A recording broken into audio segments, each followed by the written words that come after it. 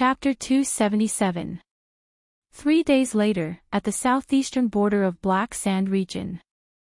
Cohen Caribbean supported himself with his load-bearer, Sabre, and half-knelt on the ground in pain. He glanced at the two people in the distance. They were Raphael, whose status was unknown, and Miranda, who was severely injured and unconscious. Damn it! Cohen felt waves of pain in his ribs. His opponent's sword was merciless. Putre was right. It was extremely dangerous for them to stay in Northland. But he missed out on one thing.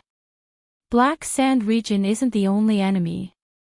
There's also the day before the bitter cold blizzard, and Cohen raised his head with difficulty and looked at the enemy in front of him. He saw the sneer on his opponent's lips. And him. That young man. The man who belonged to the Disaster Swords, who was defeated by Cohen in the narrow alley, and then saved by Raphael. How shameful, Cohen said weakly. Compared to your teacher, you're scum. You're not qualified to be a swordsman at all, even as a disaster sword, you're still too weak. They were on their way back to Constellation.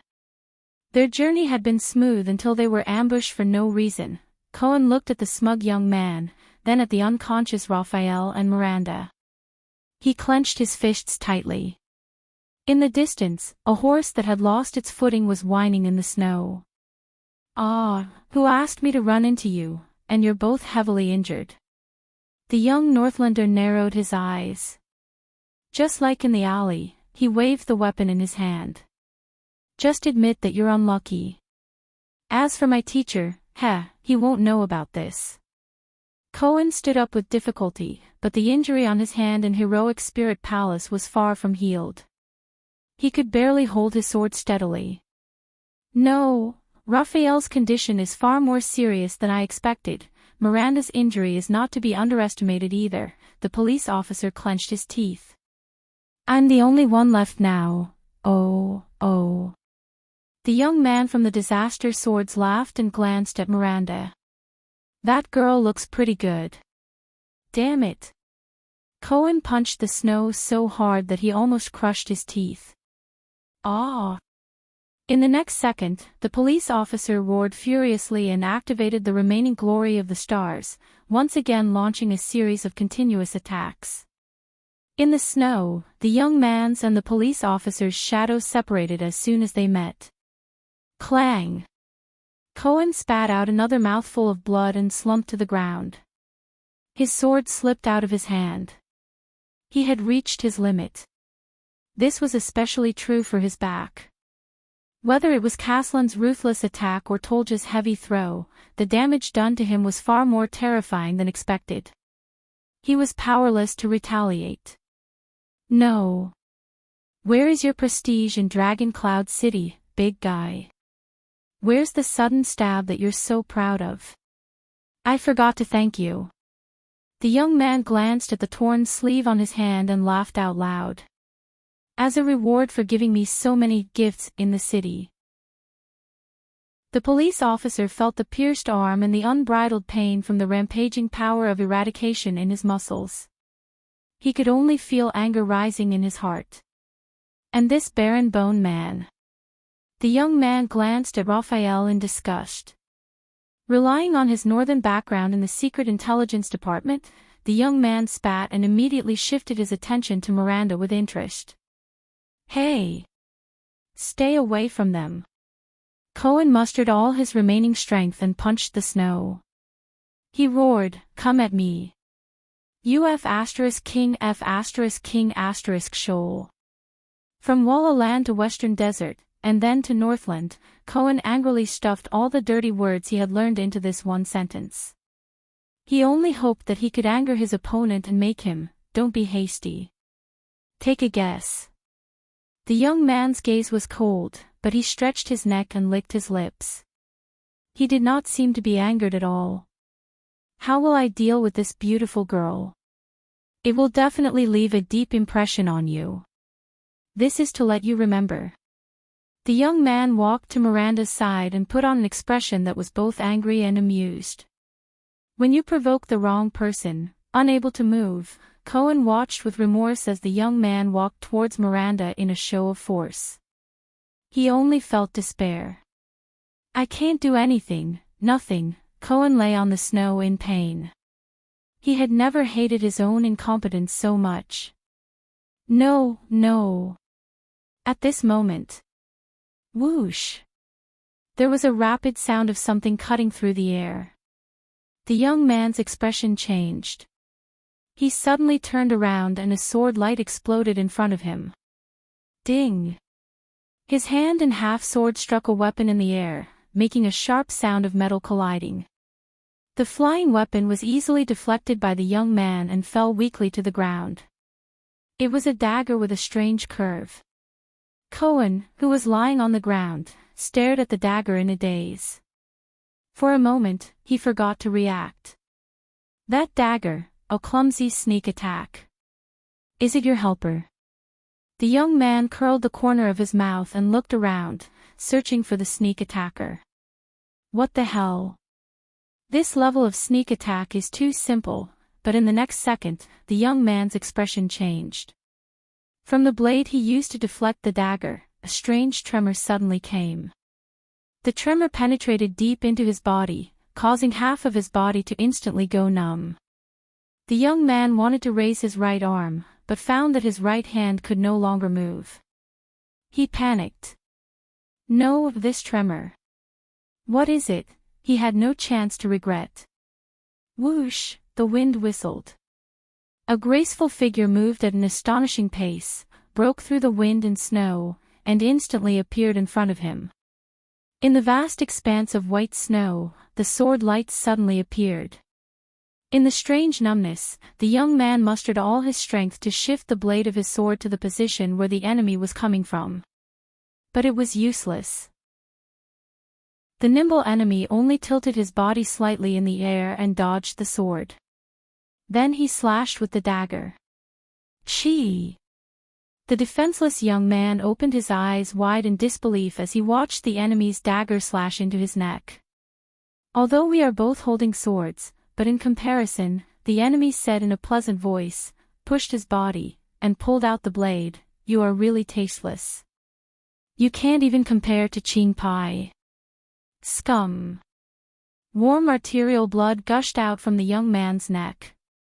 In endless fear, the young man's eyes focused. At that moment, the panic-stricken him saw the dagger in his opponent's hand again. It was a dagger from the tip to the hilt. The angle was crooked, like a dog's leg. That kind of dagger, if I can react, if I can display my strength, but there are no ifs. He fell limply, and his lifeless eyes met Cohen's shocked expression. The police officer stared blankly as the graceful figure squatted down in the snow and inserted the two daggers into her boots. Then, step by step, she walked towards him. Puff! A pair of thick snow boots appeared in front of him. Looking up, he saw a pair of long legs that were also wrapped in thick clothing. Cohen raised his head in a daze. The other party slowly squatted down. She took off her thick fur hat, revealing a head of neat brown hair. Cohen could not say anything. He only blinked, as if he could not believe what he saw. Ha! The other party fanned herself with the fur hat in her hand and exhaled a breath of hot air. The girl in front of him pushed her goggles up to her forehead, leaving red marks around her eyes from the weight of the glasses. A few strands of hair stuck to her forehead, making her look a little mischievous. Her nose and face were dotted with tiny beads of sweat. Her face was ruddy, and she looked rather healthy. Cohen did not know why this thought popped up in his head. The old man is completely wrong. It's not that cold in the north. I'm already sweating after running a few rounds. While she complained to someone in a bad mood, she curiously stared at the dying Cohen with her big, bright eyes, as if she was sizing up a puppy by the roadside. Yo, lost boy, the female bartender of the underground street, who was dressed thickly but did not lose her elegance, pretended to learn from the police station's rules, and jokingly saluted the police officer with a very non-standard salute. We meet again. Jayla Charlton, who was crouching in front of him, curled up the corners of her mouth and smiled. Silence. Cohen continued to stare at her blankly, not saying a word. It was as if he was born with this appearance. Jayla scratched her head in exasperation and blinked when she saw his expression. Has he become stupid from the beating? The next moment, the police officer stared blankly at his two companions in the distance. Fortunately, he exhaled as if he had been relieved. It was as if all his shackles had been released in an instant.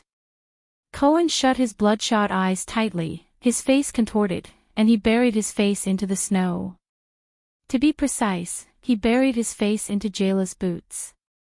His shoulders twitched, and he let out a sob.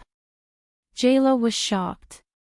Hey, don't cry. The female bartender, whose head was as big as a bucket, recalled the time she took care of injured puppies by the roadside. She pressed down on Cohen's shoulders in a flurry and imitated him by stroking his back.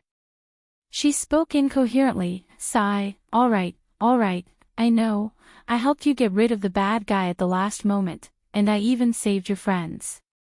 You're very touched now, and you want to buy me drinks for the rest of your life to show your gratitude, but in this situation, when Cohen heard that, he remembered the desperate situation just now, and he felt even more bitter in his heart.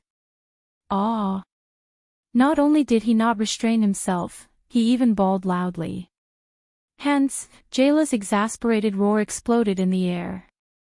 Ah! Don't use my clothes to wipe your tears, you damned greenhorn. After a while, Jayla, who had calmed down, sighed softly as she looked at Cohen, who was covered in wounds and in a daze.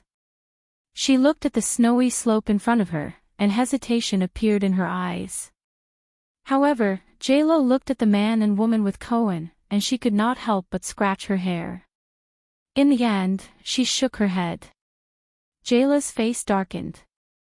Forget it. I've already searched many slopes. It seems that this information is also mostly fake. I'll probably end up empty-handed. Besides, if this greenhorn is here, it should be much easier to find people, right? Forget it, if you can still walk, come with me. Thinking of this, Jayla patted Cohen's back in a carefree manner.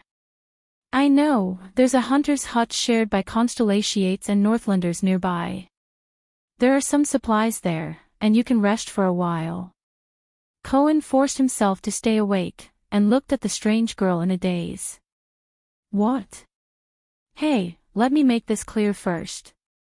The female bartender lowered her head and met the police officer's gaze. I have to charge you. What Cohen and Jayla did not know was that on the other side of the snowy slope, in the pine forest a few hundred meters away, a group of people wrapped in thick clothes were quietly waiting. One of the 13 generals of Blackstreet Brotherhood, Thunder Axe Oskow, looked at the sky and frowned slightly. It's already half an hour past the scheduled time, Oskow said in dissatisfaction. They haven't appeared, whether it's that old ghost or that arrogant brat. A few of the Brotherhood members who were traveling with him also voiced their impatience and agreed with his words. Maybe they're used to working with Blood Bottle Gang. One of them shook his head in disdain. They probably look down on lowly people like us. At the front of the group, a middle-aged man with a face full of scars turned around. His gaze was sharp and frightening. As he turned around, everyone quietened down. Wait a little longer. This is one of the secret passages that Prince Horus purposely opened in the pine forest to launch a sneak attack on Extet. Ironheart Shandaroda, the Brotherhood's leader in arms smuggling, said coldly, Now, it's the day before the bitter cold in Northland. Visibility is not good. They might not be able to find this passage. It's all thanks to the tense relationship between Constellation and Extet. Otherwise, it would not be easy to find such an opportunity. Oskow sighed and looked behind him. There were a dozen or so children tied up with thick ropes. They were curled up in a corner, shivering. Oskow frowned. He saw that one of the cowering children had a broken hand, and a more delicate and pretty young girl even had a scar on her face. These people, Oscar walked to Rhoda's side and glanced at the others, telling them to stay away. Thunder Axe turned around and looked at his boss in dissatisfaction.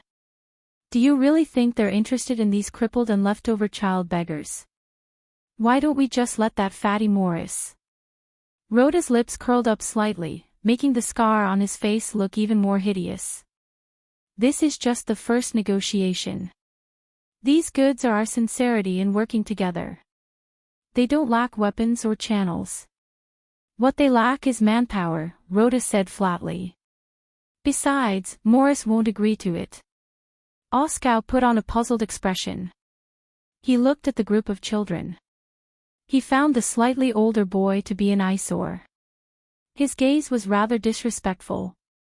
Do we have to hide this from the others in the Brotherhood and work together with them?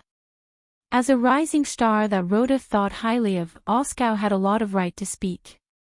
The young man asked tentatively, including him. Rhoda glanced at him with a meaningful look. Don't misunderstand. I still admire Black Sword. Without him, we wouldn't be where we are today, the infamous arms boss slowly said, but their way of thinking is too old-fashioned. Whether it's Lance or Morris, they still treat the Brotherhood, which is getting bigger and has already infiltrated the corners of the city, as a mercenary group. That's not all. Rhoda said quietly, they're still living in the past. They're trying to summon the soul of the bloody sword. But we can't live in the past. We have to look further. We have to deal with the storm that will come sooner or later. But times are changing, Rhoda said slowly. When the nobles who rely on their manors to make a living have no choice but to come to the city to make a living, and when the wealthy merchants can also become the nobles of the kingdom, it's time for the Brotherhood to change. We can't just stop at being hooligans, and we can't become the servants of nobles like the Blood Bottle Gang. Oscar's expression froze for a second. But, he said rather unconfidently, Rhoda suddenly looked up. His gaze was terrifying. It made Oscar pause for a moment.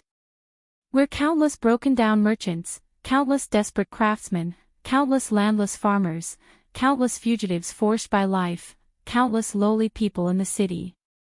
We're the opposite of the respectable people who were born noble.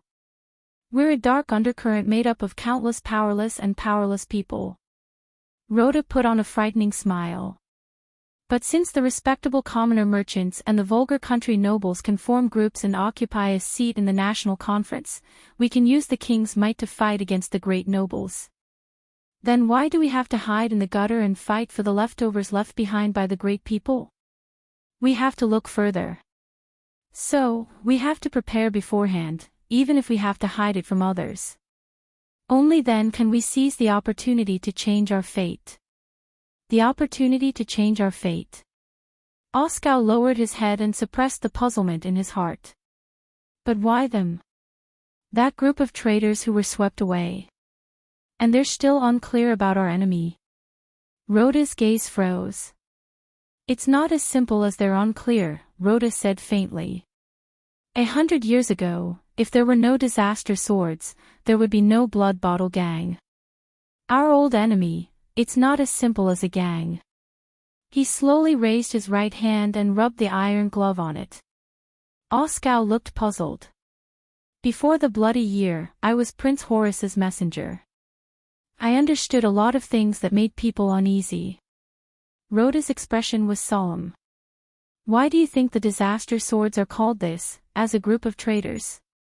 Oscar was slightly stunned.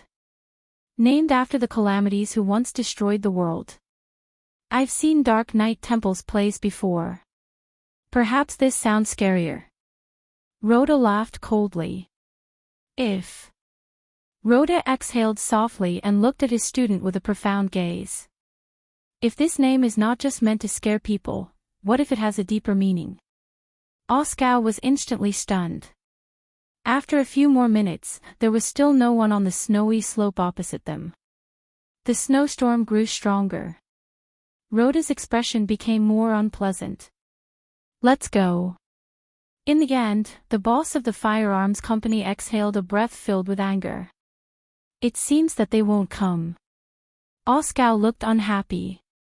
What about our cooperation? Rhoda sneered. It's fine. After all, they're not the only ones, they hold the key to overturn the world. He turned around and walked into the dense coniferous forest. Oskar snorted softly and asked his brothers to drag the group of frozen children back to the warehouse. Next volume, The Betrayers. Opening words. The excuses and reasons of traitors are innumerable, but the most absurd and sorrowful of them all is betrayal for loyalty. P.S. These 2 chapters should have been placed in the Dragon Blood Scroll, but because I'm lousy, I put them in the wrong place. Please change them tomorrow. Chapter 278. The sun shone brightly. A group of knights arrived at their destination at the South City Gate of Dragon Cloud City. When the thin man stepped into this famous Northland city again and looked at the bustling crowd at the city gate, his heart was filled with endless emotions. Even after going through that disaster, Dragon Cloud City still appeared dignified, grand, boorish, and shocking. Even the quarrels of the passers-by had a sonorous tone to them. Those days, but he still forcibly suppressed the surging thoughts in his heart and retracted his gaze from the towering statue of Rikru. He still had things to do. The thin man lowered his head and pulled the reins to urge his horse forward. The thin man calmly said to the dozen knights behind him, "Get ready, we have a long slope to climb." The knights seemed to be used to his indifferent tone. They did not say a word and just followed quietly. This was a low-key group. There were no flags, decorations, or emblems to show their identity. There were only luggage and miscellaneous items on the horses, as well as the hurried expressions on everyone's faces.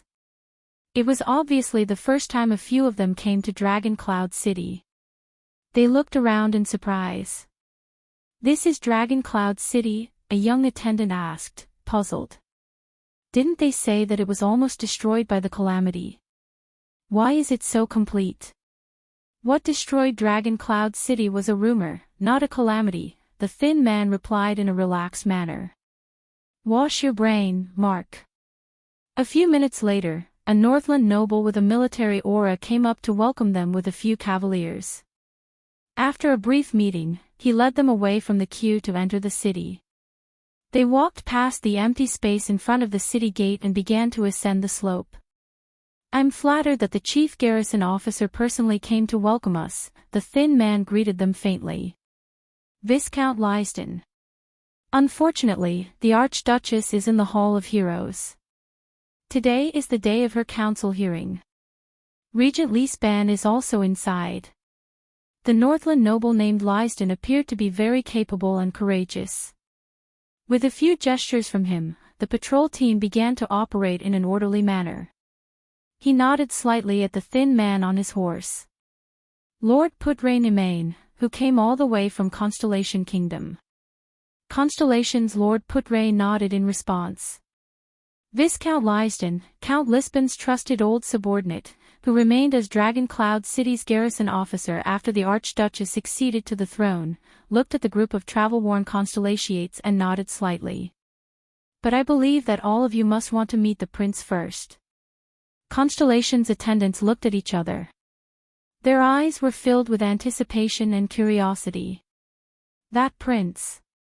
The legendary second prince. Exactly. On the bustling Northland street, Putrain's thin face revealed a smile. "Please bring us directly to the Blood Court." Lysden raised an eyebrow. Blood Courtyard, of course. The Blood Court, the most remote and dilapidated corner of Heroic Spirit Palace, houses a special guest. Lysden sighed softly. "Please follow me." The Viscount frowned and waved his hand. A messenger immediately understood and set off.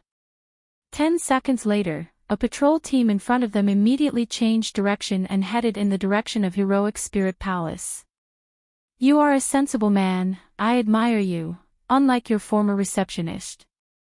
Putre nodded approvingly and took out his pipe. Viscount Lysden snorted and rode beside Putre. Former receptionist. Lysden's lips curled up. I heard about him secretly obstructing the diplomat group from contacting the prince. After that, he was found to be in close contact with a count from Black Sand region. That's why I took up the post myself this year. Lysden coughed with an unpleasant expression. After he was hanged, replaced. Putre took a puff of his cigarette and watched the smoke ring change on his horse. He said with a sigh, "Thank you for understanding our anxiety." "It's my pleasure." Lysden nodded slightly as if he was deep in thought. This is Dragon Cloud City, after all, not Black Sand City. Putre narrowed his eyes and said, "King Chapman still sends a special envoy to offer his condolences." Speaking of the common elected king, disgust and disdain appeared on Viscount Lysden's face. 3 times a year, and never late. If it's possible, he probably even wants to bribe the messenger crows flying above Dragon Cloud City to monitor our every move. Lysden glanced at Heroic Spirit Palace, which was located at the side of the mountains. Especially the whereabouts of those two. Putre exhaled a smoke ring. "But I heard that your king has been in big trouble recently. Isn't that so?" Lysden snorted softly, as if he was very happy. Chapman Lampard's troubles have never stopped since he was crowned. Hearing that name, the faces of the Constellatiate attendants tensed up. They immediately pricked up their ears and paid attention to the new king who had not ruled for long in Extet. Half a month ago, led by the 4 archdukes in the north and west, they launched a boycott against the king's persecution of the nobles in the region. In the name of the joint ruling pledge, they called for tax resistance in solidarity with the old nobles of Black Sand region who were stripped of their titles. They also called for others to join them and oppose the king's atrocities. Viscount Lysden's lips curled up. Of course. He could boldly and confidently save a sum of money, and he could also see the king in a terrible predicament. Why not? I suspect that Dragon Cloud City will soon receive an invitation to sign their joint condemnation letter. Lysden exhaled softly. You know, the reputation of the Kinslayer is already bad enough. Chapman the Kinslayer. Putre whistled. It's really harsh to call your own king that. I heard that it was Rockney the long hair from the city of faraway prayers who first called him that. The garrison officer laughed happily. It's the worst nickname for a king in Extet's history. You know, even Jacob I, who married his own aunt and became his queen, was only called the degenerate. Putre chuckled and did not comment. Bad reputation, but it doesn't mean that his methods are bad. I heard that Constellation isn't stable either. I heard that the plague in the southwest, which was finally quelled, is showing signs of relapse. Viscount Lysden naturally changed the topic. And King Kessel has already sent 3 waves of regular soldiers to Blade Edge Hill. Putre narrowed his eyes slightly. The old wounds are too deep. It won't be easy to heal them. Just like you. Lysden and Putre looked at each other. The Dragon and Constellation duo nodded with their own thoughts in mind. The group of people walked past the lively Dragon Wing Square, the messy Bow District, Axe District and Spear District where the upper-class people stayed, all the way to the upper part of Dragon Cloud City. Finally, the first gatehouse, which separated Axe District and Heroic Spirit Palace, appeared before the group of people. Putre looked at the towering gatehouse and sighed again. Viscount Lysden negotiated with the patrols guarding the gatehouse for a few minutes with a serious expression on his face before the Constellatiates were allowed to enter the gatehouse. Immediately, many patrolling soldiers walked forward with hostile expressions and searched them from their bodies to their luggage. This made many Constellatiates feel indignant. Calm down, this is a necessary procedure. Oh, the gift for the Archduchess is in that box. Please put it carefully. Putre habitually raised his hands and waited for the body search. He comforted the unhappy Constellations and asked them to endure the Northlanders' murderous aura and brutality. Then, he said to Lysden, who was waiting by the side, "Looks like your security measures have been improved a lot." Lysden's expression tensed. "We added 3 more passwords, and built many more sentry posts in front. Even if it's an emergency warrant issued by the Archduchess herself, there are corresponding safety measures. We even tried to recruit psionics, which are rarely seen in the Northlander army." It was said that it was the prince's suggestion. Lysden's tone became very stiff, as if he was suppressing something.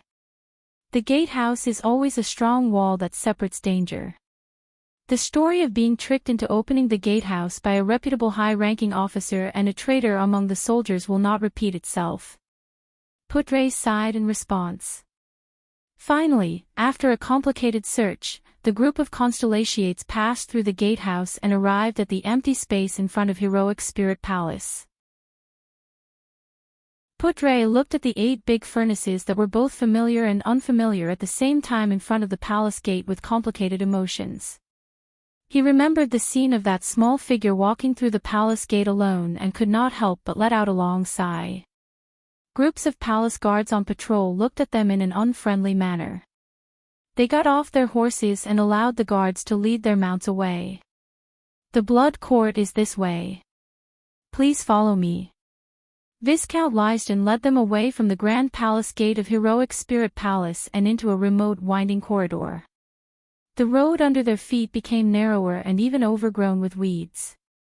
However, the number of guards on the road gradually increased. "How is he doing?" Putre looked at the guards coming and going. His emotions were complicated. The Constellations' attention was attracted by this question. Lysden furrowed his brows. "How is he doing?" This question. Everyone has a different evaluation of him. The garrison officer chose his words carefully. "But if you ask me, that prince is very quiet." The Constellations nodded at each other. This was in line with their judgment of the prince's youth and maturity. Only Putre was shocked. "What do you mean?" "That guy." Putre recalled the image of that young adult who spoke with fervor and assurance and made people speechless from time to time. Quiet. He found it unbelievable. Most of the time, he sits quietly and reads by himself. Sometimes, he talks to himself or even recites in a low voice. It can be said that he forgets to eat and sleep. And every time, his position is different, from the corner of the courtyard to the cliff of the sky, worrying his guards. Every month, he goes out of the palace to Spear District to play chess. He likes to stay in his private room and play chess with himself. He sits there for a few hours until his attendants remind him that the Archduke's personal guards need to eat. He does not care much about the disputes in Dragoncloud City. Whether it is palace banquets or hunts, he declines all of them, even if the nobles' eyes are on him. Instead, he is very familiar with the servants in the palace. I heard that he likes to smile, and even greets messenger crows when he sees them. There are many teachers who have taught him and the Archduchess. Half of them did not last for 2 months, saying that they could not agree with the prince's style. Count Lysden is very troubled. Putre shook his head, not knowing whether to laugh or cry. "I am here to solve this problem." Viscount Lysden's expression was strange. But his relationship with the Archduchess is very good. The two of them often stay in the library from morning to afternoon. This has made him many enemies among the nobles in Dragoncloud City. When he said this, Lysden lowered his voice and said, "Count Lysden is very dissatisfied with him because of this. That's not all. It has also attracted a lot of dissatisfaction and protests from the Archduchess." Lysden said quietly. Putre knew what was going on and nodded slightly. After passing through countless porches and layers of guards, they finally arrived in front of a dilapidated and old 3-story building that almost didn't have a hole. There were still many palace guards standing there, scanning them with vigilant and fierce gazes. It's like being in a prison. You know, there are prison guards everywhere. A constellation attendant whispered to his companion. A man who was obviously the leader of the palace guards walked out. He was tall and had a sharp gaze. At his waist was a long sword.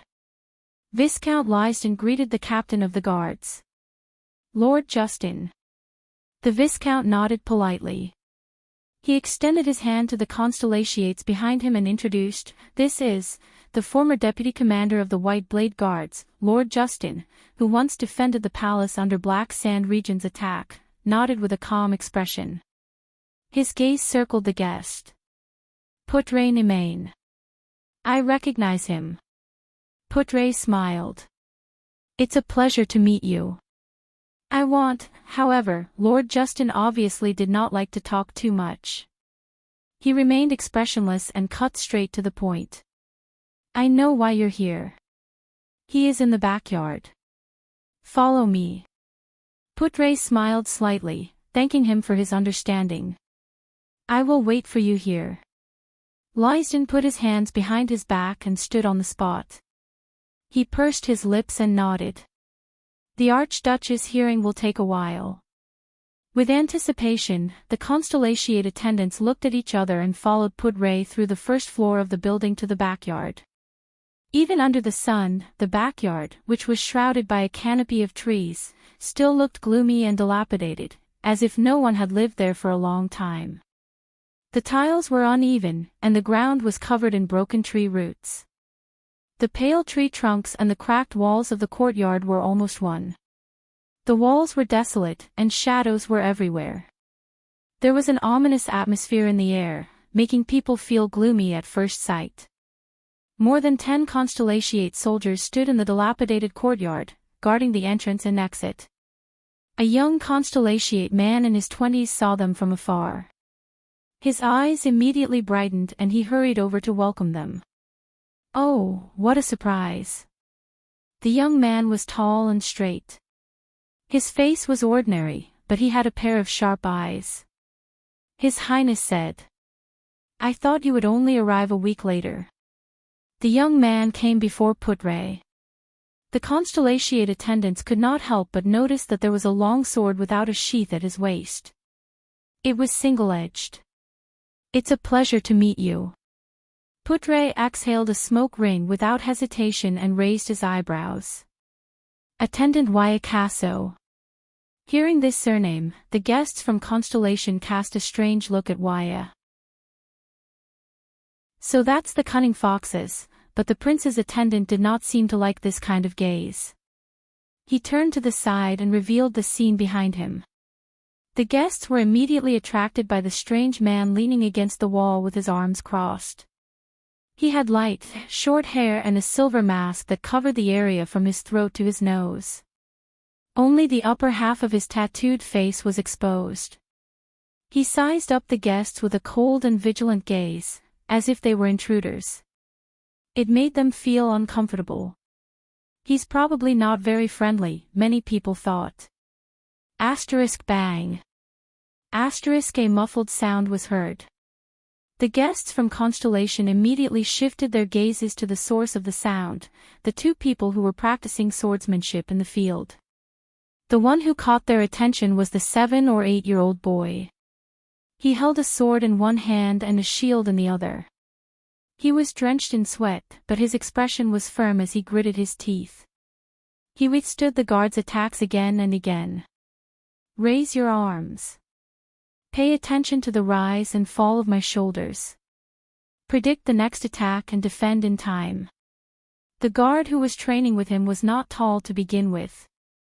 He deliberately lowered his posture to take care of the boy's movements in height. The wooden sword knocked on the boy's joints from time to time, forcing the boy to retreat. Bang. Another muffled sound was heard. The boy fell to the ground in a sorry state. He bit his lower lip, wiped the sweat off his forehead, rubbed his aching knees, and looked at the guard in dissatisfaction. Do you have to do this? Stand up. The guard shook his head. His tone was stern and uncompromising. Raise your sword. Waya frowned and looked at the 7 or 8-year-old boy. He seemed to be reluctant, but in the end, he did not say anything. Beside him, Putre narrowed his eyes and stared fixedly at the training in the field. The people of Constellation craned their necks and looked at the little boy on the ground who was gritting his teeth and enduring the pain with a tough expression. That was Constellation's only prince. The one who was a hostage in the enemy country and used his life to maintain the peace between the two countries, but the guests looked at the boy who was struck down by a sword, and their hearts dimmed. The little prince looked at his hands and legs and sighed heavily. He got up listlessly. But this is too much. If you still want to inherit your father's position and take over his heavy responsibilities, isn't this necessary? The guard's stern words came from behind the helmet. It was frightening to hear. The people around them shook their heads. A sharp blade may be able to tear flesh, but if it's held in a pair of unstable hands, you won't even be able to cut through the most fragile reed. The prince, who was still a weak boy, could only take a deep breath and hold back his emotions. He focused his attention again and raised his sword and shield. Many of the onlookers could not bear to watch. Many of them cast a strange glance at the newcomer, Putre. The sparring began again. You know the main points of this sword style. Although the guard who looked like an instructor was strict, he still dutifully taught the boy and guided his movements. Your footsteps must be steady, but not too tight. Control your center of gravity. This is especially important when you switch between offense and defense. However, bang. The third time, the strong but weak boy fell to the ground violently. The wooden sword fell to the ground. He could not fight back at all. Behind Putre, the attendants of Constellation looked at each other in disappointment and retracted their gazes from the boy. Obviously, the prince was not talented in martial arts, to the point that he did not know anything about it. It made their feelings of anticipation a little complicated. If this is Constellation's future, enough. Waya, who was watching from the side, could not stand it anymore. The prince's attendant crossed his arms and said to the boy's instructor in dissatisfaction, "He's only 8 years old." Ralph, who was leaning against the wall, whistled softly and made a gesture that no one else could understand. The little prince on the ground took a deep breath, clenched his fists, and punched the ground fiercely. However, he still looked at his instructor, unwilling to admit defeat. 8 years old. The guard snorted coldly. He lowered his head and looked at the boy. When I was his age, the enemies I faced were far less merciful. They even gave you a second, no, a 12th chance to stand up. The little prince's face turned pale as he stood up. You do not need me to tell you how special your identity is. The guard's words were merciless, and it made the boy with the special identity feel a little embarrassed and ashamed. But the boy still refused to admit defeat. But I am smarter than all of them. This is not a matter of whether you are smart or not.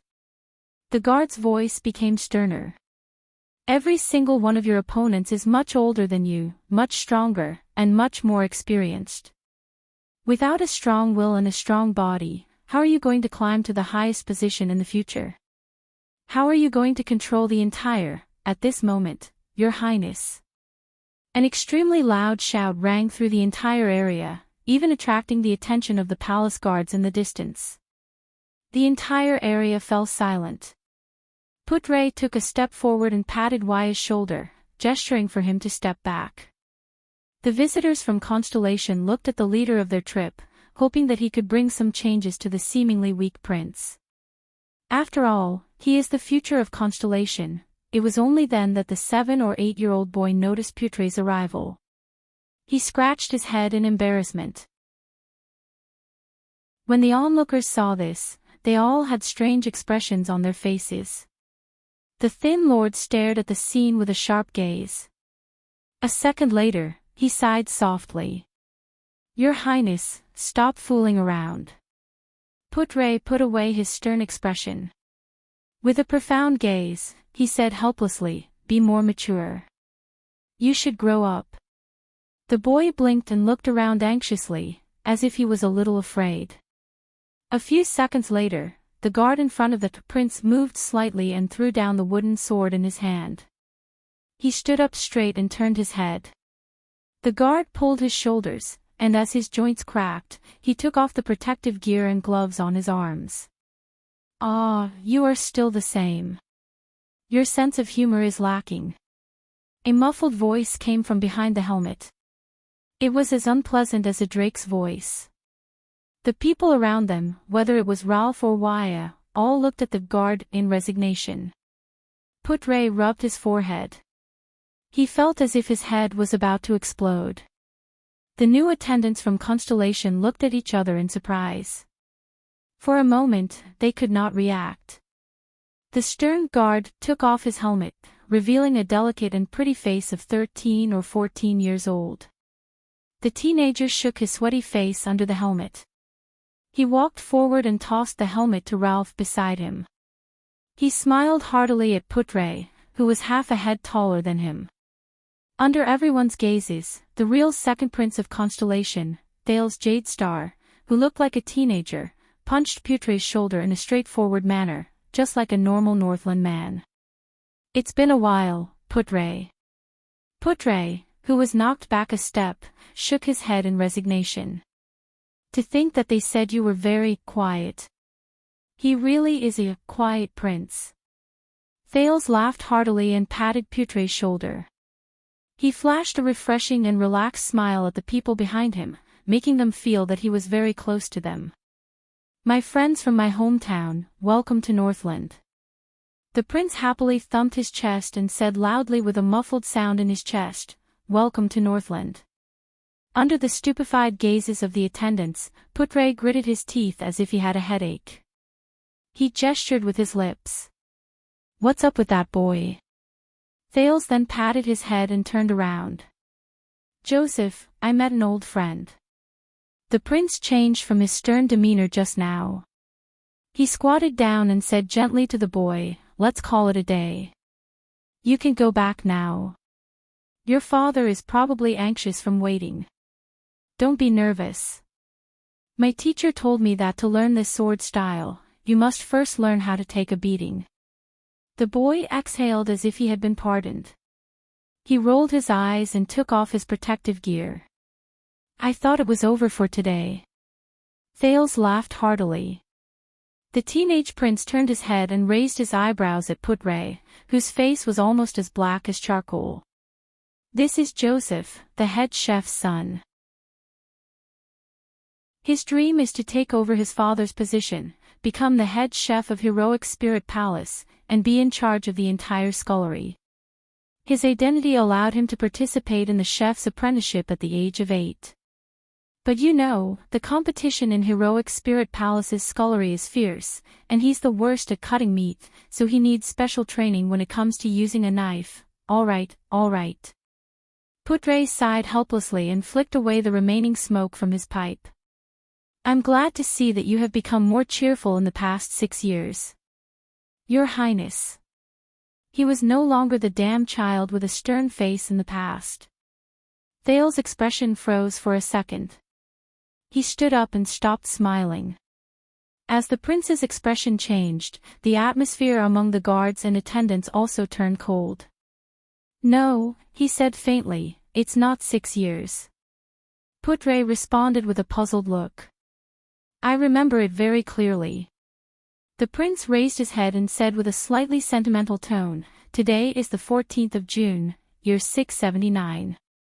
Thales looked at the sun in the sky and sighed with a complicated gaze.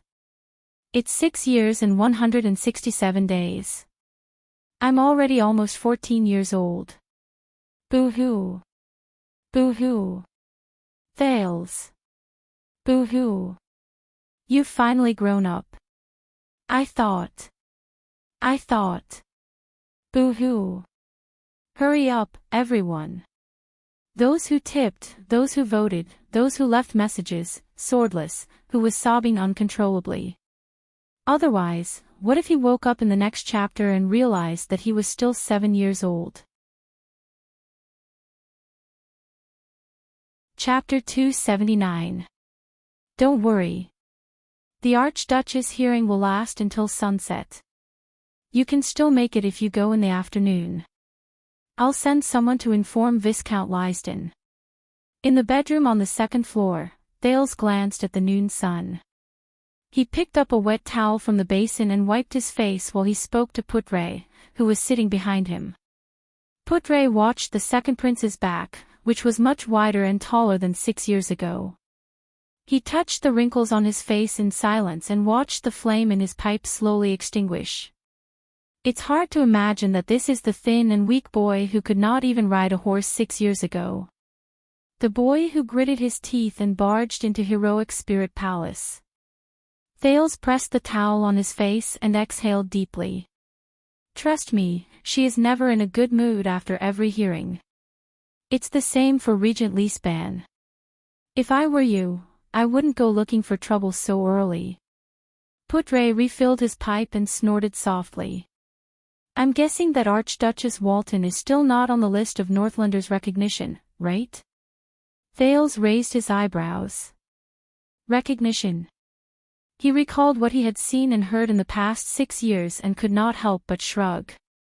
Just persuading the direct vassals of Dragon Cloud City to salute the new Archduchess at King Nuvan's funeral almost exhausted all of Lisbon's prestige as the Prime Minister of more than 20 years. And this was with 5 archdukes, including the king, endorsing her. Thales recalled the extremely strange funeral. King Nuvan, whose eyelids were covered with gold coins, lay quietly in the middle of the Hall of Heroes with his sword in his arms.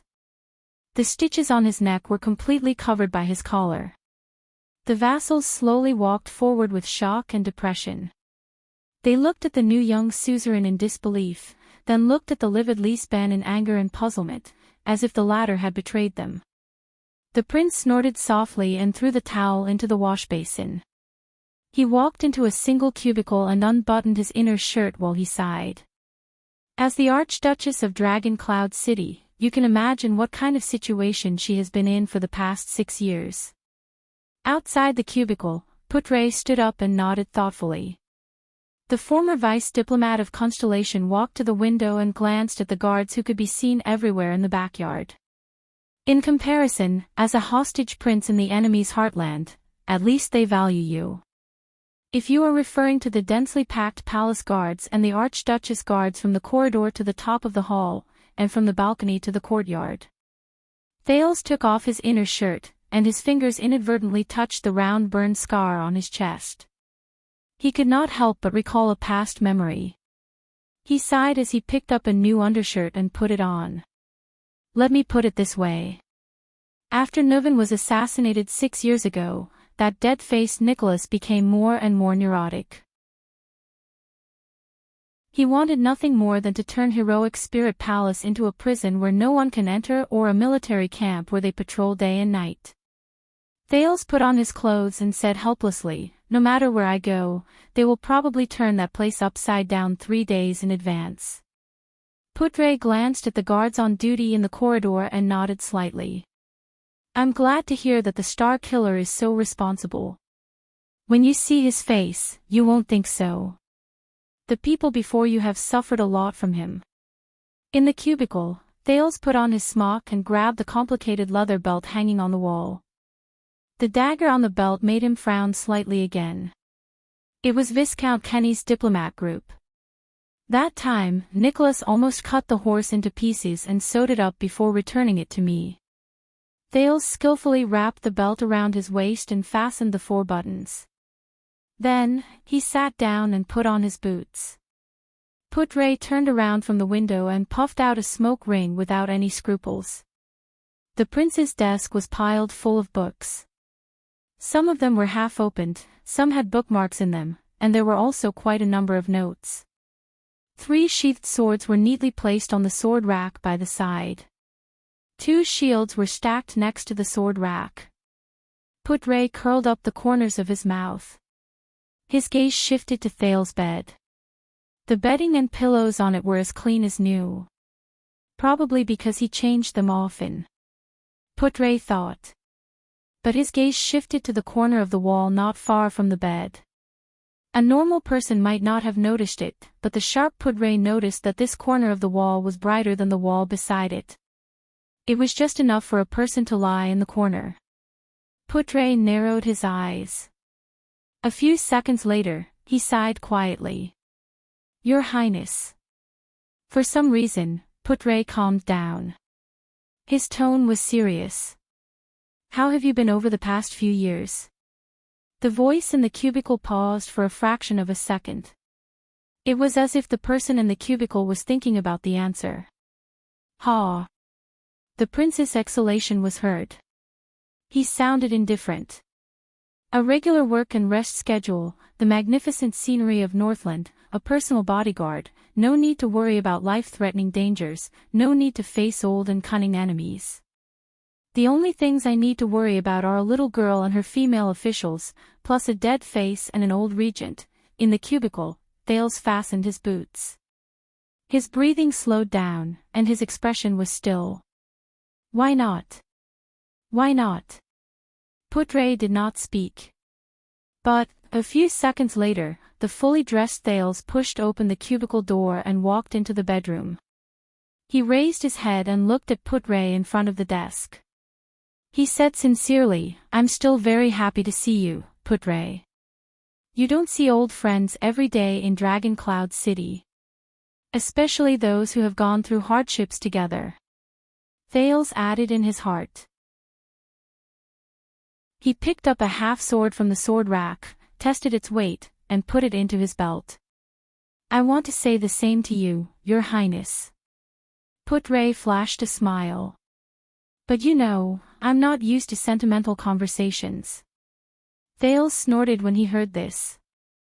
So, where have you been for the past 6 years? The young prince stood in front of the dressing mirror and casually tugged at his collar. At that time, I thought you would stay in Dragon Cloud City with me as Gilbert's designated instructor. Pudray bit his pipe and snorted softly with a crooked mouth.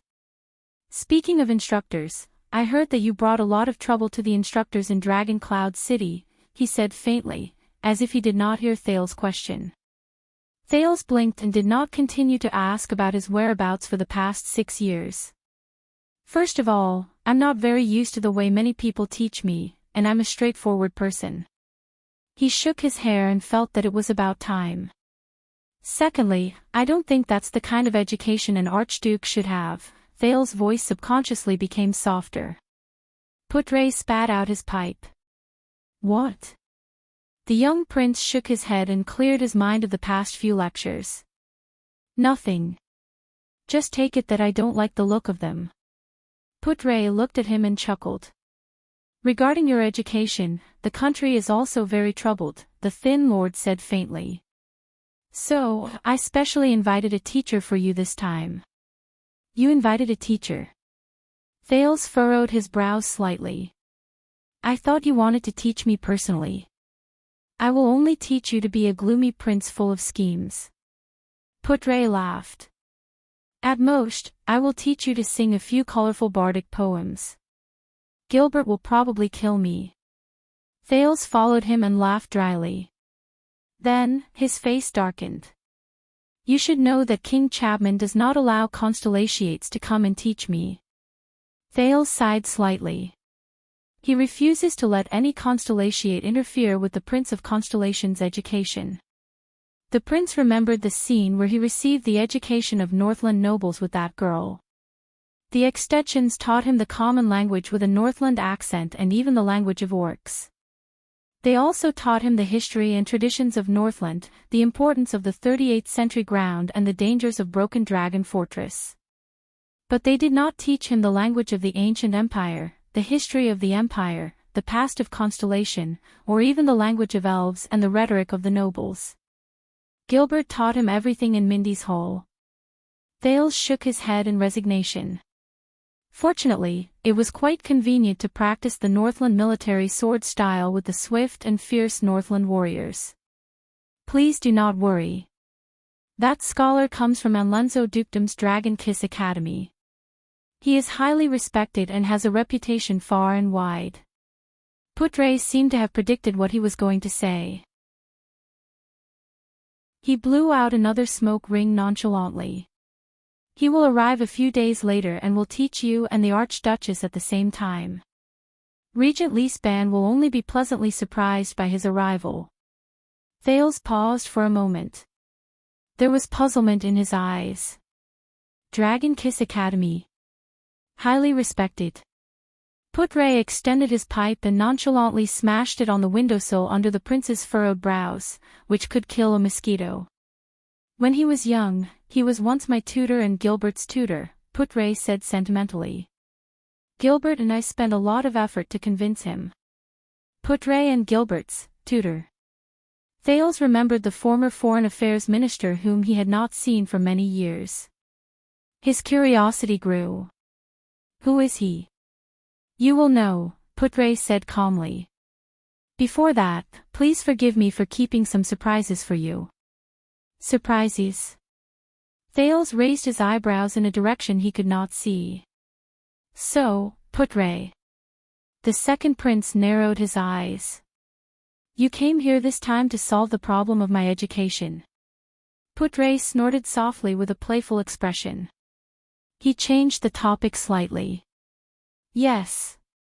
Otherwise, in 6 years, the heir to Constellation will almost become a Northlander. Thales rolled his eyes in resignation. But in the next moment, a strange light suddenly shone in Putre's eyes. Prince Thales. Putre tapped his pipe with a profound expression. Have you been homesick for the past 6 years? Thales was stunned. Home. Abandoned house, Sunset Pub, Jayla. When he thought of a home, these were the first words that popped into his mind. Perhaps, there's also Gilbert, Gines, and Yodel. Thales crossed his arms and sighed. I don't know. He forced a smile. I haven't been in Constellation for a long time. My impression of it is very shallow. Putre stared at him quietly. He did not say a word. Thales, who was originally a little sad, became a little puzzled by Putre's stare. Very good. Putre's gaze was profound as he stared into Thales' eyes. Then it's time to strengthen it. Thales was stunned. A few seconds later, the prince, who understood something, sighed. The Secret Intelligence Department? Thales lowered his head and asked softly. Putre whistled softly. What else could it be? The prince's expression froze. After a while, Thales snorted with the ghost of a smile. His face was downcast. I really don't know if I should be happy or sad. Thales took a deep breath and stood up abruptly. He grabbed a book on the desk. Let's go. Putre was shocked. Huh? Where are we going? Ah, didn't I tell you? The prince turned his head and revealed his white teeth. I'm used to going out of the palace to play chess once a month. Chapter 280. In Heroic Spirit Palace, after parting ways with Putre, who had a strange expression on his face, Thales walked out of the narrow and desolate blood court with a book under his arm, following his habit of the past 3 years. Accompanied by his entourage, he walked straight to the stable. Waya followed behind him with a helpless expression. Ralph seemed to be used to this scene. He just quietly followed the prince's footsteps. Behind them were a small number of Constellation soldiers. Most of them were recruited from Broken Dragon Fortress in the past, and they had gone through many difficulties together with the prince. This included the veteran Genid and the new recruit Willow, who was no longer a recruit. Further away, the personal guards of the Archduchess of Dragon Cloud City and the palace guards passed messages back and forth as if they were facing a great enemy. From time to time, groups of soldiers would set off to clear the way. Lord Justin, who was in the lead, had a dark and tense expression, but he still meticulously carried out his duty to protect the safety of this special guest. After all, this was the Archduchess' order. For the sake of safety, I sincerely suggest that you postpone leaving the palace for a few days, at least until the Archduchess' State Affairs hearing is over. Waya seemed to be unable to stand the second prince's leisurely pace. By then, the White Blade Guards. I mean the Archduchess Guards will have enough manpower to protect you when you go out, instead of focusing most of their energy on the Hall of Heroes like now. Waya's attendant glanced at the Northland soldiers around him. There were at least half of the number of people the prince usually had when he went out. Many of Dragon Cloud City's vassals visited before and after the State Affairs hearing. Most of the Archduchess Guards in Dragon Cloud City, whether it was the remaining former White Blade Guards or the elite soldiers newly trained by the Star Killer over the past few years, had been transferred to the Archduchess side.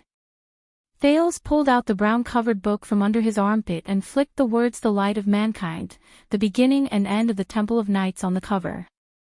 Nonchalantly, he whistled the tune Ralph had taught him. Wyacasso had only returned to the kingdom twice in the 6 years he served the prince in Axtet. Each time he returned, he appeared to have matured a lot. However, he was as serious and overworked as ever. He had never relaxed his tense body. This won't do. Especially, when facing an opponent like that. Thales maintained his smile and said silently in his heart. The prince said in a relaxed manner, "Safety issues such as assassins are not a problem. Northlanders are not idiots. Even children who have been burned before are afraid of fire, much less a country where a king has died." Lord Justin, who was a former White Blade Guard and was walking by the side, snorted loudly without bothering to hide it. He mumbled something under his breath, and to Thales, who had good hearing, it seemed to be, "How dare a constellatiate say that?" Thales pretended not to hear her and shrugged. Besides, being placed under house arrest in an enemy country's city is already very tragic. Don't deprive me of what little fun I have left. Tragic. I can see that you're enjoying your current prison life. Waya rolled his eyes. Since he was familiar with the prince, it was rare for him to retort sarcastically. Besides, there's never been a prisoner who has such a good relationship with the warden that she can promise you the freedom to choose your relief time every month, right? Don't make it sound so simple. Going out of the palace to play chess. Thales laughed. He waved at Waya without turning his head. That is a pitiful right I fought for from the master of Dragon Cloud City and Count Leespan after enduring humiliation. Endure humiliation and suffering hardships. Waya's face immediately turned as dark as Lord Justin's. Are you referring to the countless times you dragged the Archduchess to skip classes and caused a ruckus in Heroic Spirit Palace? Do you really have to do it today? Waya's innate personality made him resist the urge to continue mocking him. The attendant said with a straight face, "If it really doesn't work, then stay in the palace to play chess. You're playing against yourself anyway." Under the watchful eyes and ears of King Chapman, in the treacherous atmosphere in Dragon Cloud City, and in front of the prince's identity, which Axtet noble would dare to sit across from the sole heir of Constellation and play chess, unless they were deliberately looking for trouble or had ulterior motives. The point is not to play chess, but to relieve Waya. Thales did not stop walking. The book in his hand slowly tapped against his left palm. I don't expect people like you, who can freely enter and leave Dragon Cloud City, to understand the feelings of a prisoner. Waya shook his head in resignation and was about to speak again. All right, Waya, be a good person and say less. Thales waved his index finger behind him and casually ended the conversation. Learn from Madeira next to you. He never talks too much. Waya frowned. His suspicious gaze moved back and forth between Madeira Ralph, the Phantom Wind follower. Sure enough, the mute Ralph did not say a word. He expressionlessly gave Waya the middle finger in a provocative manner. I can't deny this. Waya sighed in pain. He lowered his head and rubbed his forehead. He really doesn't talk much. Thales whistled.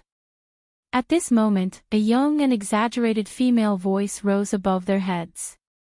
Oh. Young Thales, are you going out of the palace again? A few of the Archduchess guards who had just arrived raised their crossbows nervously, but the others were calm and unruffled, as if they were used to it. Waya and Ralph rolled their eyes almost at the same time. With a thud, a short figure wrapped tightly in a cloak jumped down from a tree on the side. With one hand on her waist, she caught up with Thales and gave him a thumbs up with the other. "Don't worry. With me around, his safety will not be a problem." "Why do you always like to lie on the branches, Lady Ida?" Waya questioned the cloaked lady, who was supposed to be the prince's first protector. "The sun is so bright. Of course, I have to find shade." Waya raised his head suspiciously. He could not figure out what shade and branches had in common. "I'm sorry, Ida. I'm just going to Spear District to play chess." Thales sighed and replied impatiently, "I'm not going to the suburbs to hunt for rabbit meat." "Ha!" Ida rested her head on her hands and walked backward in front of him. The cloak that covered half of her face could not hide the disappointment in her voice. "Can't you just take 2 more steps? 2 more steps from Spear District to the suburbs. Are you talking about the Great Dragon's 2 steps?" Ida said pitifully, "The food in Heroic Spirit Palace is always cold when it's served. Don't you think? Boy, think about it. It's hot rabbit meat. The cold food in Heroic Spirit Palace is for the sake of your safety. Check the food." Speaking of safety. Ida clenched her fist and sighed bitterly. "As your personal protector, I fought bloody battles all those years ago. I was covered in cuts and bruises all over my body before I rescued all of you from the hands of the enemy. In the end, I saved all of Dragon Cloud City. Now, I just want to eat some hot meat, but you can't even make such a small request. Are you talking about a certain young lady who rushed to Heroic Spirit Palace with a greasy mouth 6 years ago, only to find that everything was over? So, she happily asked me for money to pay up so that she could prove that she was not a chicken thief," the prince replied indifferently. In the next second, Thales turned and skillfully tilted his head to the side. He dodged the angry elf lady just in time, and also dodged the poking finger that came from her tiptoes. Hey, you actually dodged it again. The 3rd time. The cloaked lady stood rooted to the ground in a daze. She raised her right index finger and said with a trembling voice, "Why are you so familiar with this?" Thales exhaled, shook his head, and continued to walk forward, leaving behind the sad and helpless Ida. Where did the adorable little Thales who could never avoid my finger of death go, and the countless soldiers and guards who ignored her and continued to walk forward?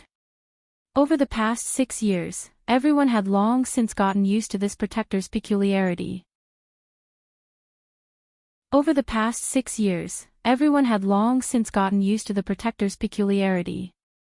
Waya responded with a sympathetic look, and Ralph simply whistled a low, trembling whistle to set off her mood at that moment. Thales felt the unique fluctuation that gathered at the bottom of his feet and the side of his neck slowly disappear. He frowned as he sensed the faint fatigue in his tendons. Just now, it was this familiar fluctuation that helped him avoid Aida's finger. With a solemn expression, Thales recalled the words of the man with the black longsword on a certain bloody night a long time ago. "This is a cursed power. You can only increase it through special methods, as expected. It's been 6 years, the effect and price of this thing." Thales clenched his fists and felt the soreness and numbness in his legs and neck. "There's no progress at all." Thales walked into the stable at the side of Heroic Spirit Palace and kicked his boots on a stool to hide his intention of relaxing his tendons. The prince came to the familiar stable surrounded by 2 people. A strong black horse poked its head out of the fence and affectionately stuck its nose out at him. "Did you treat her well?" Thales smiled and scratched the black horse's chin. He looked at her teeth and said to the coachman beside him, "You know, Jenny likes cleanliness." The full-time coachman of Heroic Spirit Palace patted his chest proudly and promised the prince that his steed had never been so healthy before. The black horse was Prince Jenny's exclusive steed. She was brought to Dragon Cloud City by Constellation's diplomat group 3 years ago. She was a good girl who was carefully selected from thousands of steeds. As a mixed blood of a Northland warhorse and a plains horse, she inherited her mother's violent temper and her father's strong legs. She was ruthless towards many riders who tried to subdue her. Surprisingly, Thales, who had never been talented in riding, got along well with Jenny. Even Viscount Kenny, who led the diplomat group at that time, clicked his tongue in amazement. Thales chuckled and stuffed the book in his hand into the saddlebag. He untied Jenny's reins. At the same time, Wyatt and the other soldiers began to look for their own steeds. At this moment, "Good day, respected Prince Thales." A melancholic and calm female voice came from outside the stable. "As a 56-year-old elder, I have to remind you to pay attention to your safety during this trip." The soldiers and guards made way for the newcomer and bowed to the newcomer. The Constellations, on the other hand, frowned. Thales closed his mouth, which was left open because of his smile. He turned his back to the new lady and sighed. "Good day, Madam Gings." He did not even turn his head. Still, he prepared to depart. "I thought you should be by the Archduchess' side right now, helping her to show her grace to the vassals and nobles in a proper and elegant manner." Gings was one of the Archduchess' personal female officials. She was a noblewoman in her 50s but looked like she was in her 30s. Her clothes were simple, her hair accessories were simple, and her manners were well-mannered. She always had a stern face that was even more serious than Wyatt's, but her language and etiquette were impeccable. Rumor had it that she was the widow of a powerful vassal under the late King Nuvan. 6 years ago, she was invited by Regent Leespan to Heroic Spirit Palace to take care of the Archduchess' daily life and teach her the appropriate etiquette. She should have been an excellent and competent female official like Jines Bejkovic in Renaissance Palace, if she had not requested that the Prince of Constellation, who used to read leisurely, also attend Northland etiquette lessons. Incidentally, she was also one of the reasons why Thales skipped class with the Archduchess for the first time. Madame Ging still spoke in a voice that made people unconsciously nervous. "Also, I brought a message from a few other lords. I suggest that you listen carefully, even if you are from the south." Hearing this, Thales helplessly stopped what he was doing. He turned around and bowed to her. Madame Gings nodded in satisfaction. She raised her neck, which was at an angle comparable to a swan's neck, and cleared her throat. "The Archduchess of Dragon Cloud City asked me to remind you that during the time she is in charge of politics," the lady said arrogantly, "the new books that arrived in the palace." "All right, Madame Gings." Thales scratched his ear, feeling a headache coming on. "Please tell the Archduchess that I will wait until she returns before opening the gifts." Madame Gings narrowed her eyes. Although her expression did not change, Thales knew that she was displeased with the prince's interruption. But a few minutes later, the lady spoke again. "Count Leespan also asked me to remind you that when he accompanies the Archduchess in charge of the regent, for your safety and Dragon Cloud City's reputation, please obey the king's edict." The female official lowered her posture a little this time, but she still looked straight into Thales' eyes. "All right, Madame Gings." Thales stroked Jenny's horse's head to soothe her restlessness, which was displeased with her master's delay in releasing her. "Please help me thank Count Leespan, who is busy with the regent, but still finds time to care about me. Tell him that I will not run out of Axe District and Spear District." Gings frowned slightly. "Lastly, Captain Sorry Nicholas asked me to remind you that because the day of the State Affairs hearing is especially special, you must cooperate with Lord Justin and his personal guards when you go out." The lady's voice softened, but it still made people nervous. "Also, because of your bad record of only returning after 8:00 2 months ago, this time, once you return after 5:00 in the afternoon, he is prepared to recall all his personal guards and lock the gatehouse. At the same time, he suggests that you settle your own food and lodging." Thales frowned, took a deep breath, and exhaled long and loud. In his mind, he automatically filtered out Madame Ging's embellishment and reconstructed the Star Killer's original words as he crossed his arms in annoyance and said with a pale, dead face, "Tell him not to come back after 5 o'clock.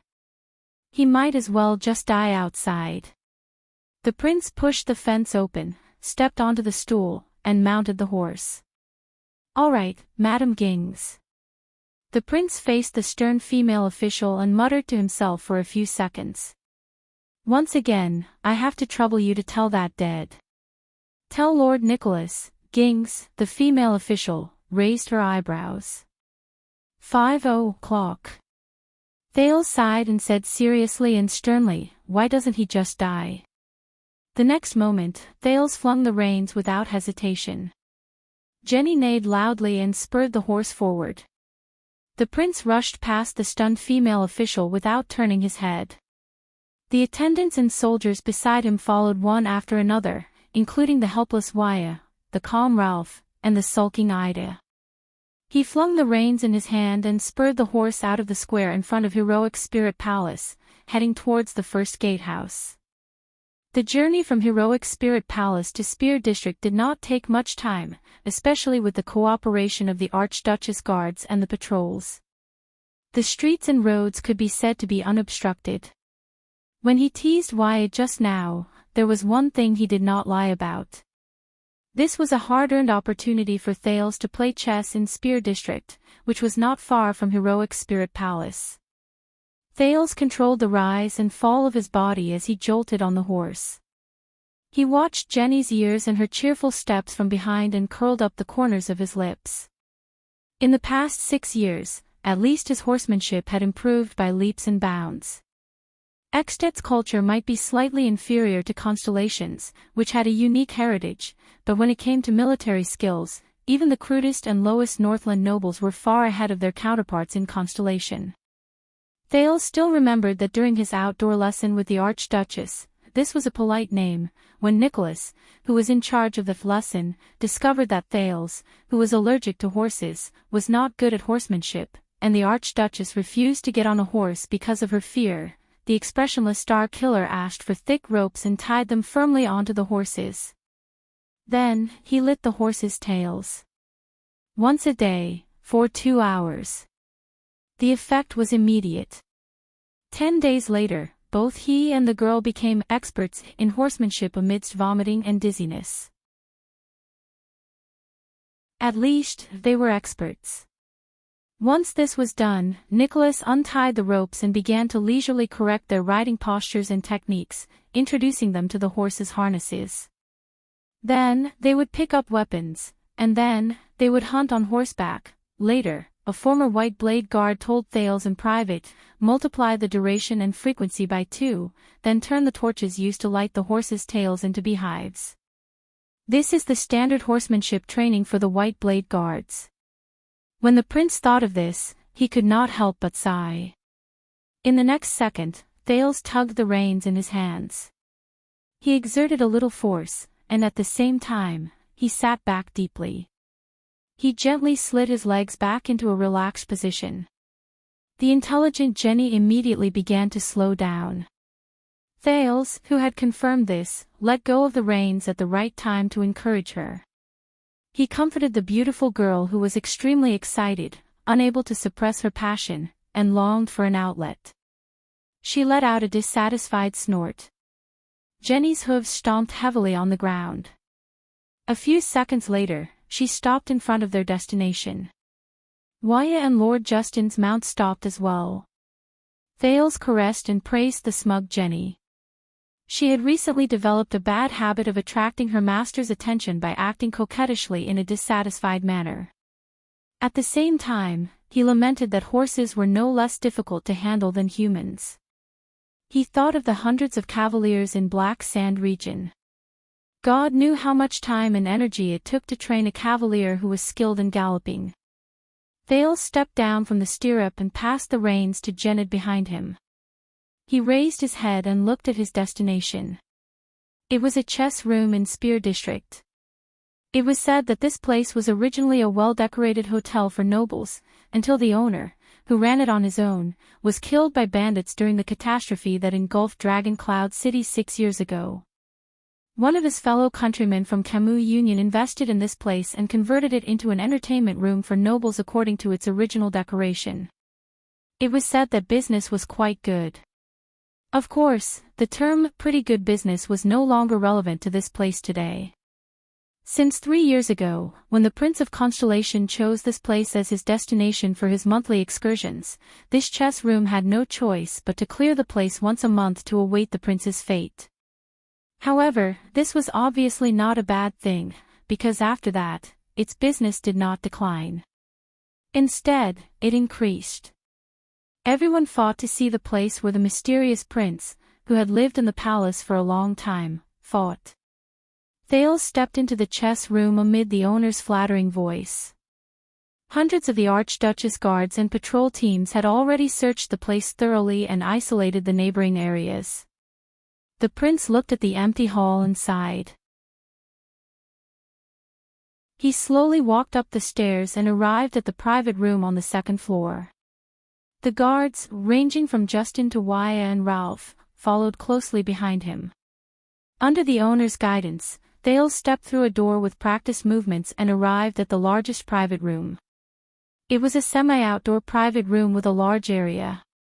One side of the balcony faced the street of Spear District downstairs. The prince's chess seat was at the edge of the balcony. From there, he could have a panoramic view of the street. Through the balcony, Thales was not surprised to see countless personal guards and patrols guarding the streets and the key points of the nearby buildings. There were at least 200 of them. Their bows were loaded and they patrolled at regular intervals to guard against possible uninvited guests. Almost everyone had their eyes fixed on Thales, who was on the balcony. With this kind of formation and atmosphere, coupled with martial law, even if the number of people was reduced by half, the tragedy from 6 years ago would not happen again. Once bitten by a snake, the prince shrugged, sat down on his seat, and put down his book. He shifted his gaze to the chessboard and chess pieces in front of him. Starting from the Olumbia Kingdom, the rise and fall of the empire, which had been popular in the western continent for almost 100 years but was still as popular as ever, the seat opposite him was empty. All right. Thales looked at the red king standing up on the chessboard. He looked at the black and red chess pieces in the chess box that were both familiar and unfamiliar at the same time. He said to Waya and Justin, who were still tirelessly inspecting the surroundings, "You can go out now. After all, it's not closed, and there's a balcony. It's the same for you to stand guard outside the door or on the street. Just like before, I want to be alone." Behind Waya, Ralph nodded slightly. After he put down a plate of food and water that had been checked, he grabbed the owner, who was about to say a few words of flattery, and went to the first floor. Ida had long disappeared. She was probably on the roof. Prince Thales, Lord Justin, the former White Blade Guard, said cautiously, "As usual, 3 hours.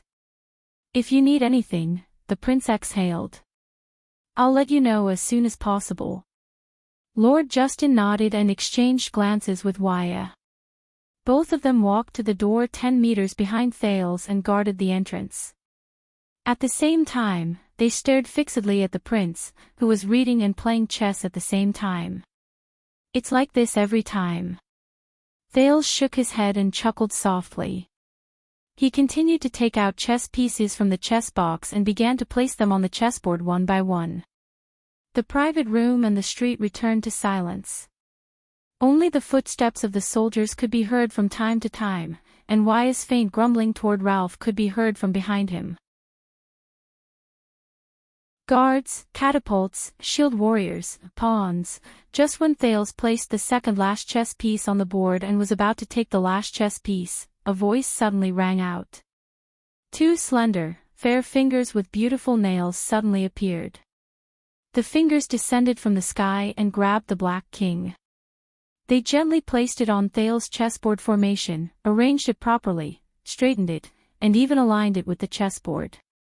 They turned the front of the chess piece perpendicular to the red square. They were meticulous and meticulous. Thank you. Thales raised his eyebrows. He raised his head and nodded lightly at the uninvited guest who suddenly appeared.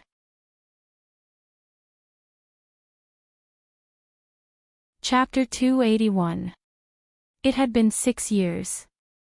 He did not know when it started, but the prince did not hate his current life too much. He was far away from disputes and schemes, death and bloodshed. Classes, training, reading, playing chess, being a passerby, being on guard duty, Waya, Ralph, Ida, Lisban, Nicholas, Justin, Gings, and that girl. But Thales knew that there was a small voice in his heart reminding him. After Putre's arrival, this voice became clearer. For him, who was born with many hardships, this would not last long. Fate would not show kindness for no reason.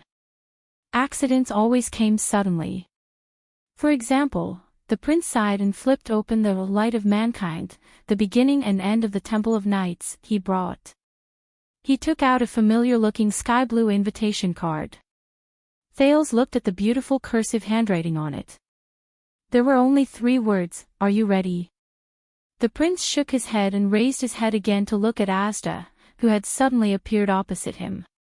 Strangely, such an obvious living person appeared in the private room, right in front of the prince, but everyone who could see him, be it Wyatt, Ralph, Justin, or even the countless soldiers on the streets and on the opposite building, did not seem to see him.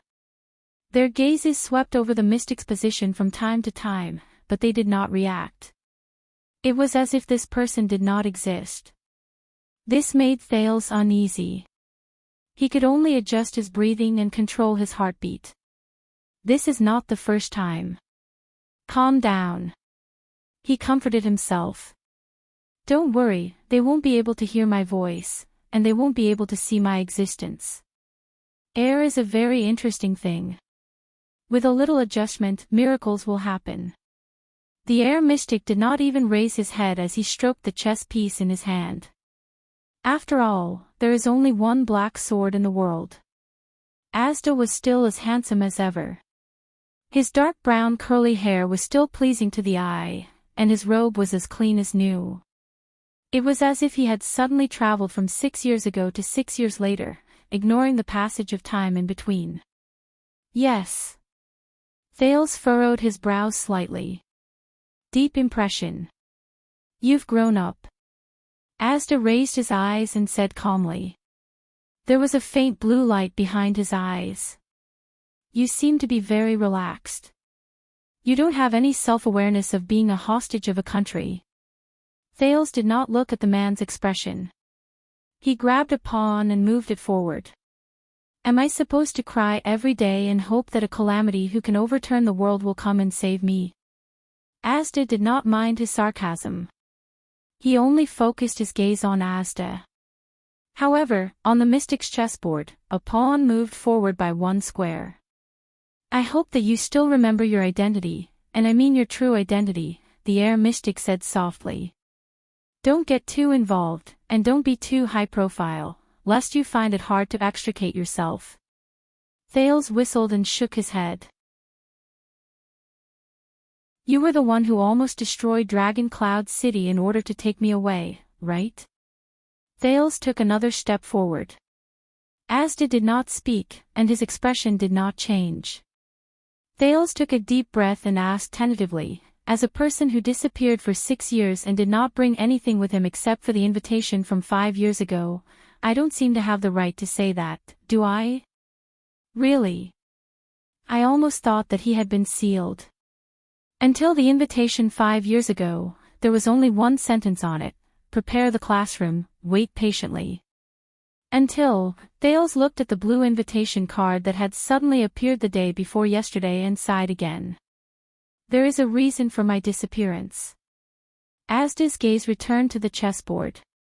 The second pawn moved forward in a strange manner. Giza's appearance is not a small matter. It's not just the queen of the sky. In the past 6 years, many existences have visited Dragon Cloud City, both openly and secretly. Among them are enemies that you and I should be wary of. I am not confident that I will not be discovered. Enemies. Thales seized the word. So I need to keep a low profile and wait until the most dangerous time is over. The mystic glanced around. And during the days I was away, you did a good job and found a good place. Thales exhaled and moved the pawn to take one of Asda's chess pieces, turning the pawn into a swordsman. For this occasion, an excuse that will not arouse suspicion, I schemed and prepared for a full 3 years. Yes. Over the past 5 years, Thales had tried countless ways to have a safe, private conversation with Asda. He could talk to himself in Heroic Spirit Palace, read in a quiet place, or hide in the library. But no matter what he did, it was too dangerous or inconvenient, whether it was because he would attract unnecessary attention or because there were guards everywhere in Heroic Spirit Palace. He needed a special occasion, a place where he could stay away from the crowd without arousing suspicion. For example, right now. Who would have thought that the Prince of Constellation, who was playing chess with himself, was actually talking to a calamity under the watchful eyes of the public? This is the sorrow of worldly restraints. Asda moved the third pawn again, as if he did not care about Thales' swordsman at all. I will still say the same thing, think about it. Come with me. Then you won't have to worry so much about preparing the classroom. Asda raised his head and looked at Thales with a profound gaze. The prince rubbed his fingers, grabbed a shield warrior, and moved diagonally to the side in an attempt to block the opponent's 3 pawns. I thought we made it clear enough, Thales said with a sigh. What you need is a king to do something you could not do in the past. But you are in a difficult situation. Asda moved the knight from behind the 3 pawns without hesitation. At the same time, he held back the charging swordsman and the shield warrior who was ready to intercept him. To be honest, even if your performance is amazing, I am still not optimistic about your success in being crowned. If this is all you are going to say, then we can end this early. Thales sped up his tone, slightly displeased. He grabbed a catapult, jumped over 2 chess pieces, and placed it in a position to threaten the opponent's knight. Asda flashed a chilling smile that Thales had seen before. What about the weapon? The one that sealed Giza 6 years ago, the mystic said softly. I thought that when you came to see me, you would at least bring it with you. On the chessboard, one of Asda's pawns suddenly took a step forward and became a swordsman. For your safety. He said softly. That weapon. In the past, Thales' heart would have probably skipped a beat at this moment. But Thales knew very well what kind of existence he was facing. Asda could detect the air pressure in the target's body from a great distance. It is where it should be, Thales said flatly. The sin of Hell's river in his body flowed through his lungs and blood vessels like warm water, maintaining the original rhythm of breathing and expansion. The prince moved the shield warrior into the attacking range of the opponent's knight. This time, Asda stared at him for a full 10 seconds. After a while, the mystic put away his emotionless smile and turned his gaze to the chessboard. The shield warrior's position was just within the protection range of the opponent's catapult. Very good. Very good what? Thales stared at him quietly, but he still did not say this out loud. Fortunately. I've controlled my body's reaction. Use the sin of Hell's river, the mystic suddenly said softly, are you ready? Thales, who was deep in thought, could not react. He moved slightly and raised his head. Ready for what? In the next second, Asda suddenly sat up straight and no longer cared about the chessboard in front of him. It was as if he was about to face the most serious situation. Before we begin, we must first clarify some rules, Asda said flatly. Thales was a little stunned. Rules? Thales did not know how he read the mystic's expression, which was almost unchanged, but he subconsciously felt that Asda's expression was extremely serious at that moment. During the journey, you should have taken notes, but due to the current situation. So, first, you have to seriously think about every word I say. This is a form of respect for me and yourself. Correspondingly, I will also treat your words seriously. Asda nodded slowly. Thales did not know how he read the mystic's expression. Thales was affected by his attitude and could not help but nod in response. Second, you can ask questions at any time on the way, and you can even raise counter-questions. I may refuse to answer some of them, but this is not a reason for you to respond with silence. This is the worst kind of student. The air mystic spoke at a steady and even pace, which was rarely seen on him. It was contrary to his usual strange rhythm and habits. Thales subconsciously straightened his back and nodded seriously. Just like the most devoted student.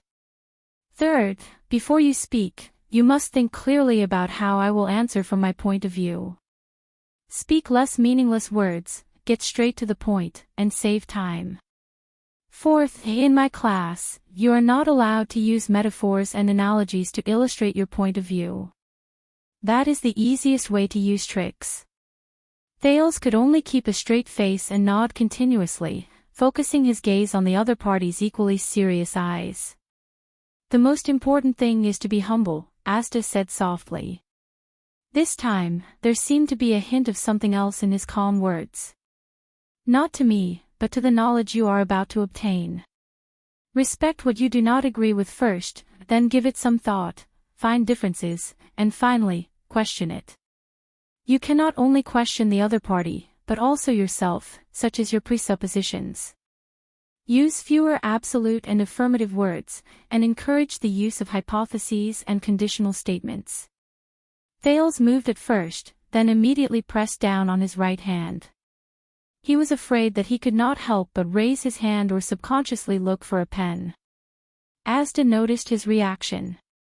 The corners of his mouth curled up slightly, and he snorted softly. The prince could not help but feel a little embarrassed. Of course, when you speak, you must also be prepared to be questioned, the air mystic continued speaking subconsciously. If a peer here raises a question, Thales' expression changed. He felt that it was a little strange. Peer. Asda immediately sensed that something was wrong. His words came to an abrupt halt, and he unnaturally stopped speaking. It was as if he had suddenly been cut off. The atmosphere returned to silence.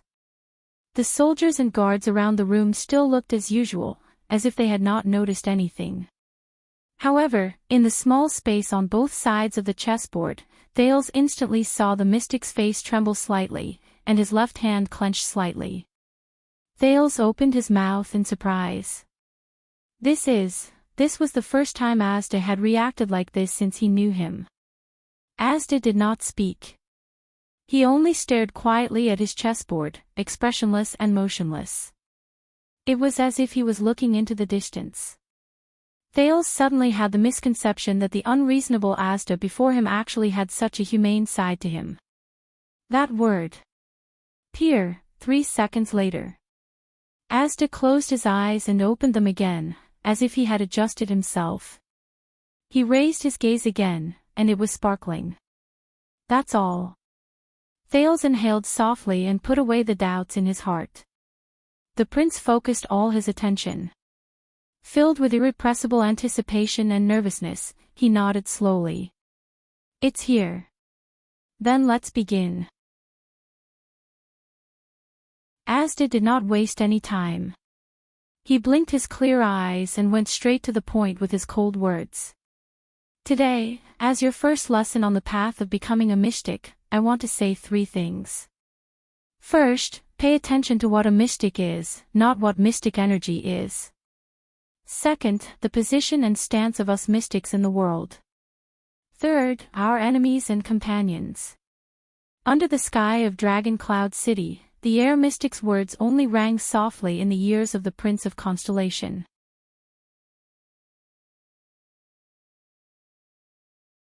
Chapter 282. To Asda's surprise, before their lesson even started, Thales raised his right index finger, indicating that he wanted to ask a question. The mystic raised his eyebrows slightly and nodded at him. 6 years ago, I asked you the same question. What is a mystic? Thales Adams' apple bobbed as he carefully observed the mystic's expression, even though he knew that Asda's expression rarely changed during a conversation. But at that time, you said that you couldn't tell me the answer to the question. Asda narrowed his eyes. Continue. You also said that you couldn't tell me what you understood as a mystic, Thales said doubtfully. But now, the prince looked at the mystic suspiciously. Asda stared at him for a long time. Just as Thales felt his scalp tingle, he finally nodded. You have a good memory. Thales raised his eyebrows and lowered his head subconsciously. Yes. 6 years ago, on that soul-stirring day, everything was still vivid in his mind. I can't forget it even if I wanted to. But Thales, who was holding his breath and waiting for an answer, received an unexpected one. So. Almost in the blink of an eye, Asda crossed his hands, his 10 slender fingers perfectly overlapped each other. His expression was indifferent and his voice was cold, as if he had returned to the rational and ruthless air mystic. Today, you have to tell me what a mystic is. Thales' eyes widened slightly. He was a little surprised. Me? Yes. Asda nodded. As usual, he made people feel uneasy. This is especially important. What do you think a mystic is? Especially important. Sensing the strangeness in Asda's words, Thales subconsciously asked, why is it especially important? Asda's eyes flickered slightly. It's still a little early to talk about this. He swept his calm gaze over Thales. There was a vague sense of scrutiny and warning in his gaze. But I need you to answer my question first. The prince looked at the air mystic doubtfully. But the mystic continued to stare at him seriously and calmly.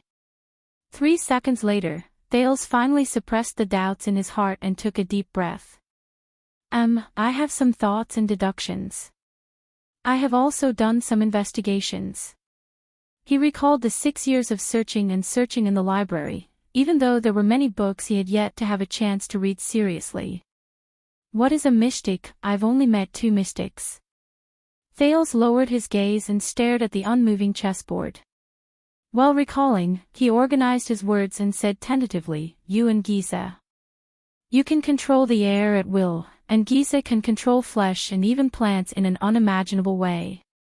Thales lowered his eyes and stared at the motionless chessboard. Asda did not comment. So, I have a conjecture. Your so-called names of origin explain the nature of your power, right? Thales' expression became more and more serious. Aura and blood. Asda still did not respond.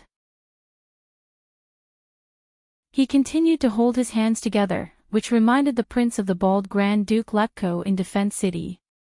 He also liked to put his arms on the table and hold his hands together. Mystics can fundamentally control things within a certain category, such as air, blood, and so on. As long as it is an objective existence within this category, Thales continued cautiously. For example, the blood mystic can control tree roots and flesh. Perhaps it's because the category of blood includes, but Thales' voice slowly became softer. At the same time, there was a lot of doubt in his voice. He suddenly remembered the Battle of Eradication Chronicles, Heaven's Fall and Earth Rend that he read in Mindy's Hall a long time ago, as well as a certain page in it. The most famous record stated that after the appearance of the Power Mystic, it was destroyed overnight. But the Power Mystic. Just as he was puzzled by his own words, Asda spoke softly. The ultimate form of objective existence. The handsome man in the blue robe spoke in a gentle and pleasant voice. A long time ago, when the first batch of mystics was born, many wizards also thought so. Among them, the most famous was none other than the Alchemy Tower's Matter School. Thales frowned slightly. The first batch of mystics? He had even forgotten to ask what the Matter School was. Yes. Electricity, water, blood, and many other examples. The names of origin of this batch of mystics are very convincing. A faint blue light appeared in Asda's eyes. There were even wizards who came to the conclusion that mystic energy is the final result of us seeing through the objective truth and the laws of all things. It is the highest form of our control over external objects, and the names of origin represent it.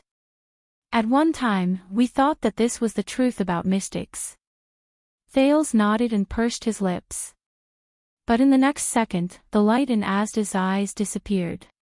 His voice became cold again. Until the appearance of those two people. He broke our initial and also the most superficial understanding of mystics. Two people. Thales was shocked. Who? Asda turned towards the street outside the balcony. His expression was solemn. Two wizard apprentices from the ascetic tower. The ascetic tower. Thales' heart skipped a beat. On the way north from Black Sand region to Dragon Cloud City, he had heard Ramon introduce it in the camp. Yes. The head of the three towers, the magic tower with the longest history, the most mysterious appearance, and the most transcendent status. The mystic's gaze seemed to drift into the distance again. It is also known as the obelisk. Thales was about to ask about the ascetic tower, but Asda seemed to know what he wanted to say. The mystic raised a hand and gestured for him to be quiet, suppressing his curiosity. Those two wizard apprentices were orphans adopted by the ascetic tower since they were young. Under the hands of those careless old wizards, they did not even have normal names. Each of them only had a letter as a form of address. For example, one of them had the code name L. They even mocked themselves because of this. Names are like truths, there is no need for unnecessary words. Thales furrowed his brows heavily. L. The mystic slowly turned his head around and looked straight into Thales' eyes. His words slowly became solemn. So, when these two apprentices who were on good terms with each other found their names of origin and became mystics, their peers gave them an interesting nickname. The Truth Brothers. The Truth Brothers. Thales was puzzled when he heard this. Why did you say that they broke your understanding of mystics? Because one of the Truth Brothers. Asda looked at him quietly and uttered a strange word. His name of origin is Idea. Idea mystic, L. In that second, Thales was completely stunned. Reason in the chess room, Waya behind them was complaining to Ralph in a low voice, but Thales had no time to pay attention to it. Idea, he subconsciously repeated Asda's words in a low voice. It's not an easily understood existence like chi, nor a term with profound meaning like blood. It's idea. What the hell is this? Thales widened his eyes. Puzzled, he immediately raised his right index finger and tried to interrupt Asda. It's hard to imagine, isn't it? Asda seemed to have expected his reaction. The corners of his mouth curled up slightly, indicating that he could ask questions. What kind of mystic is he? What can he do? The prince asked anxiously. You can freely imagine the idea mystic's appearance and abilities. Asda shook his head. But even I, and even my colleagues who have seen L in person countless times, can tell you in the most absolute and certain tone that even if you exhaust your brain, you will not be able to imagine it. Asda said meaningfully, because we are not L, and you are not L. Thales froze for a moment. So this means that we don't know either. The air mystic said faintly, if mystics are the ultimate form of an objective existence, then how do you explain L's appearance and the idea mystic's appearance? Now, try to rethink my question. What is a mystic? Thales exhaled. His mind, which had just started to have some ideas about mystics, became a mess again. If mystics are not limited to things that exist objectively, then, they are a collection of related concepts. The worried Thales furrowed his brows. Existence, chi, and blood can be said to be a concept, but, Asda snorted softly again. The prince's thoughts were interrupted by this soft snort. He could not help but raise his head. So, what is a mystic? Thales, who did not want to guess anymore, asked a little anxiously, chi, blood, and idea. That's way too far off. Asda quietly met the prince's gaze. 3 seconds later, under Thales' gaze, he still opened his mouth. The appearance of L shows that our understanding and imagination of mystics are still extremely shallow. The explanation of this matter school has been completely destroyed. But he is not the only one. It is no exaggeration to say that the appearance of every new mystic has more or less advanced our understanding of ourselves. At this moment, Asda was like an accountant who was carefully calculating numbers. He was patient and serious. L is not the most shocking mystic. When you know about B, Kyrie, Solovsky, and even the twins of fate, you will be even more astonished. The world of mystics is actually so interesting. Every mystic is different. Even the world in the eyes of every mystic is different. The next moment, Asda returned to his rational and indifferent expression. There are pitifully few commonalities among mystics. Merely categorizing us as the same type of human, life, or even existence, understanding us within this category, and trying to conclude what mystics are, is undoubtedly far from enough. And reality has overturned the models and theories we built to explain mystic energy and understand mystics time and time again.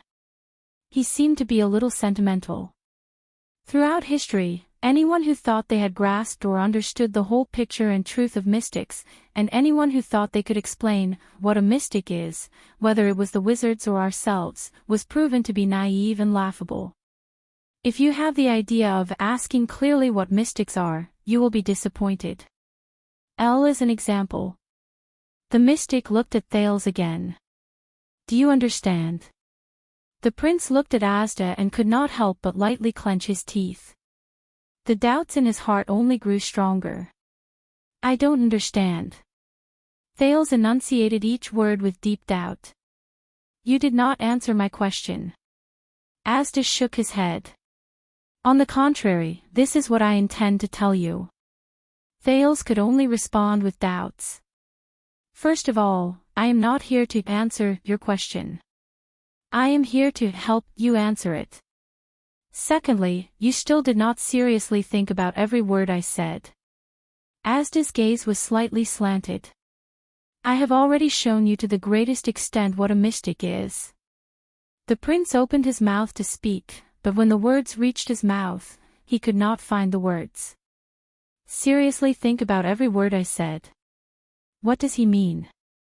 In the end, the prince stared at Asda for a full 10 seconds and gave up on the idea of asking for a clear answer. Just like 6 years ago, you do not intend to tell me what a mystic is, do you? Thales covered his forehead weakly and said a little dejectedly, you wanted me to tell you my opinion, and I did, but you said that it was wrong, and told me that there was no correct answer. Thales suddenly stopped talking. Wait. Seriously think about every word I said. The prince's pupils began to contract slightly. A thought rose in his mind. I seem to understand a little. Thales put down his hand from his forehead and stared at Asda in a daze. He subconsciously said, you did not tell me what a mystic is, but you told me what a mystic is not. The air mystic's eyes brightened. Your progress is much faster than I thought. Asda nodded in satisfaction.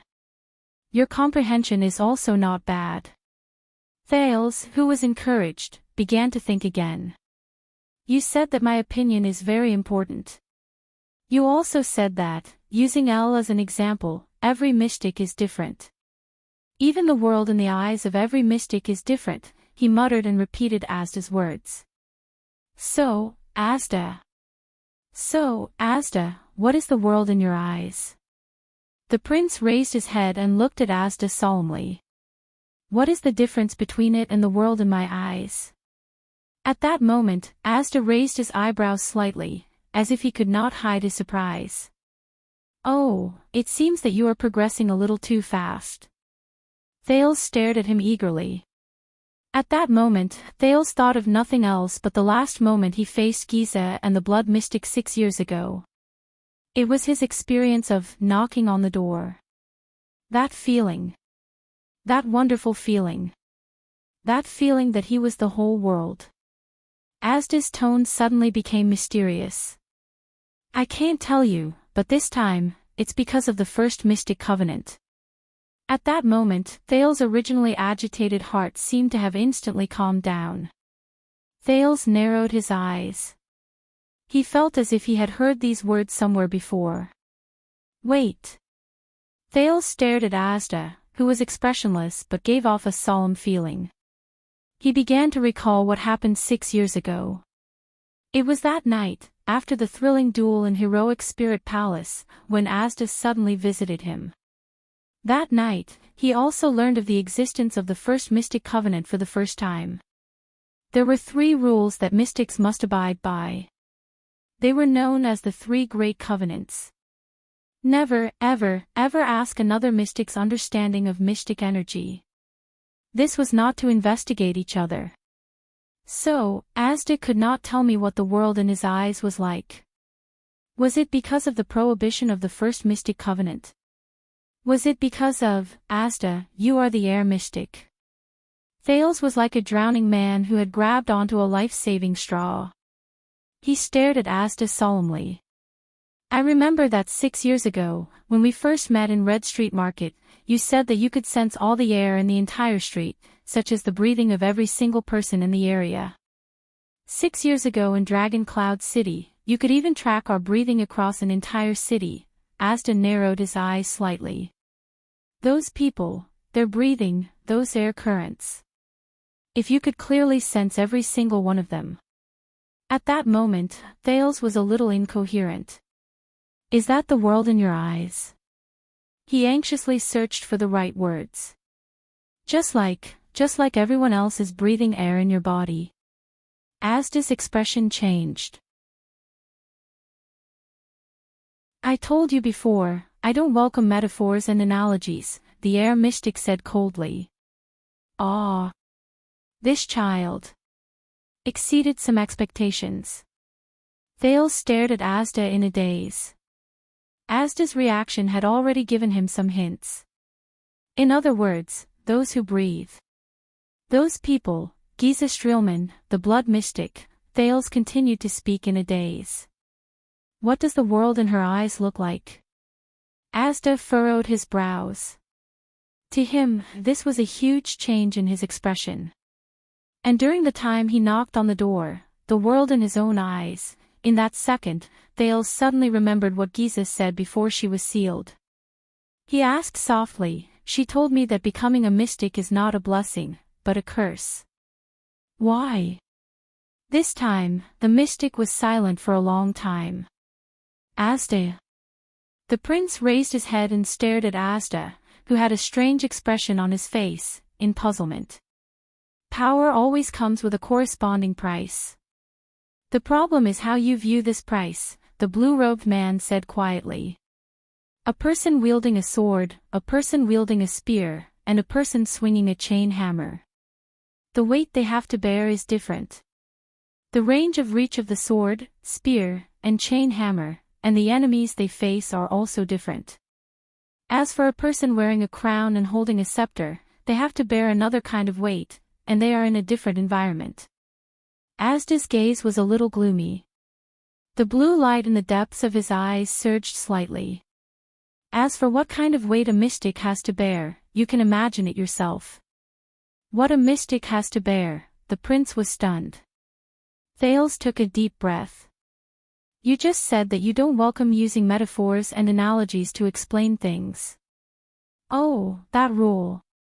Asda raised his eyebrows slightly and snorted coldly without showing the slightest bit of emotion. It only applies to you. Thales was stunned.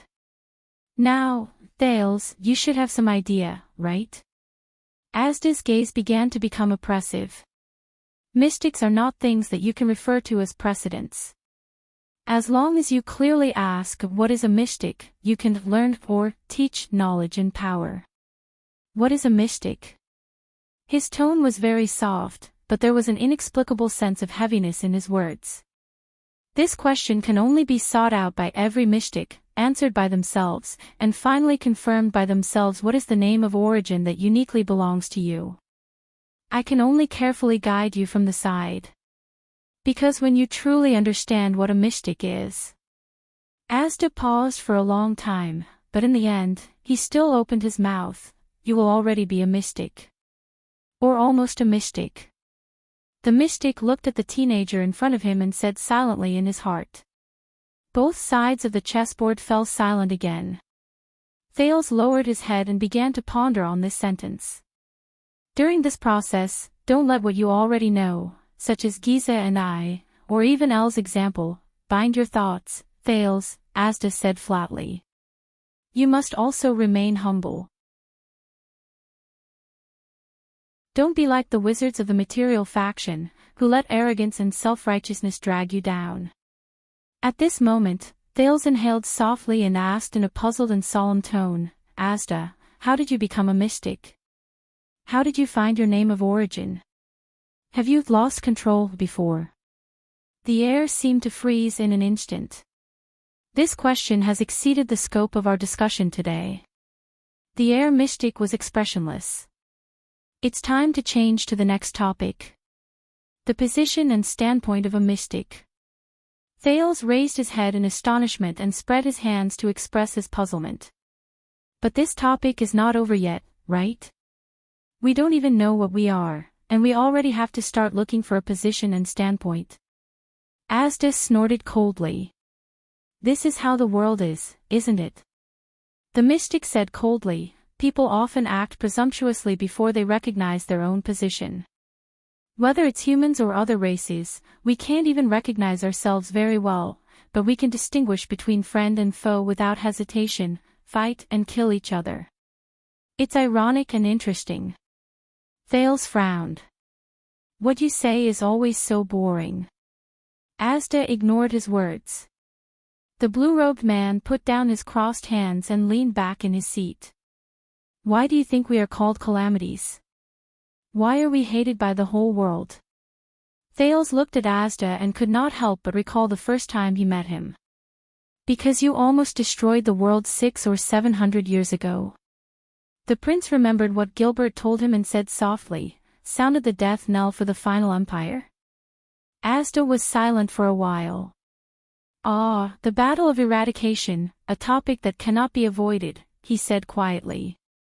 Speaking of this, I have to mention another person among the Truth Brothers. The Truth Brothers again? Thales asked curiously. The other person besides L. Asda nodded and began to speak faster. If L broke our understanding of mystics, then his brother completely changed the status of mystics. Nearly 700 years ago, he was the one who led the other 5 mystics and started the battle of eradication. At that moment, Thales held his breath. This was the first time he heard about the battle of eradication from other than books and legends. Also, there were only 6 mystics on that side in the battle of eradication. Who? Thales asked in shock as he watched Asda nod slowly. Who is L's brother? Asda's usually indifferent expression became serious for the 3rd time today. His back left the seat, his hands were clasped together again, his chin was slightly lowered, and his gaze was as sharp as if he was facing the most terrifying enemy. After Taurus, he was the most powerful mystic in history. He was also the first mystic to be called a calamity. The destroyer of the 3 great magic towers. The mourner of the final empire. The culprit of the great crack and sink. The enemy of the Holy Sun, the nemesis of the gods. Hearing the above titles, Thales could not help but widen his eyes and open his mouth. Asda said in an extremely solemn tone. Existence mystic, be, as the plot was written, the urge to step on the accelerator, to increase the gear, to pull the handbrake, to drift through the corners, and to throw everyone out of the way became uncontrollable. What should I do? No, I have to control myself. Amitba, control the rhythm. Immeasurable God, control the rhythm.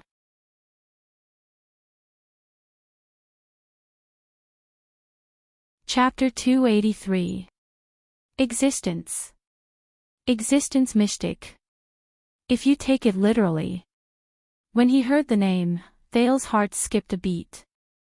An inexplicable chill spread down his spine. Existence. He gently picked up a chess piece and took it away from the chessboard. A swordsman was suddenly missing from the chessboard. Thales clenched his right hand and covered the swordsman with his fingers. The swordsman disappeared before his eyes. He gently opened and closed his palms, doing this a few times. The swordsman appeared and disappeared in his field of vision. The prince raised his head and looked back at Asda, who was watching him play with the chess piece with interest. So, I guess, like L, you don't know what that B is either. This time, Thales was not as surprised as before. He asked skeptically, including this strange name of origin. Existence mystic.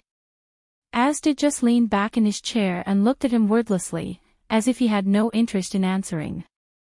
All right. Thales put down the chess piece and subconsciously moved it to the next square. According to what you said, that B started a war, became the enemy of the world, destroyed the magic tower and the final empire, and split the known continent in half. Why? The prince picked up his glass of water and said cautiously, why did he do that? Why did the mystics declare war? How did the war happen? Asda gently rubbed his fingers, and a guard began to move on his chessboard. I thought that your 6 years of special political career should have given you some inspiration, the mystic said faintly. The cause of the war is very complicated. Until today, no one can understand it. In fact, there is no need to understand it, because by the time we realized it, the reality was already like this. Thales took a sip of water and frowned. It's this inexplicable way of speaking again. Compared to the appearance of how the war happened, perhaps we should discuss why the war happened, Asda said flatly. Thales pursed his lips, whistled silently, and plucked one of his opponent's chess pieces. All right, why did the war happen? The prince raised his hand. He understood what the mystic meant. Why did the mystics break with the world? Asda did not answer immediately. The air mystic gently stretched out his fingers. It was rare for him to personally pick up a chess piece and take the next step. I am sitting here now, moving the chess pieces leisurely, watching the sun rise and set, listening to the breathing and conversations of countless Northlanders. His tone was very calm, and his fingers were very gentle. Under the afternoon sun, it actually gave people a sense of laziness. Asterisk thawed. Asterisk a sudden, crisp sound rang. Asda pushed a chess piece onto the chessboard, startled Thales. At the same time, a blue light flashed in Asda's eyes. His aura changed and became fierce. He said through gritted teeth, but in the next moment, I can suck out all the air in the world. Or dilate all the air in the world. Thales, mystic, Asda ignored him, but the color in his eyes reminded Thales of another mystic. Imagine, in the next second, from here to Dragon Cloud City, to Axtet, the Western Peninsula, and even the entire world, all life on land will no longer be able to breathe, and will welcome the end of the world in the blink of an eye. As long as I move my fingers, Asda stared at him and said in an unnatural, fanatical tone, no one will live, and nothing will survive. How does it feel? Thales felt his skin crawl as he looked at his teacher, who was not acting normally at the moment. He remembered Dragon Cloud City and Shield District that night. He remembered the pain and despair of countless citizens who clutched their throats in the air, trying to inhale a mouthful of air in a silent hell. A few seconds later, the entire world. The prince's voice was a little hoarse. Can you do it? Asda still stared at him, but the frightening look in his eyes slowly disappeared. It's not just me. The mystic leaned against the back of his chair again and said faintly, every mystic in the world can use their own methods to easily, in an instant, with the flip of their palms, destroy the world. Thale's pupils trembled slightly. What? He cried out involuntarily. Then why hasn't the world been destroyed? Thales gaped for a few seconds before he reacted. Then why did the battle of eradication? Asda knocked on the chessboard and interrupted him. Because not every mystic is willing to pay such a price. Thales was stunned. What price? At that moment, the chess piece in the mystic's hand paused slightly. You will know. Asda shook his head and took another step on the chessboard. When you become a mystic. Thales sighed and suppressed the irritation in his heart. Really? This again? The prince asked in dissatisfaction. I'm starting to wonder if you really want me to become a mystic. Of course. Asda returned his gaze to the chessboard. He was still calm, as if he had not said anything just now. If you come with me now, you will know more. I swear I will tell you all my secrets without reservation. Forget it. Thales sighed and wisely brought the topic back. So, every one of you has the ability to destroy the world in an instant. He leaned back in his chair and massaged his sore neck from leaning forward for a long time. He said with certainty, but you won't do that, right? Asda shook his head. But the world won't think so. Thales, in this world, they don't hate us, the air mystic said slowly. They are afraid of us. They are so afraid that they can't wait to forget us completely. They can't wait for us to disappear from history. What they are unwilling to forgive and find difficult to accept is not our actions. Thales could faintly feel that under Asda's calm face, there was a hint of disdain hidden in his words. It's our existence. It's the possibility that we can destroy everything in an instant. It's the calamities. The prince lowered his head. His expression became solemn. I see. No matter which mystic it is, they all have that kind of power. They are all existences that can overturn the chessboard in an instant. I think their worries are not unreasonable. Thales sighed softly and glanced at Lord Justin, Wyatt, and the countless soldiers and guards outside the balcony. This is our position and position. Asda followed Thales' line of sight and shifted his gaze outside. Be careful, Thales. Your two identities do not represent a small matter. It is the 1,000-year conflict between the world and the mystics that cannot be resolved. Once they discover you, the mystic shrugged, which was rare. A breeze blew across the balcony and lifted some of Thales' hair. Do you still have that kind of confidence? Asda seemed to have regained his leisurely mood. He said in a relaxed manner, as a king, find a way out for the mystics so that we can safely establish ourselves in the world. Thales gritted his teeth. He felt a little troubled. Of course, he braced himself and said. It's precisely because it's difficult that it's worth doing it, isn't it? What else could he have said?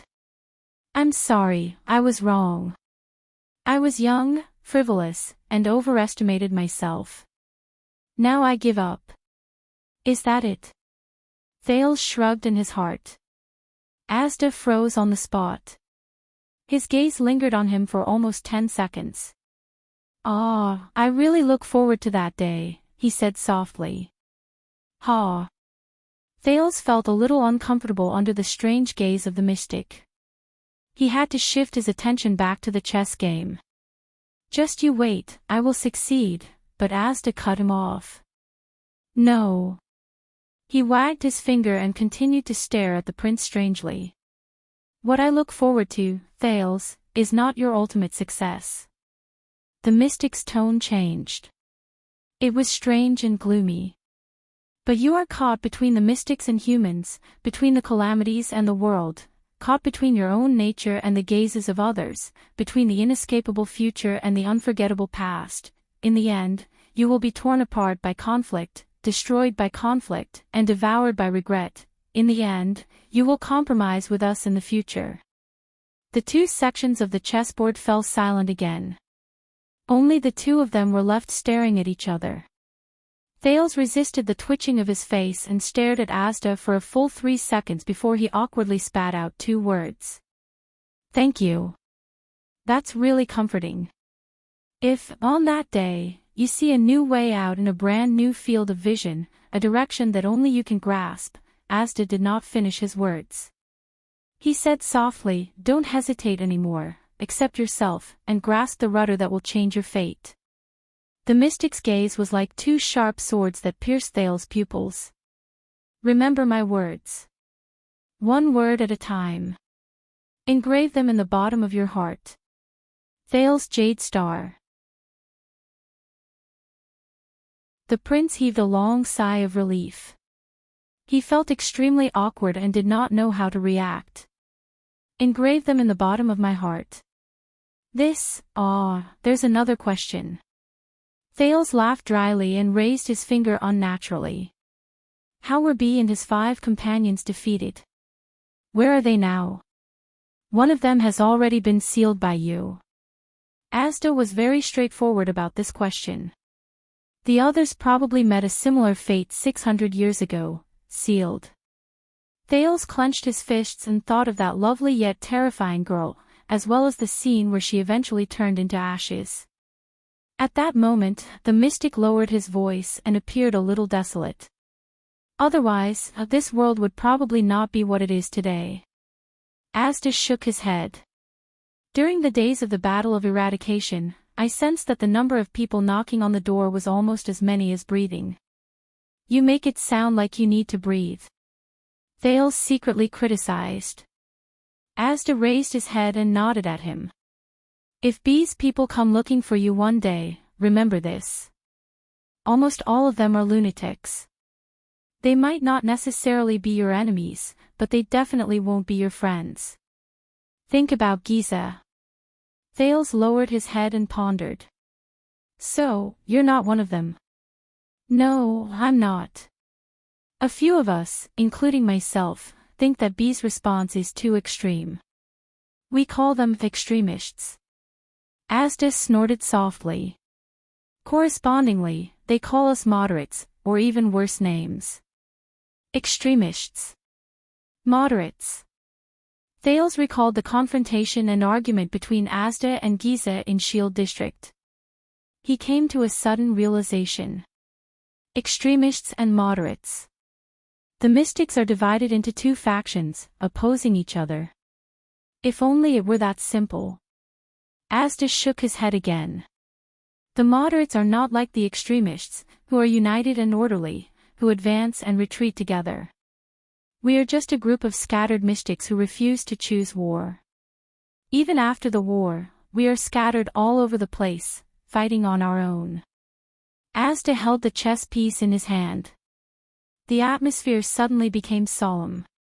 "And the real opponents of the extremists, in the Battle of Eradication, there were 2 other mystics," the mystic said calmly. "They chose to stand on the other side of the battlefield, facing Bee and his followers, regardless of whether they were mystics or normal people. 6 against 2. This was the situation at one point in the war." Thales took a deep breath. Realization dawned on him. So that's how it is. 2 mystics who stood up for the world. Facing the extremists.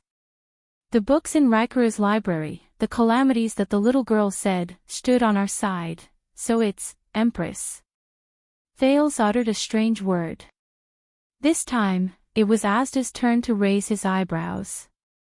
His expression changed slightly. "You know them." Thales raised his head and stared at Asda with a certain gaze.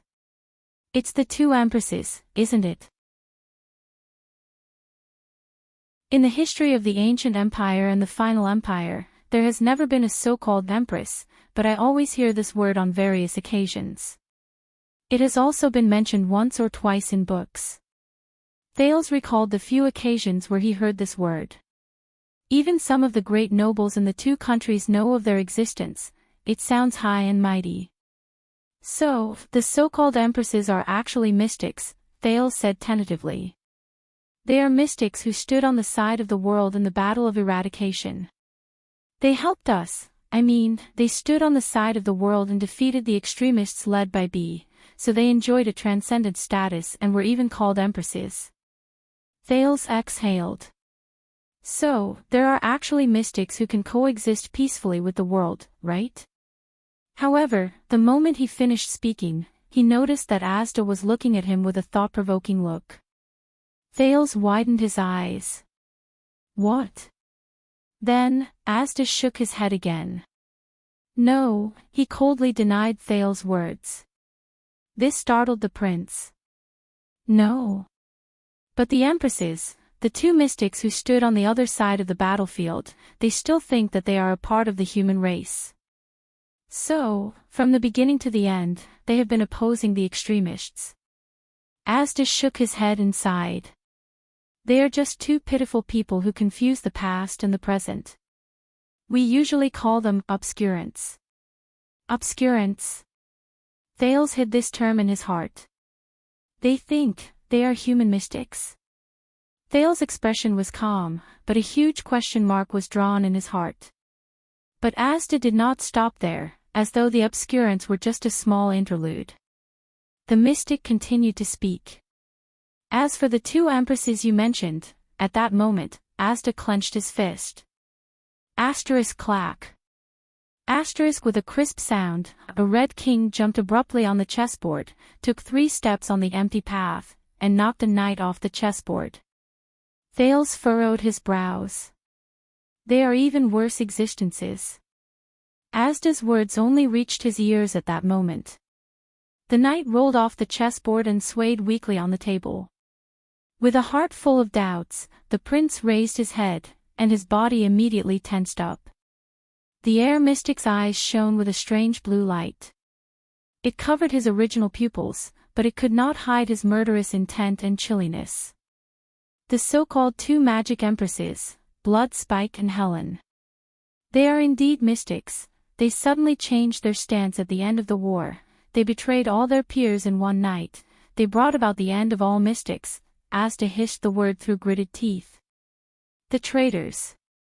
Even when he was facing Giza, Asda's words had never been so cold and chilling.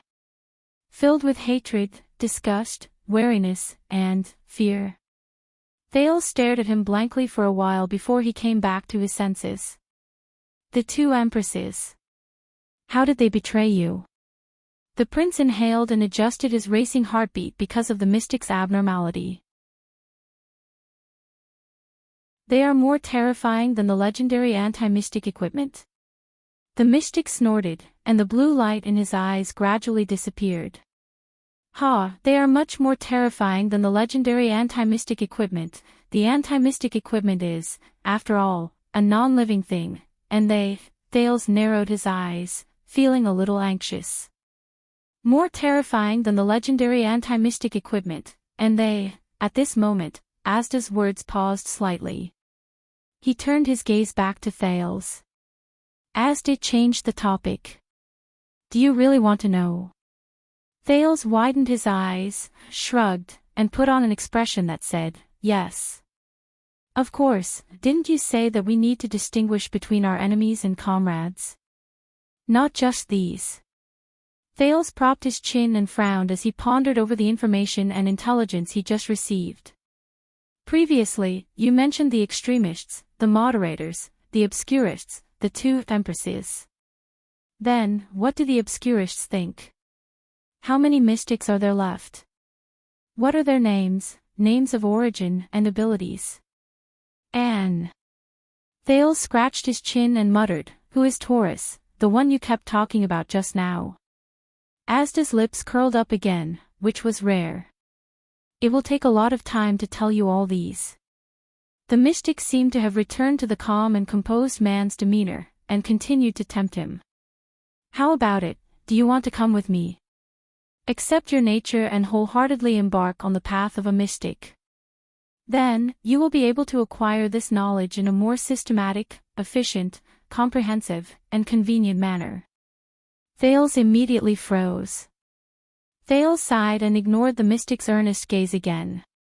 Thank you for inviting me again, but I still think that a successor to the kingdom with a delicate identity is more beneficial to our future than a mystic apprentice mystic who hides everywhere and cannot be seen.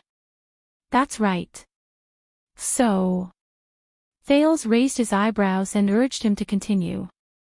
The betrayal of the two empresses. Asda revealed a faint smile. All right then. The mystic shook his head slightly, then slowly nodded. Asda sat up straight. His gaze was sharp and his expression was solemn.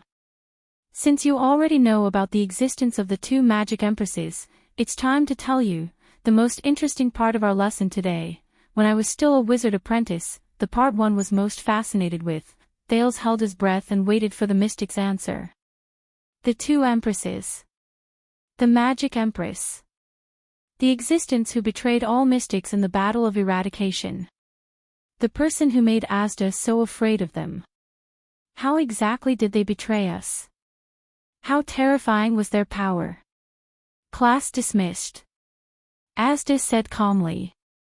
Ha! Thales did not react for a moment. However, in the next second, the mystic's figure completely disappeared into thin air. Both ends of the chessboard returned to silence once more.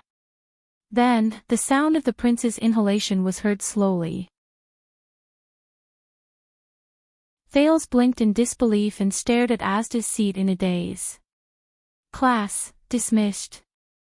The prince sat in a daze for a minute. However, other than the chess game on the chessboard that had unknowingly ended, Asda did not leave a single trace behind. It was as if he had never been here. Thales stared at the empty seat in astonishment. His mouth fell open in surprise. It was as if he could see the mystic's indifferent and hypocritical smile. He recalled Asda's words from before. The most interesting part of our lesson today, when I was still a wizard apprentice, the part one was most fascinated with, then, class dismissed.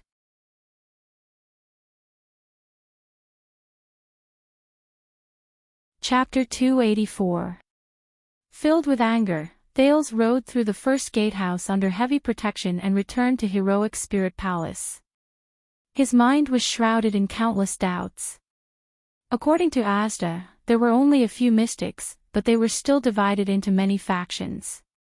The extremists, led by B, who started the war, were once the most powerful faction, the real calamities, who had committed countless crimes. According to Asda, they were a bunch of complete lunatics who destroyed the world and themselves. But was that really the case? Thales always felt that even the unreasonable Giza did not seem to be such a crazy existence. With Asda as their representative, the moderates who rejected war. Asda described himself as a group of pacifists who stood aloof from worldly affairs, scattered in the world, and disunited. But from Thales' point of view, at the moment, whether it was controlling Constellation's underground world or pursuing Thales, the air mystic was the most proactive mystic who wanted to change the current situation. The two obscurists who believed themselves to be humans and thus fought against the extremists. Asda's attitude towards them was very strange. He neither hated them nor acknowledged them. Instead, his attitude was filled with pity. Where are they now? How are they doing?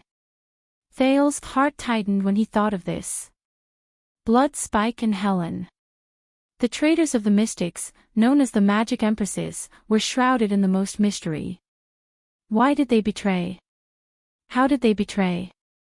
Why does Asda hate them more than the obscurists who stand on the side of the world? How are they now? Thales sighed and dismounted beside Heroic Spirit Palace's stable. He took out the book from the saddle and comforted the reluctant Jenny as he handed the reins to the groom. Having just received his first lesson, the confusion in his heart did not diminish when he faced the world. The more he knew, the more questions he had. While he was deep in thought, Waya, who was behind him, nudged the young prince. His tone was cautious and vigilant. Your Highness. Thales snapped out of his daze and looked up. He saw the person who made Waya and Ralph rather uneasy. It was a pale man. He leaned against the side of the stable with his arms crossed. A black-hilted saber was strapped diagonally on his back. He raised his head towards the prince and his entourage, revealing a sharp and unfriendly gaze. Including Lord Justin, the Grand Duchess guards and the palace guards all nodded at him in greeting. His entire body exuded a dangerous aura. It was just like the first time Thales met him. "It's already 6:00, the man said coldly, and I said 5:00. Thales helplessly rolled his eyes at the setting sun. "Aren't you supposed to be busy protecting the Archduchess' safety?" The prince patted the dust off his body and bade farewell to Jenny. Once again, he watched how this beautiful girl caused a commotion among her peers after she was led into the stable. "Why do you have the time to visit a powerless and useless foreign prince at this time?" "Lord Nicholas." Sorry, Nicholas was the legendary commander of the Archduchess Guards who had been demoted from the White Blade Guards to the Grand Duchess Guards. He was almost middle-aged. After the drastic change 6 years ago, as the wrinkles at the corners of his eyes increased, the once most trusted personal guard of King Nuvan became more stable and reliable, as well as more cautious. Wyatt anxiously turned his head to look for Ida. But after a few seconds, he sighed and turned his head back. "That shorty has probably left the prince behind and gone to the suburbs to fight on her own." The Star Killer snorted coldly. "Others might think that you're inconspicuous, that you usually just read books and play chess. At most, you skip class and play hide-and-seek." As usual, Nicholas scanned his target with an unpleasant scrutinizing gaze. His tone was unfriendly. "But I know," the Star Killer lowered his arms. His gaze was sharp. "You're the most troublesome person in Heroic Spirit Palace." Thales sighed in resignation. He turned around and walked out of the stable, brushing past Nicholas. "Thank you for your compliment. Forgive me for..." At this moment, Thales' shoulders suddenly sank. Slap. The prince turned his head and looked at the Star Killer's hand on his shoulder. He frowned slightly. Wyatt and Ralph reacted quickly and took 2 steps forward. The attendant pressed his hand on his single-edged sword, while the Phantom Wind follower drew out one of the 2 short swords from his waist. The people around them also reacted quickly. The Constellations consciously formed a semicircle and blocked the Northlanders, who had also become nervous. "Let go of the prince." Wyatt looked at them and warned them with a solemn expression. Relax. Before the situation went out of control, Thales exhaled and waved his hand for his subordinates to retreat. "Lord Nicholas always likes to joke with me." The prince stared at the Star Killer, who was still pressing down on his shoulder. He raised his eyebrows. "Right?" Nicholas stared at him for a whole 5 seconds before he let go of the teenager in front of him. Wyatt, who had been vigilant by the side, heaved a sigh of relief. The hostile atmosphere around them also eased up. But the moment Thales shrugged, the Star Killer suddenly extended his hand again. Slap. Nicholas' movements were so fast, and the trajectory was so strange that the prince could not react at all. He could only watch as the Star Killer's hand thrust forward and retracted, forcefully snatching the thick, brown-covered book he brought out of the palace from his left hand. But at that moment, Thales' expression changed drastically, like a lion cub whose fur had stood on end. The sin of Hell's River was like the most loyal companion. It rose from every inch of his body, surged up his left arm, and filled every joint from his shoulder, elbow, and wrist. The moment the book left his hand, Thales' left arm swiftly grabbed it with a backhand movement that was several times more agile than usual. Thud. He grabbed the spine of the book in a death grip. The sin of Hell's River surged again and filled his arm muscles. It gradually increased the strength in Thales' hand, not letting go even the slightest bit. The attendants pressed their hands on their weapons again. The tension in the air returned. "Your Highness!" Wyatt shouted anxiously, "Be careful, you, stay back, Wyatt." Thales spoke with a solemn expression, stopping his subordinate from drawing his weapon from his waist. Lord Nicholas' joke is a little too big, that's all. Damn it. This guy. Thales stared at Nicholas. He just won't let me go. The brown-covered book stopped in midair. The Prince of Constellation and the Star Killer each grabbed one side of the book, and they were in a stalemate. Oh, this is rare. Nicholas felt the strength in his hand gradually increase, and he could not hide the surprise in his eyes.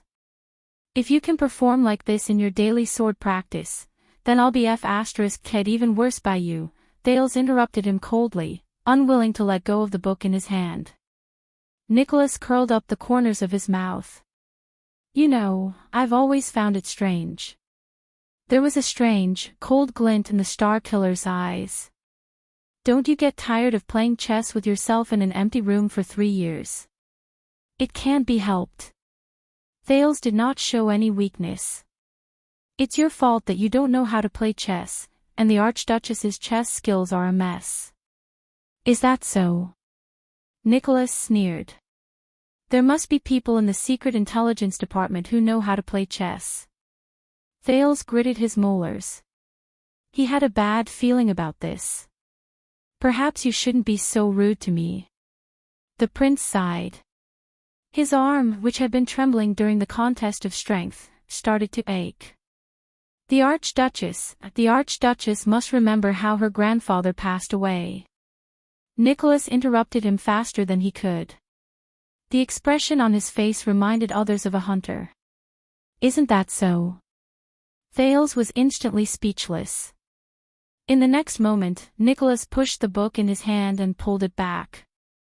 Thales had no way of grasping his opponent's sudden change in technique and strength.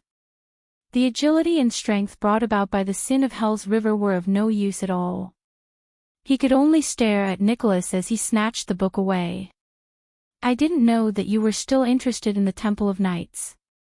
Nicholas looked at the title of the book on the cover, then glanced at the Prince of Constellation, who had an unpleasant expression on his face. But, the Star Killer patted the spine of the book with one hand. The book automatically opened to the page that the user most often opened. It lay flat on Nicholas' wide, calloused palm. In the middle of the page, there was a thin piece of sky-blue paper. Thales clenched his fists. His breathing quickened. That explains it. Nicholas narrowed his eyes and curled up the corners of his lips. He gently picked up the thin blue paper and looked at Thales' livid face with interest. A message. Is this why you want to play chess? That's an invitation. Thales said quietly. He suppressed the anxiety in his heart and stretched out his hand to stop his subordinate from moving. It's just a meaningless sentence on it, the prince said calmly. You know, Nicholas interrupted him with a chuckle. Then let us take a look. In front of the prince, Nicholas flung the thin piece of paper aside with a victorious smile and read the words written on it. Fall, but when Nicholas uttered the first syllable, his pale face changed slightly. He raised his head abruptly and shifted his gaze from the thin paper to Thales. Thales blinked. Is this some kind of joke? The Star Killer said coldly, young prince. He turned the hard paper in his hand to the other side. The thin, sky-blue paper was spread out in front of Thales. Waya and Ralph moved their heads forward. There was only one line of neatly written words in the lingua franca on the thin paper in Nicholas' hand. It was written in standard patterns. Ralph whistled and retracted his head. Waya mumbled something and held back his laughter. He did not look at Nicholas' expression. Look, I said a meaningless sentence. Thales scratched his head awkwardly, using this action to relieve the soreness brought by the sin of Hell's River. You were the one who insisted on reading it. Nicholas stared into the prince's eyes. His eyes were burning. His assistant, Lord Justin, frowned slightly and went forward to remind him, Leader, it's getting late. Only then did the Star Killer close his mouth in dissatisfaction and snort through his nose. With an unpleasant expression, Nicholas crumpled the thin paper in his hand into a ball and threw the book back to Thales. "Young prince, you'd better be careful. Use a new phrase next time." Thales caught the book and pretended to blow the dust off it. "I'm used to it." "No." Nicholas' gaze turned cold, and his words were profound. "What I mean is, be careful." At that moment, Thales' pupils shrank. "What do you mean?" the prince asked faintly. Thales sensed something unusual in Nicholas' words. "I mean it literally." Nicholas tore the thin paper in his hand callously. "Dragon Cloud City hasn't been peaceful lately. And you're the most interesting bargaining chip in Dragon Cloud City." The Star Killer tore the thin paper in his hand and walked forward slowly. He approached Thales' face with an oppressive force, and his tone became more and more frightening. "Of course, if you and the hand behind you want to do something," Thales furrowed his brows tightly. At that moment, enough. It was a clear and loud female voice. It sounded rather young, and it rose out of nowhere in the empty space outside the stable. Thales exhaled. In response, Nicholas snorted coldly in displeasure. Wya's expression relaxed. He turned around and mouthed to Ralph, "I'm saved." Footsteps could be heard outside the stable. A blonde girl in a dark brown one-piece formal dress walked to the front of the stable under the protection of the Archduchess guards on both sides. An old but rather dignified nobleman accompanied her with powerful steps. The old-fashioned Madame Gings and two maids followed behind them. Beside the stable, both the Archduchess guards and the palace guards retreated in unison and bowed respectfully. "Lord Nicholas." The young girl who suddenly appeared continued to speak with her bright voice. Her voice was like the soft cry of a skylark, and it made people feel as if the setting sun was rising again. "Prince Thales is our honored guest, and also Dragon Cloud City's ally. He represents the friendship between the Jade Star family and Constellation. And you should display the bearing and actions that befit the honor of a Northlander, my personal guard captain." The girl stared straight at Nicholas, who was confronting Thales. Her expression was calm, but there was an inexplicable sense of indifference. "After all, we fought alongside him." The Star Killer inhaled softly and glanced at the prince. Then, he took a step back and bowed slightly to the girl. "Of course," Nicholas said coldly. "As you wish." "Your Grace." Thales shrugged. He turned around and flashed a friendly smile at the girl who helped him out of his predicament. He did not know when it started, but the sloppy little rascal he knew 6 years ago had turned into a beautiful 15-year-old girl. She was the current Archduchess of Dragon Cloud City, Saroma Walton, who amazed Thales, even though he saw her every day. The girl blinked her green eyes, which were even more spirited than before. Her nose was curled up into an adorable arc, which made people want to reach out and pinch it. Her lips were slightly thick, but they had a unique texture. Her bright cheeks were flushed with a healthy red, which made the 2 strands of platinum hair that fell from her chest look even brighter.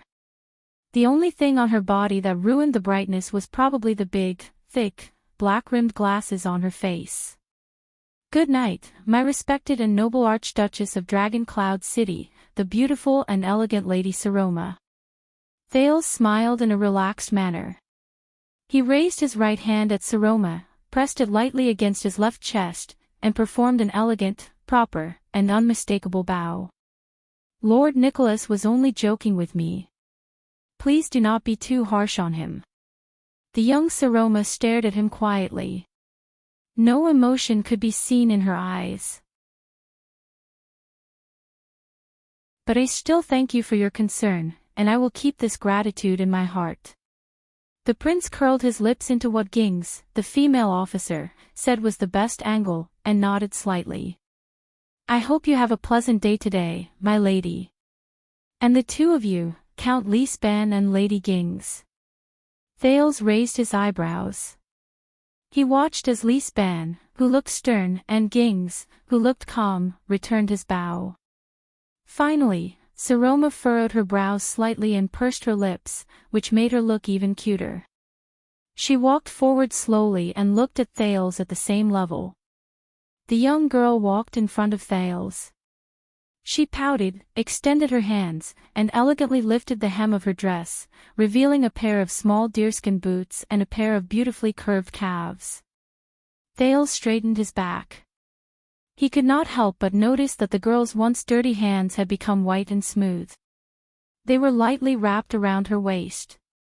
Under the well-tailored formal dress, her neck looked slender, her waist was straight, and her slightly large breasts were tightly bound in her tight shirt. Her entire body exuded a youthful vigor. However, just when Thales thought that the Archduchess was going to lift her skirt and bow back to him, thud. Thales cried out in pain. He took 2 steps back and crashed into the stable behind him. He bent down in pain and rubbed the bone of his leg that was kicked. Behind the young girl, Count Lisban and Lady Gings both frowned. A pair of maidservants covered their mouths and cried out in surprise at the same time. Nicholas scratched his neck and shook his head gently. Saroma snorted coldly and retracted her boots. Her hands trembled, and she angrily flung her skirt down. As the Archduchess moved playfully, the jeweled headdress on her full forehead shone brightly under the setting sun. Even the cloud dragon spear emblem on her sleeve seemed to have gained a hint of color out of nowhere. The Prince of Constellation, who had been kicked for no reason, raised his head with an incredulous expression. "Hey!" Feeling the pain in his leg, Thales protested in dissatisfaction. "Why?" Saroma walked up to Thales. She was slightly taller than Thales, and she curled her lips as she stared at the guests of Constellation with a displeased expression. Waya and Ralph looked at each other and wisely took a step back. They chose to abandon their duty and abandon their prince. From Constellation, respected, noble, handsome. The girl's expression was ice-cold, and she emphasized the last 2 words. "Prince Thales. Highness Thales." Thales sighed. The Archduchess unhappily glanced at the big black horse behind him, who was chewing on fodder and watching the show leisurely. She threatened him with her clear and bright voice, "If you speak to me in this tone again, I will." She was very unhappy and glanced at the big black horse, who was chewing on fodder and watching the show. "Then don't live in the courtyard anymore. Come to the stable and sleep with your favorite Jenny." Saroma snorted softly. She turned around abruptly and stomped her deerskin boots on the ground. Her footsteps could be heard from 20 meters away, and she left angrily. The young girl's long hair brushed past Thales' cheeks, and a delicate fragrance wafted into his nose. But the unfortunate prince did not have the energy to care about these little charms. With a wronged expression, he raised his head and looked at the indifferent Count Lisban. Madame Gings and the 2 maidservants hurriedly followed the Archduchess. The former even glared at Thales with a frown, as if it was his fault. "Seal, I'm already very tired today." The Archduchess' clear voice rang. She was respectful and polite, forming a stark contrast with her behavior just now. "Let's talk about it tomorrow. I'll leave the rest to you." The regent of Dragon Cloud City, Count Lisban, who was also dressed in formal attire, sighed and nodded gently at the young girl's back. "Of course, my lady." The Star Killer shook his head in disdain and followed the Archduchess. Saroma's footsteps faded into the distance. Thales straightened his back and exhaled in dissatisfaction. He said to Lisban, during today's State Affairs hearing, "Who provoked her again?" "No one." The regent shook his head without changing his expression. But then, he nodded with a conflicted expression. His expression darkened. "Everyone." Thales revealed a puzzled expression and said in dissatisfaction, "Then, do I deserve to be that unlucky target?"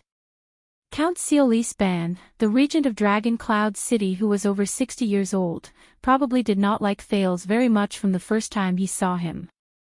But this time, the Count shook his head and apologized to him. On behalf of the lady herself, I apologize for her behavior. Her behavior just now was indeed inappropriate, Prince Thales, Regent Leaspan said solemnly. When the time is right, I will advise her. Believe me, this is not her usual behavior. Thales, who had suffered for no reason, rolled his eyes. Then I'll take my leave first, Prince Thales. Regent Leaspan stared at the Archduchess back and said slowly, please convey my gratitude to Lord Putre. Thales nodded in resignation. Accompanied by his attendants, the regent turned and left. Thales watched Lispan's retreating back and his heart sank a little. No one. Everyone.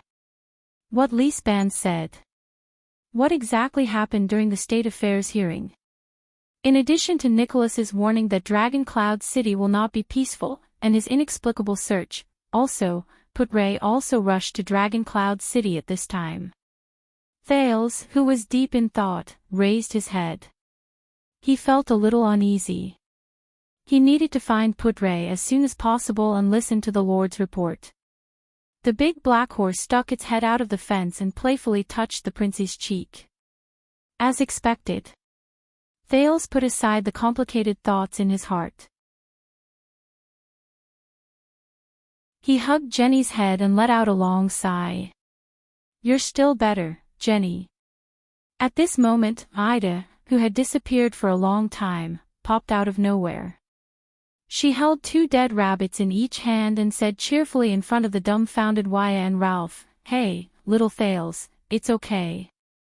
We don't want to eat that brat's dinner. We can start a fire ourselves. The prince turned to her sternly. Ida. Thales' expression changed. He put on a fierce expression and snorted coldly at the elf. If you leave the group and run off to fight in the future, don't stay in the courtyard. Move in here and sleep with Jenny. Ida froze on the spot. At this moment, the Archduchess' dissatisfied and angry shout came from afar again. Thales! What are you still dawdling about for? Do you want to eat dinner or not? Thales took a deep breath and tugged at his face, turning it from an aggrieved prince to a happy teenager. Dinner. Of course I do. But I don't want to eat with a certain irritated lioness cub. The teenage prince could only look up at the sky and sigh. He muttered to himself, she was so cute when she was young, and shouted, I'm coming, I'm coming. Thales turned around without hesitation and strode in Saroma's direction. Leaving the confused Ida behind, he looked at Waya and Ralph in dismay. In the stable, Jenny snorted and lowered her head to continue enjoying her feast. What's wrong with the 2 brats? Ida looked at Jenny under the cloak and shook the rabbit in her hand. You know. Waya sighed and rubbed his nose. It's good to be young. In the distance, Count Leaspan stopped. He slowly turned around and glanced in the direction of the stable. Yes, you're being used by the Archduchess as a target to vent her anger, Prince Thales. However, she'll only use you as a target. That's the problem. With a profound gaze, Regent Leaspan turned around and left.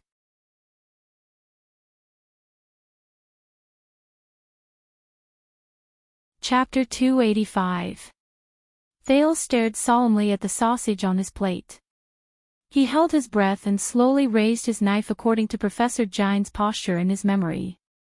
1 second. 2 seconds. 3 seconds. Finally, the prince heaved a deep sigh.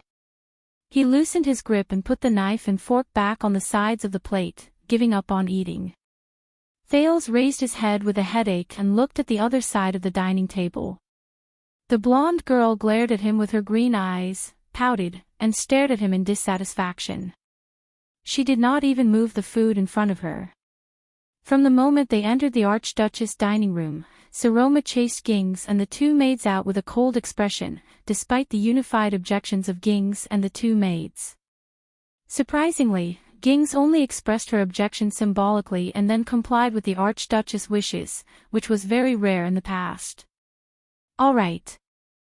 Thales could only brace himself and said, "Our esteemed Archduchess, do you have any opinions about my dining posture?" Saroma snorted softly and stared at him for a full 3 seconds before she pouted and said, "Again." Thales was stunned. Thales was stunned. "What? You're talking to me like this again," the girl said in displeasure with a sullen expression. "Our esteemed Archduchess is a tone that makes people want to beat you up." Thales widened his eyes and looked at her helplessly. He smiled and said, "But this is the proper way to address the Archduchess, especially when it's our cute and charming." The sound of metal clashing against metal suddenly rose.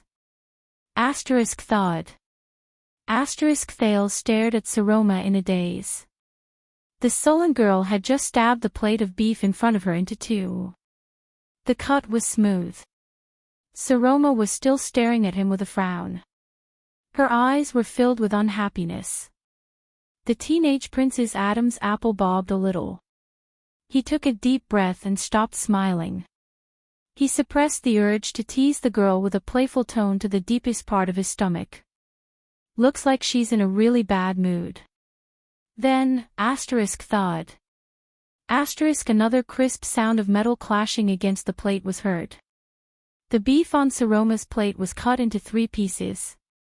Thales felt a chill in his heart. Alarm. Alarm. It was even scarier than when she did that 2 years ago. Thales immediately put away the expression on his face and calmly stared at Saroma, who pouted. "I'm sorry." The prince looked into Saroma's eyes with sincerity. "It's my fault. From just now until now, I've neglected your feelings." Saroma's eyes moved, and her stern face relaxed a little. When Thales saw her dejected look, he could not help but lower his head and sigh. In the next second, the prince decisively left his seat and walked towards the girl. Saroma was slightly shocked. As she watched Thales get closer and closer, she seemed a little uncomfortable. Her whole body shrank slightly like a hedgehog. The girl pursed her lips and snorted in a low voice, "What are you doing?" Thales did not answer her. The prince walked straight to the side of Saroma, whose eyes were filled with suspicion. He pulled out a chair by the side of the dining table and sat down quietly. "Hey, remember, I'm your friend." The prince leaned forward and rested his arm on the dining table. He stared at Saroma seriously and flashed a gentle smile. "You know, you can trust me. You can tell me anything." Saroma's breathing became slightly erratic, but she still tried her best to maintain that dissatisfied expression and snorted through her nose. But Thales was still very patient. He looked at her gently and did not shift his gaze. 1 second. 2 seconds. This time, Saroma, who had been keeping a straight face, felt a little embarrassed under his stare. The girl cleared her throat unnaturally and turned her head away. But Thales still stared at her with a burning gaze. Finally, Saroma could not stand his stare anymore. She took a deep breath in resignation and blew it upwards forcefully. She looked up and saw the hair on her forehead being blown up by the wind. "Forget it. It's nothing." Saroma pouted and glanced at Thales. She lowered her head with a gloomy expression. "It's just my own bad temper." "No." Thales shook his head. "Saroma." The prince exhaled and tried his best to speak slowly. "Good girl. I know that today must be very difficult for you. On the day of the state affairs hearing, those disobedient vassals," Saroma turned her head around abruptly. Her breathing quickened. She stared at Thales angrily and asked sarcastically, "Difficult? Difficult? How can that be? I am the Archduchess of Dragon Cloud City, the only one in the past 700 years, the only one. I control the most powerful territory in Extet. How can it be difficult? Saroma's breathing became heavier. The girl crossed her arms and said with an unpleasant expression. Thales stared at her quietly. My vassals are among the most loyal. Saroma snorted angrily. They are powerful and wise. With them around, Dragon Cloud City is as stable as the Sighing Mountains. I don't have to worry about anything, including my own. Everything in Dragon Cloud City is running in an orderly manner. The Walton family is as prosperous as ever. Saroma seemed to have turned on a chatterbox. She opened and closed her mouth wider and wider. The girl's expression also became angrier. So how can it be difficult for me? Compared to a certain hostage prince who trembles in fear and is afraid that I will eat him whole one day, I am simply the luckiest girl in the world. Ugh! The girl was stunned. Her mouth was gagged. Saroma watched Thales' actions in astonishment and felt the thing in her mouth. At some point in time, the prince had already sat beside Saroma. Thales stared straight into Saroma's clear eyes. The girl was a little at a loss. Her face was slightly red. Then, the second prince exhaled and calmly pulled out the spoon in his hand from the dumbfounded Saroma's mouth. If this spoon of beans can't appease your anger, Thales said with a smile. He turned around and scooped another spoonful of beans from his plate and shook it in front of Saroma. I still have another spoonful. Saroma only reacted then. Her slightly red face showed signs of anger from embarrassment. With her mouth full of beans, she hummed a few times in extreme dissatisfaction. Thales continued smiling with his eyes narrowed. He shook the spoonful of beans in his hand at her. That's right. Bite them to pieces. That will appease your anger.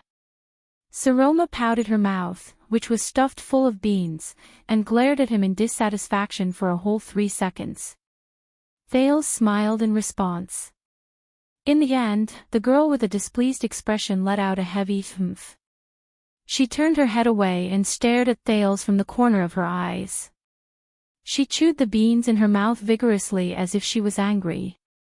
The chewiness made it seem as if she was not chewing beans, but Thales' flesh. The prince winked at her. There was a smile in his eyes. Seriously, she used to be very nice to me. Where did the pitiful and cute little rascal who likes to hide behind me, speak softly, and talk softly to me? Thales looked at Saroma, not knowing whether to laugh or cry. He looked at the girl who was glaring at him as if she was demonstrating her power. He looked at her cheeks, which were bulging from the stuffing. As she chewed harder and harder, her cheeks trembled. I've shrunk. I've said it before. The girl chewed and swallowed the beans in her mouth with great difficulty. She said angrily to the prince, I'm not unhappy at all. Thales expressionlessly delivered the second spoonful of beans to Saroma's mouth. The prince held back the laughter in his heart. When he tried to pull the spoon back, he realized that he could not pull it back. Saroma bit the spoon hard, and her gaze at that moment could already kill. Here, be good. The most important thing for a person is to be happy. Thales resisted the twitching of his shoulders and pulled the spoon out of her mouth with great difficulty. He watched as Saroma angrily began to chew harder than the first spoonful. Although the Archduchess' gaze was still terrifying, the prince suddenly felt at that moment that the life before him was not so bad. Fortunately, she's quite cute like this. Thales gradually became absent-minded. And when did she change from a careful girl to the way she was now? Probably one day. Was it 2 years ago, when she came looking for me with sleepy eyes, holding a blood-stained bedsheet in a panic and sneakily with red eyes before dawn? And after that day, I was chased from my room on the 6th floor to the blood court by Gings, the female official who heard the commotion. Or was it a year ago, when she blushed and put on a corset, and I mocked her with my gaze in the library. It's all thanks to that female official, Gings, who tirelessly taught her lady to abide by the precepts of being a noble woman. Or was it the first time she wore a formal dress and combed her hair like a lady's, stood in front of me anxiously and excitedly, only to be angered by the prince who laughed so hard that he turned around and left? I don't remember. Anyway, it's become like this without me realizing it. The girl who used to be young and timid. She's grown up slowly in the high walls and snow of Heroic Spirit Palace and Dragon Cloud City. She will eventually transform into an existence that they are not familiar with. Archduchess Saroma Walton. But, Thales recalled the past when they met, and he could not help but feel sad. Is this really what she wants? Will she really be happy? Become a Walton? Thales, who had a lot on his mind, sighed and ate a mouthful of beans. At this moment, hey! Saroma's anxious voice interrupted him. The girl's voice sounded a little surprised and a little hurried. Thales snapped out of his daze and looked at Saroma's expression in surprise. The Archduchess' face was abnormally red. She was hesitant and nervous as she extended her right hand to him, as if she wanted to remind him of something. The prince finished chewing the beans in his mouth in a few bites and raised his eyebrows in confusion. What is it? Thales noticed that something was wrong. Saroma's face was completely red, and even the tips of her ears were red. It was especially conspicuous against her blonde hair. Why is she blushing? The last time I saw her like this was when she wore a formal dress for a banquet and came to ask for my opinion. What's going on? That. Saroma stared at him in a daze. She wanted to say something, but stopped. Her red face twitched slightly, as if she was very embarrassed. Her hesitant and timid demeanor reminded Thales of when she was young. Finally, under Thales' puzzled gaze, Saroma lowered her head gently and used her fringe to cover her face. She said in a voice as soft as a mosquito, nothing. The Archduchess did not speak anymore. She just stared at the table in a daze. Baffled, Thales shrugged. He still did not quite understand why Saroma was blushing. The prince shook his head and sighed at how strange women were. Just as he lowered his head and was about to scoop a spoonful of stew into his mouth, Thales' gaze swept past the spoon in his hand. Asterisk clang. Asterisk the prince's heart trembled violently. The spoon in his hand fell on the dining plate and clanked back and forth. Thales sat where he was in a daze. He looked at the familiar spoon, and then at Saroma, whose face was so red that the tips of her ears could be seen. He felt incredibly awkward. He could not help but smile sheepishly. That, I wanted to remind you just now. Saroma's voice was so sharp and thin that it was almost inaudible. It's just that you were too fast. Thales felt a headache coming on. While he was glad that no one saw this scene, he used his last bit of rationality to swallow back the words, "It's okay, I don't mind," that were on the tip of his tongue. The atmosphere at the dining table instantly became very awkward. However, Saroma, who had just lowered her head, seemed to be dissatisfied when she saw Thales' reaction. She raised her gaze slightly. You did it on purpose, didn't you? The young girl snorted softly. Ging said, that's right. Thales slapped his head hard and stiffly changed the topic. I remember now. Under the Archduchess' indignant gaze that said, "How dare you?" the second prince took out a small but exquisite rectangular wooden box from his chest pocket. There were simple decorative carvings on it. Here, Thales said nonchalantly. He only wanted to use this matter to dilute the current awkwardness.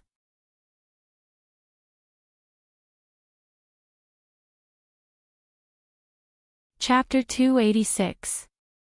Saroma's eyes widened slightly. She took the exquisite box in surprise. She first looked at the smiling Thales in confusion, then gently opened it.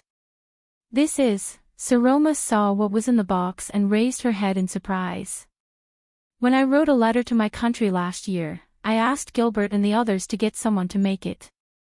Today, Putray brought it over. Thales blinked proudly and grabbed the item in the box. You know, the craftsmen in Constellation are of a better standard. I measured the curvature and thickness of the lenses according to their requirements. I hope there won't be any major mistakes, and I even prepared a few spare lenses. If there is a mistake, I'll have to polish the lenses again. Speaking of which, manual polishing is very expensive. Saroma inhaled and looked at the item in Thales' hands, which was obviously the product of meticulous craftsmanship. Let me introduce, the pince-nez. Thales smiled and picked up the new pair of glasses in his hands, which was completely different from the one on the girl's face. This pair of glasses was very strange. It did not have ear frames at all, and only one side of the frame was connected to a chain. The frame was very thin, and the nose cone was also slightly peculiar. Thales skillfully extended his left hand, stroked one side of Saroma's forehead, and removed the large and heavy pair of black-rimmed glasses from her face. It was as if he had practiced this thousands of times. But Saroma only stared at him blankly and let the prince take off her glasses without any resistance. She did not even care that her vision was greatly affected. It was as if she had experienced this thousands of times. Thales excitedly fiddled with the new glasses in his hands. He pressed it on the bridge of the girl's nose and touched the soft skin on her face with his fingers. Like this, I used a bit of the principle of air pressure to clamp it on my nose, and I can stabilize the glasses. There's no need for ear frames at all. Then put this chain in. Thales grabbed the thin chain at one end of the glasses and lowered his head, trying to find a pocket on Saroma's body to put it in. But he was embarrassed to find that the girl did not have any pockets on her body. The only gap was in front of her chest, which was tightly bound by her coat and corset at the same time. It's fine if you don't put it in. The second prince awkwardly averted his gaze and stuffed the chain into her hand. It was the first time Saroma wore a pair of glasses without ear frames. She opened her mouth in surprise. She carefully held the delicate new frames, shook her head as if afraid they would fall, and then looked around. Thales observed the Archduchess' new appearance. The almost transparent pince-nez freed Saroma's face from the torture of the black-framed spectacles. At that moment, the young girl blinked with a puzzled gaze. She no longer looked as inflexible and stern as before. She looked rather charming and cute. Thales exhaled in satisfaction. He picked up Saroma's old glasses, which had been worn out a lot, and chuckled. After a few seconds, the girl finally got used to her new glasses. Thank you. Saroma lowered her head, seemingly a little embarrassed. You're welcome, I've been wanting to say this for a long time. The prince laughed and said, as the leader of this land, wearing those black-rimmed glasses doesn't make me look too serious. I look just like a frog, ah. To his surprise, Saroma was very calm. She was not agitated, excited, curious, or puzzled. Instead, hey, Thales. The girl propped up her glasses in a daze and stared into the distance. Thales raised his eyebrows. Selma lifted her head gently. Thales noticed that there was some redness around her eyes. It couldn't be. It's just a gift, and she's so touched. Thales, who was most afraid of seeing people cry, felt his heart skip a beat. Thales, Saroma said softly, do you remember that day 6 years ago? Thales narrowed his eyes in puzzlement. The day we first met. That night, that early morning, that morning. Her voice was illusory and indistinct, as if it came from afar. Thales frowned and remembered the past. That night. Neuven, Lampard, the blood-stained crown, the newborn Archduchess. Of course. His tone became unconsciously solemn as he stared at the young girl in front of him. How could I forget that kind of experience? Because of you, Thales. Saroma looked at him seriously. I became an archduchess. Without you, I wouldn't be who I am today. Thales was slightly startled. He was about to speak, but Saroma just shook her head. Her red eyes made Thales speechless. He felt a heavy weight on his chest.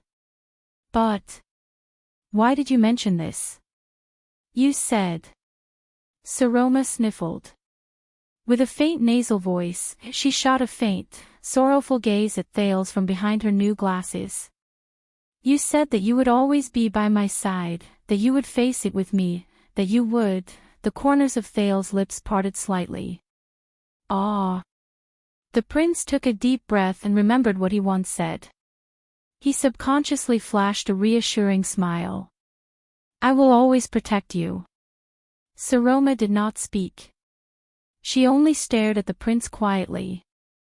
The surging emotions in her eyes made Thales rather uneasy. The two of them stared at each other quietly. After a long while, the heavy atmosphere was finally broken by the young girl's laughter. However, this laughter did not sound very happy to Thales. Thank you. I'm sorry. There was a faint sense of disappointment in the young girl's voice. It had nothing to do with you. I shouldn't have kicked you today. Ha! Thales first widened his eyes, then he scratched his head in puzzlement. Saroma's behavior today was somewhat beyond his expectations. The prince could only smile awkwardly with a puzzled expression. It's okay. Thales sighed softly and shook his head helplessly. After all, we're friends. Just like what you said, we live and die together. When she said this, Saroma trembled slightly. The Archduchess raised her head abruptly, as if she had made up her mind about something. Thales. Saroma exhaled, and her words came to a halt. Today's State Affairs hearing, that, Thales sensed something. What's wrong? But at this moment, Saroma's eyes, which were staring straight at Thales, suddenly dimmed. It was as if she had let go of something. Thales stared at her in puzzlement. What is this? In the next second, Saroma's tone and rhythm returned to normal. The city of faraway prayers sent a messenger crow. She tilted her head and said, seemingly unbothered, Rockney and his allies, the 3 archdukes in the north, want to invite me and Dragon Cloud City to sign a declaration against the king's decree and support their protest. Oh, that's a good thing. Thales, who was filled with questions, recalled the major events in Ekstead over the past few months. King Chapman's new decree of nobility in Black Sand region was met with almost unanimous opposition and condemnation from the entire country. He was probably in a terrible predicament right now. Teach Lampard a lesson. Yes. Saroma let out a muffled laugh, but her tone was a little gloomy. It's a good thing. Thales frowned as he stared at the sullen girl in front of him. Speaking of which, do you know that we'll soon have a new teacher? The prince asked tentatively. Putre invited him from Anlenzo dukedom. He said that he's a highly respected, but in the next moment, Saroma stood up abruptly. I'm full. You can continue. The Archduchess regained her tranquil and indifferent expression. Thales was shocked. Ha! But she's just. Tomorrow, the usual time, in the library. Saroma flashed a pale smile. A batch of new books has arrived. Don't forget, we'll read them together. Thales nodded subconsciously. The girl curled up the corners of her lips at him and nodded faintly. She clenched her fists and quickly walked out of the dining room. Thales was left alone, staring at the table full of food in a daze, bewildered. What's wrong? The prince stared blankly at the girl's back as she left. There seemed to be a faint scent of her body lingering on her seat. Thales suddenly realized that when Saroma left, she left the black-rimmed glasses on the dining table. She did not take them with her. Blood Court. That night. You really don't know. In the room, Putray crossed his legs on the sofa. He puffed and puffed his pipe in a relaxed manner as he spoke to Thales, who had a solemn expression on his face. Of course, the Hall of Heroes on the day of the State Affairs hearing does not allow a foreign prince to sneak into it, Thales said a little anxiously. What happened in Dragon Cloud City's State Affairs hearing today? What does it have to do with the Archduchess, who usually doesn't speak? Putray clicked his tongue with a comfortable expression. Alright, even though I can't get in, I still have some channels. Putray, if you know anything, tell me quickly. Thales sighed and urged him repeatedly. I'm really anxious. Thales could not help but reach out and gently clench the old glasses in his pocket. His heart felt a little heavy. Putray nodded and let out a soft snort. Listen to me, Your Highness, the former vice diplomat said faintly. Today, halfway through the State Affairs hearing in Dragon Cloud City, someone suddenly accused you. Thales raised his eyebrows. Accused who? The prince was a little surprised. He pointed at himself. Me? While observing Thales' reaction, Putray slowly said, someone said that the young prince of Constellation forcibly occupied a civilian shop in Spear District for a game of chess. He did it once a month. Ha! Thales' mouth formed an O shape in shock. But I went to Spear District to play chess, including that chess room, but Putray continued speaking unhurriedly. During this period, the prince also encouraged his lawless subordinates to go to the forest on the outskirts of the city, which only belongs to the suzerain, to hunt wild rabbits. Thales was bewildered again. When the F***ck did I ask my subordinates to hunt wild rabbits? Wait, Thales thought of a certain figure under a cloak. He suddenly felt a tightness in his chest, his vision darkened, and he almost vomited blood. Anyway, it caused a huge uproar. Putray took a puff of his cigarette and snorted in satisfaction. He then continued, after the vassals in the State Affairs hearing heard about the enemy kingdom's prince's arrogant and despotic behavior in Dragon Cloud City, they were filled with righteous indignation and demanded from Regent Lee Span, they demanded that you be punished accordingly for your crime, such as a harsher dungeon detention, Putray said with a chuckle. Or the whipping unique to Northland. Thales widened his eyes in disbelief. Crime? Then. The prince suddenly realized something. He cast a suspicious glance at Putray, who was smoking leisurely. Wait, your prince is about to be spanked. How can you still be so calm? Putray chuckled and shook his head in front of the slightly dissatisfied Thales. Don't be anxious, Your Highness. Your luck is as good as always. Something unexpected happened, Putray said in a nostalgic tone. For the first time in 6 years. The 15-year-old Archduchess Walton, who has always been quiet during the past State Affairs hearings, she actually stood up from her seat in agitation. Thales frowned. She stood up. The Archduchess of Walton shocked the 4 cities. She shouted, in the face of the vehement denunciations of almost all her vassals, that she would vouch for it on her reputation and authority. Putray said it lightly, but to Thales, it was so shocking. I guarantee that your actions were all approved by her. If you want to pursue responsibility, you should start with her. Thales was stunned. He stared at the empty space in a daze and said subconsciously, and then. Putray's expression darkened. He put down his crossed leg and sat up straight. And then, there was a blind viscount who publicly accused your lady. Putray heaved a long sigh. He said that she was so protective of a prince who was a hostage. Could there be something between the two of them? Thales listened to Putray's narration in a daze. He did not notice the special way his lordship addressed the girl, intentionally or otherwise. Of course, he was beaten black and blue by the angry Northlanders on the spot and chased out of the hall. What happened after that was ugly. I heard that the Archduchess lost her temper and smashed a stone cup. Regent Leesban almost lost control of the situation. For an outsider, I think the vassals of Dragon Cloud City probably have a worse impression of their ruler. After Putre said this, he exhaled softly and blew out a ring of smoke. So, Thales subconsciously sat on the bed with a stunned expression. He touched his knee and remembered the girl's vicious kick. Today, he also remembered her abrupt words at the dining table. Her tearful tone. Because of me, but because of this, many of the vassals had unpleasant expressions on their faces.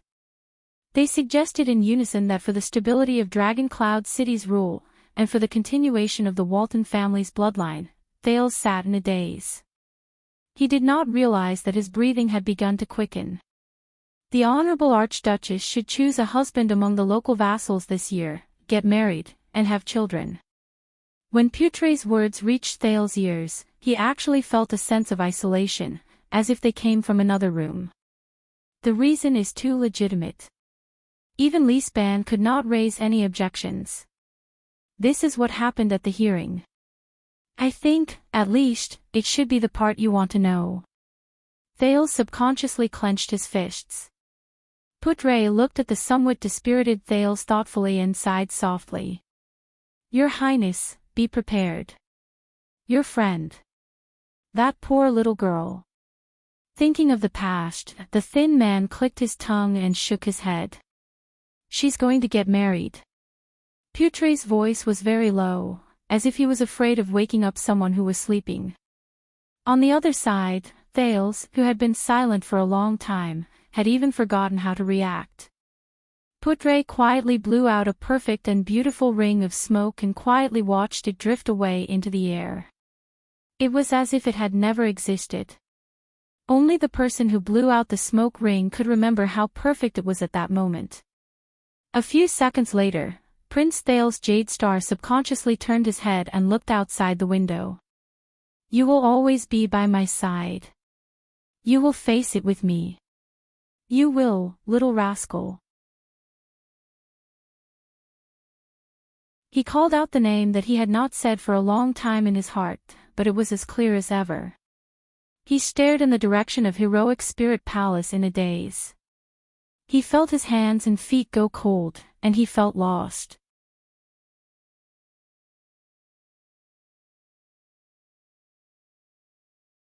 Chapter 287. Dragon Cloud City, Heroic Spirit Palace, Training Ground. Under the gazes of countless Heroic Spirit Palace guards and attendants, the sweating Thales swung the long sword in his right hand, lifted the shield in his left arm, spread his legs apart, and solemnly adopted the iron body style that he had practiced countless times. Even though he was preoccupied, the prince still had to carry out the necessary outdoor training every day. I don't know why you're still practicing this sword style. In front of him, the pale-faced former commander of the White Blade Guards lifted a heavy sword with a disdainful expression.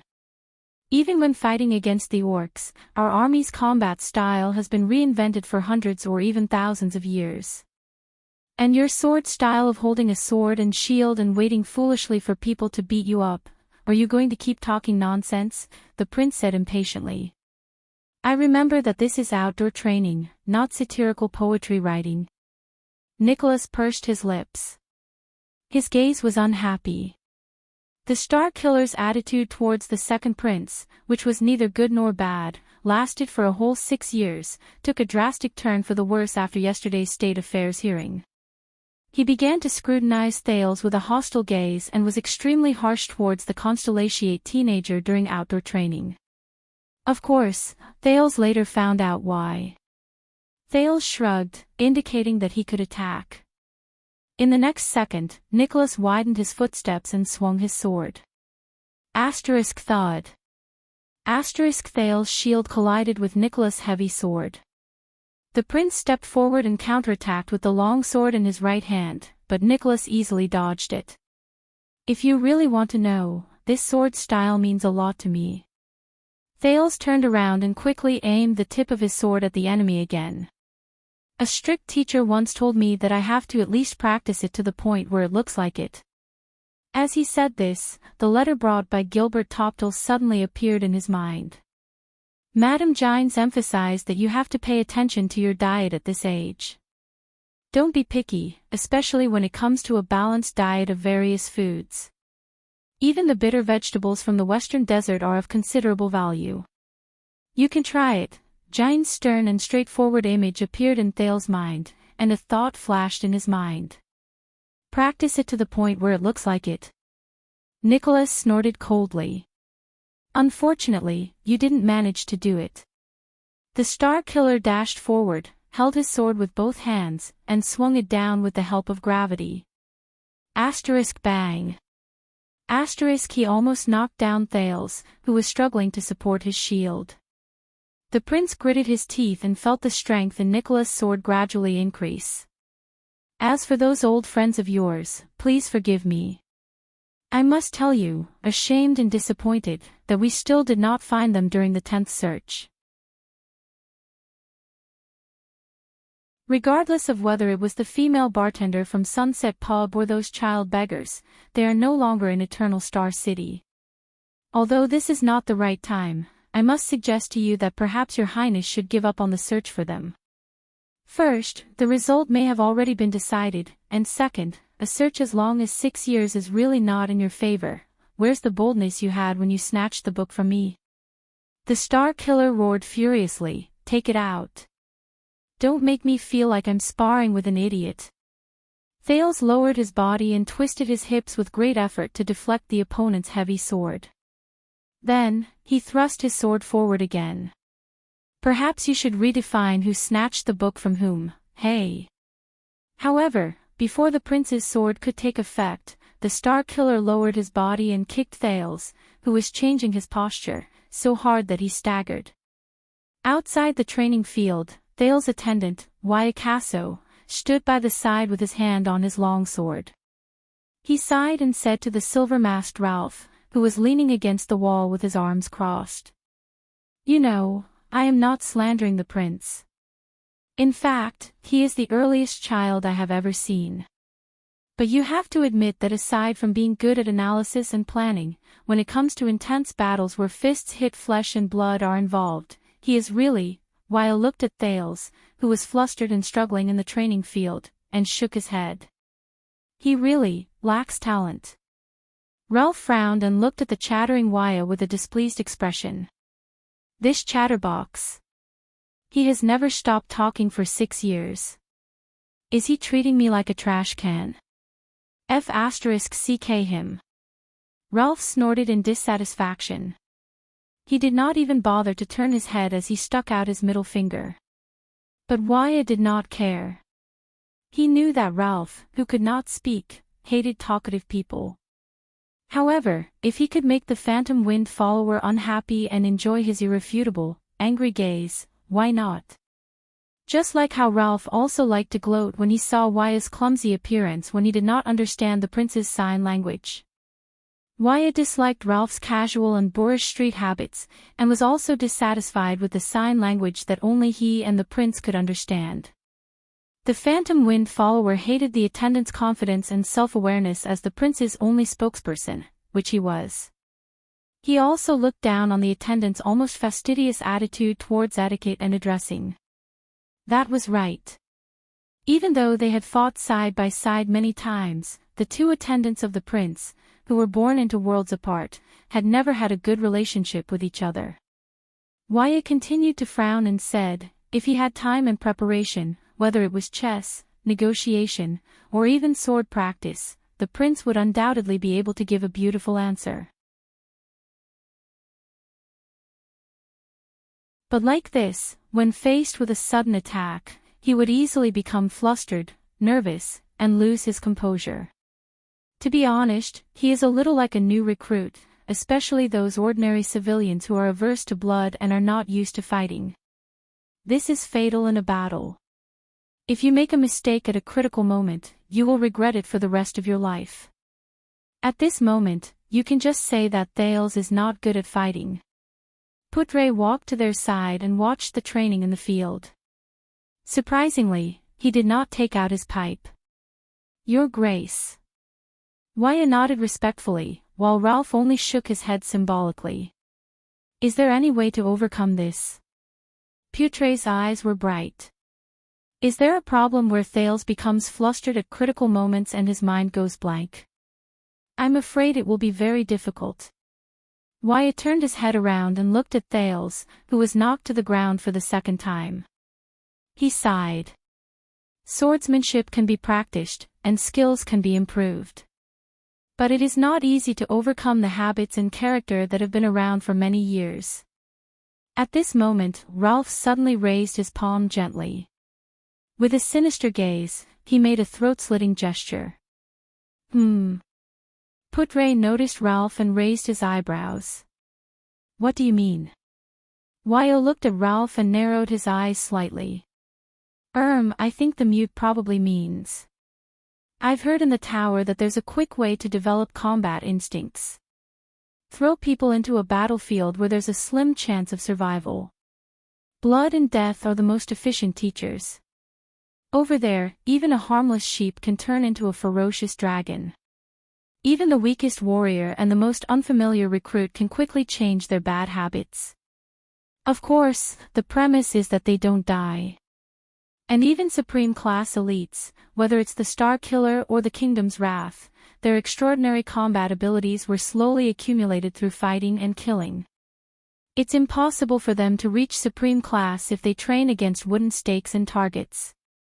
Thale's eyes widened. Ralph snorted softly. It was unknown whether he agreed or disdained Putre. Putre furrowed his brows. Thales is not a Northlander. He is a prince of Constellation, a Jade Star, and may even become a king in the future. The former vice diplomat shook his head. He only needs to dabble in the atmosphere of the battlefield.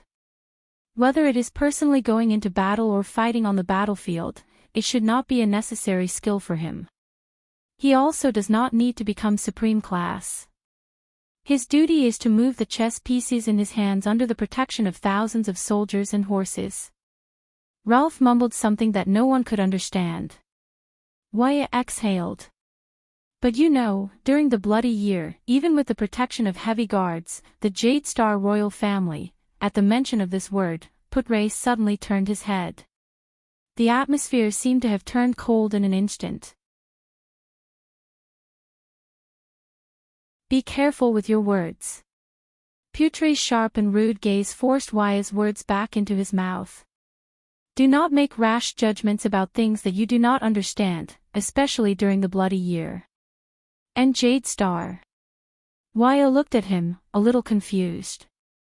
Ralph snorted coldly, taking pleasure in Putre's misfortune. I'm sorry, I should not have talked about the royal family. Waya, who was brought up in a noble family, apologized with great self-restraint. He sighed and found the next topic. Speaking of which, it seems that you plan to stay for a long time after returning to Dragon Cloud City this time, Your Grace. Putre then shifted his attention back to the field. Yes, he said faintly, it may be a little longer than you think. Speaking of which, the prince once mentioned it to me. Waya frowned slightly. 6 years ago, where did you go? Putre paused for a moment. 6 years ago, on the second day after King Chapman's coronation, it was also when Leaseband started to clean up the mess in Dragon Cloud City. Prince Thales was in a bad situation. Waya's seemingly idle chatter continued. But you left Dragon Cloud City in a hurry without even saying goodbye. Let's forget about that. After all, we've already reunited. Waya retracted his gaze and said a little worriedly, but what I'm more concerned about is, it's been 6 years. Why did you have to come back at this time? Why not earlier, when the prince had yet to gain a firm foothold, or later, when the prince had to face difficult problems such as marriage? Why did it have to be now? This makes me a little worried. Ralph also frowned.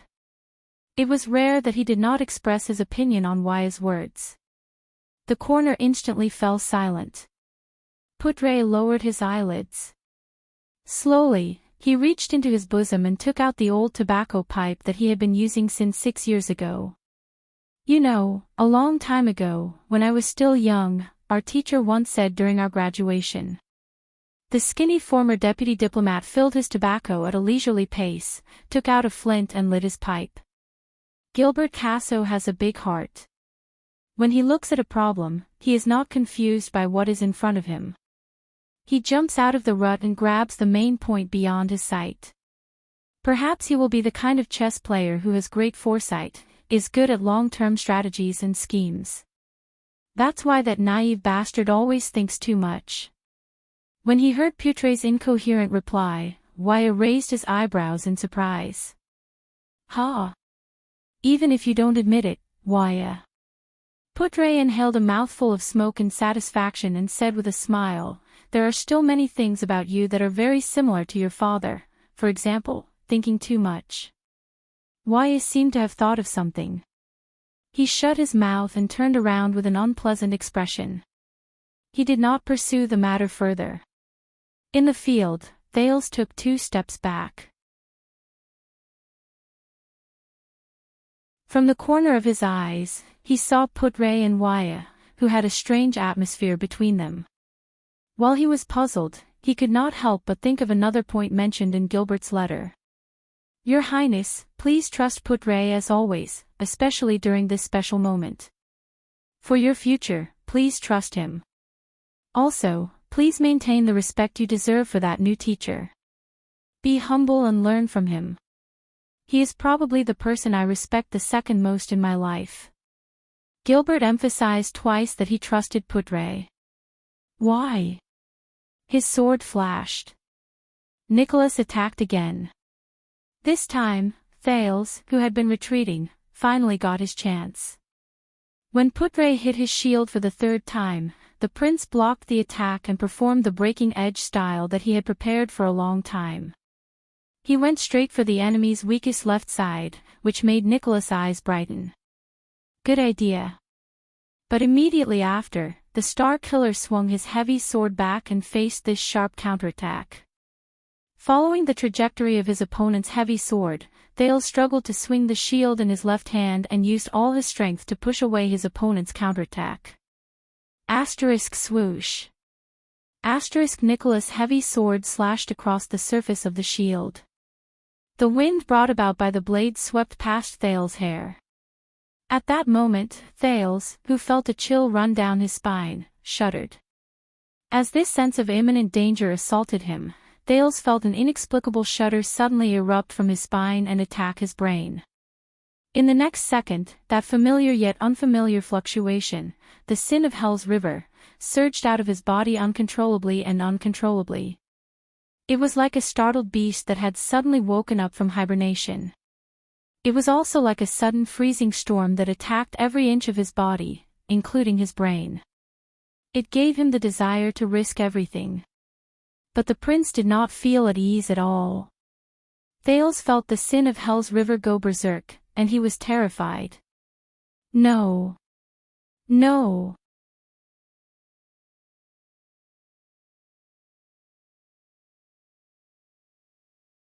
Chapter 288.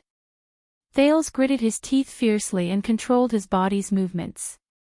Calm down. Calm down, Thales. This is not a battle to the death. Asterisk bang. Asterisk in the next second, Nicholas skillfully avoided Thales' shield and struck his weapon with his sword. Thales felt the long sword in his hand tremble violently, and it instantly flew out of his hand. Asterisk clang. Asterisk Thales' long sword fell to the ground. He sighed and faced Nicholas' heavy sword, which was placed horizontally on his shoulder. He spread his arms to show his surrender. The battle was over. You really like to be absent-minded. The Star Killer withdrew his heavy sword and sneered mockingly. Just like in the past, you enjoy being absent-minded during battles. Thales flashed a resigned smile and did not retort.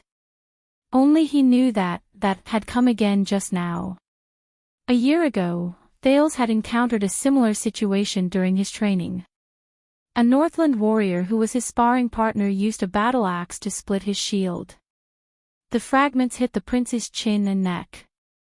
At that moment, when the artery on his neck was threatened, the sin of Hell's River surged out like a startled hedgehog. It made Thales, who was originally dizzy, quiver.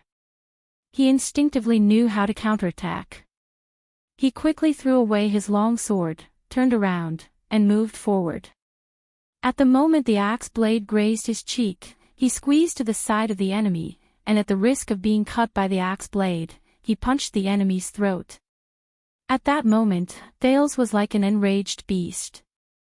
There was only one thought in his mind: to fight. With the support of the sin of Hell's River, he might have been able to severely injure the opponent's throat cartilage with one punch. Then, the opponent's axe blade would have cut into his ribs. If Thales had not snapped out of his daze halfway through and given up on attacking. In the end, the warrior apologized profusely for not being able to control his strength and cutting the prince's arm. Everyone thought that it was a mistake during training. But at that time, only the frightened Thales knew that it was not a mistake. It was his own, a dangerous counterattack that he did not carry through to the end. At that moment, the frightened Thales deeply understood the nature of the sin of Hell's River for the first time. He had a preliminary understanding of Black Sword's words: do not treat it as a tool, but as a companion you can talk to. From then on, Nicholas decided to personally become Thales' sparring partner.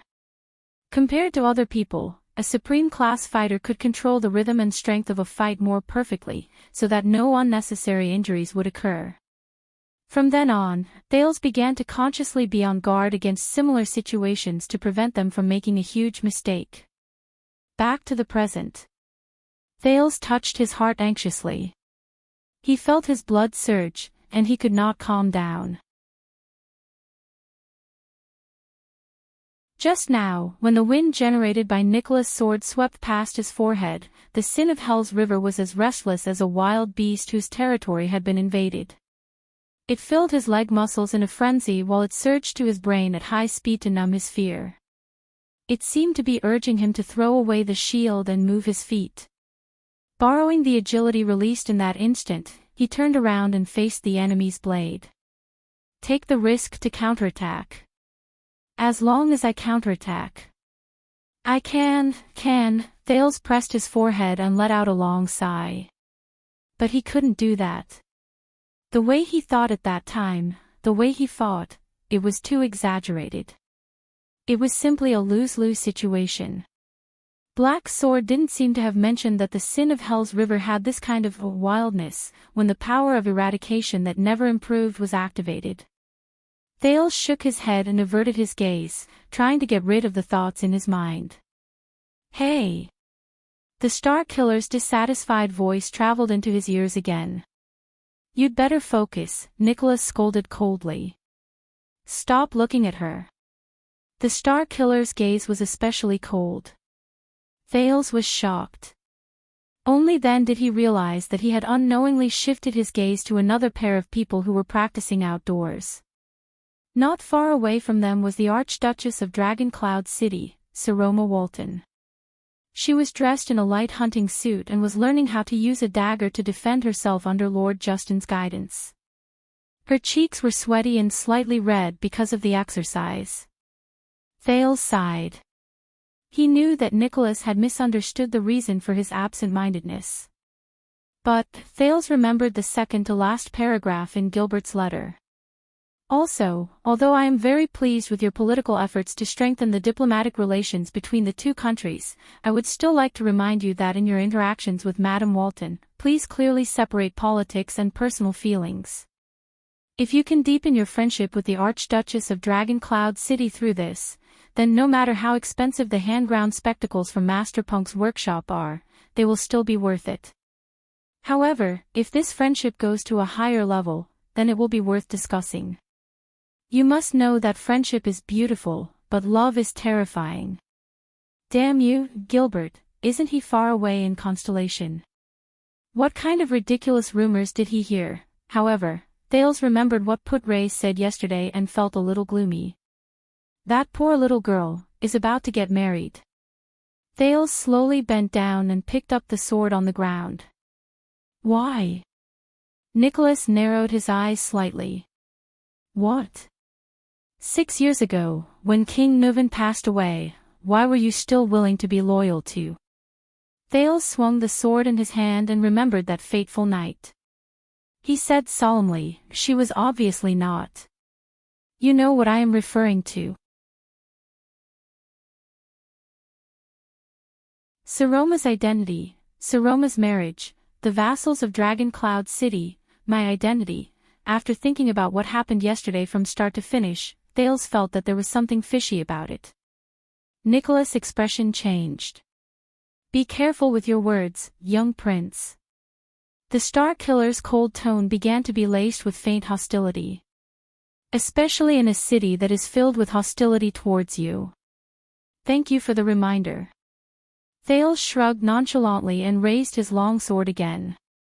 So, King Nuvan can be considered to have succeeded. Now, the Walton family still rules Dragon Cloud City, and you and Lisban surround the Archduchess. But Saroma is an Archduchess with insufficient prestige.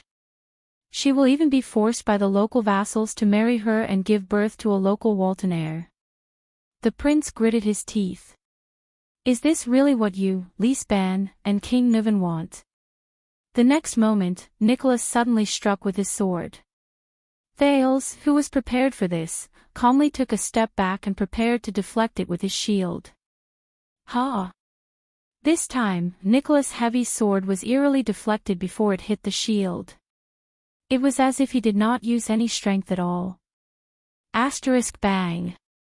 Asterisk with a great force, the back of the sword swept Thales' left knee violently. Thales, who lost his balance, staggered and felt that he was about to fall to the ground. He was instantly shocked. The sin of Hell's river surged up with a bang. But unexpectedly, long before the sin of Hell's river took effect, the merciless Nicholas decisively threw away the heavy sword that had lost its momentum and punched him in the ribs. Sharp pain shot through him. It was followed by numbness. Asterisk clang. Asterisk Thales' shield and long sword both fell to the ground. Asterisk thud. Asterisk his body also fell to the ground with a bang. Waya and the others who were watching the battle cried out in surprise. Thales, who was holding his abdomen, lay on the ground, drenched in cold sweat. His face was contorted and he curled up. Before the sin of Hell's river could react, he had completely failed. He instantly lost all ability to fight back. At that moment, Thales' hope of getting lucky, along with his pride, vanished. His little self-consolation of, I only suppressed the sin of Hell's river, was crushed under Nicholas' merciless attack. That's all for today. With a terrifying expression, the Star Killer snorted rudely and said, your movements are still a mess. There is no student more stupid than you. Also, what happens to the Archduchess has nothing to do with you. Nicholas threw down his last sentence, turned around coldly, and left. Waya and Ralph quickly followed him and helped Thales, who was drenched in cold sweat and whose lips had turned blue. He used his power of eradication in that last attack, right? That guy did it on purpose. Thales rubbed his ribs, which were aching badly, and said with difficulty, is that considered cheating? Bullying me because I don't have a power of eradication. Waya and Ralph looked at each other. When I have a power of eradication, Waya sighed softly. With all due respect, Your Highness, the Northland military sword style is still a little ancient. Under normal circumstances, if you cannot awaken a corresponding power of eradication before the age of 18, besides, even if you awaken a power of eradication, when you face an existence like the Star Killer, most likely, the unlucky Thales could only sigh. After the outdoor training ended, Thales went to Saroma's side in a few steps. As he stared at the red-faced girl who had just finished training, the prince once again ignored the dissatisfied gazes from Gings the female official and the two maidservants. He moved closer to her ear. Saroma, listen, Thales said solemnly and gravely, "We need to talk in the afternoon." "It's in the library." Saroma, who was tidying up her clothes, frowned. She habitually lowered her head and whispered, "Talk about what?" "It's about actually, it's about your marriage." "I keep feeling that there's something." Saroma's expression instantly became unpleasant. The pince-nez on her face trembled slightly. The girl pouted and looked at Thales in dissatisfaction. "What's there to talk about? This has nothing to do with you." At this moment, a low and gentle voice that was filled with charisma came from behind him. "My lady. Your Grace." Regent Lisbon's tone was so solemn that Thales could sense it even from 10 steps away. "I'm sorry to disturb you." Accompanied by his entourage, Regent Lisban, whose hair was white but his footsteps were still steady, slowly walked over with a solemn expression. The old regent stopped steadily in front of them. The count first swept a scrutinizing gaze over Thales, who was beside the archduchess. The profound meaning in his gaze made the prince feel a chill run down his spine. Lisban then retracted his gaze and bowed respectfully to Saroma. Then, he nodded gently at Gings, the female official. "Please change your clothes immediately. You need formal attire." Saroma frowned slightly. "Now?" Lisban nodded. "We have a very important guest who needs to be received immediately." Thales' heart sank. He subconsciously felt that something was wrong. Saroma took a deep breath. Following her habit of 6 years, she also respectfully returned the salute. "Of course." Thales shut his mouth. He was a little annoyed. "Looks like I can only wait until the afternoon," but his thoughts were interrupted. "Please change your clothes immediately, Prince Thales." Regent Lisbon's gaze fell on him again. Thales' heart almost skipped a beat.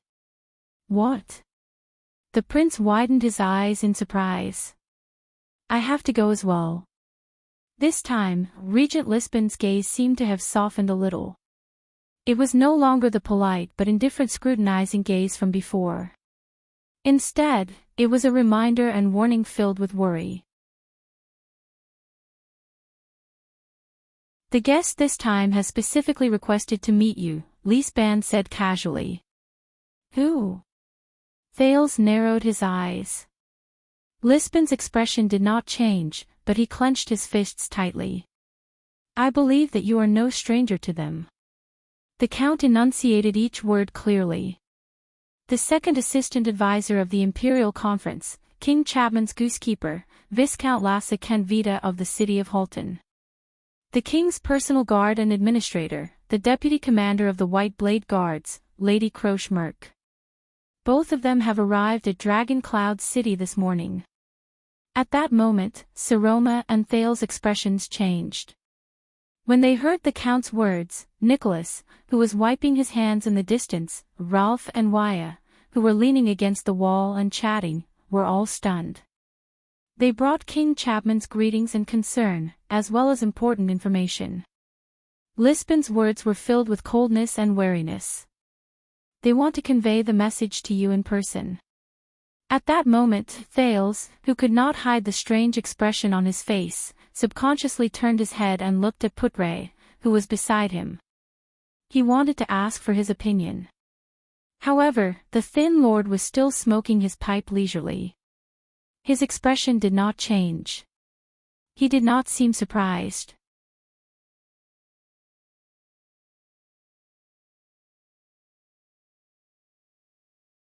Chapter 289.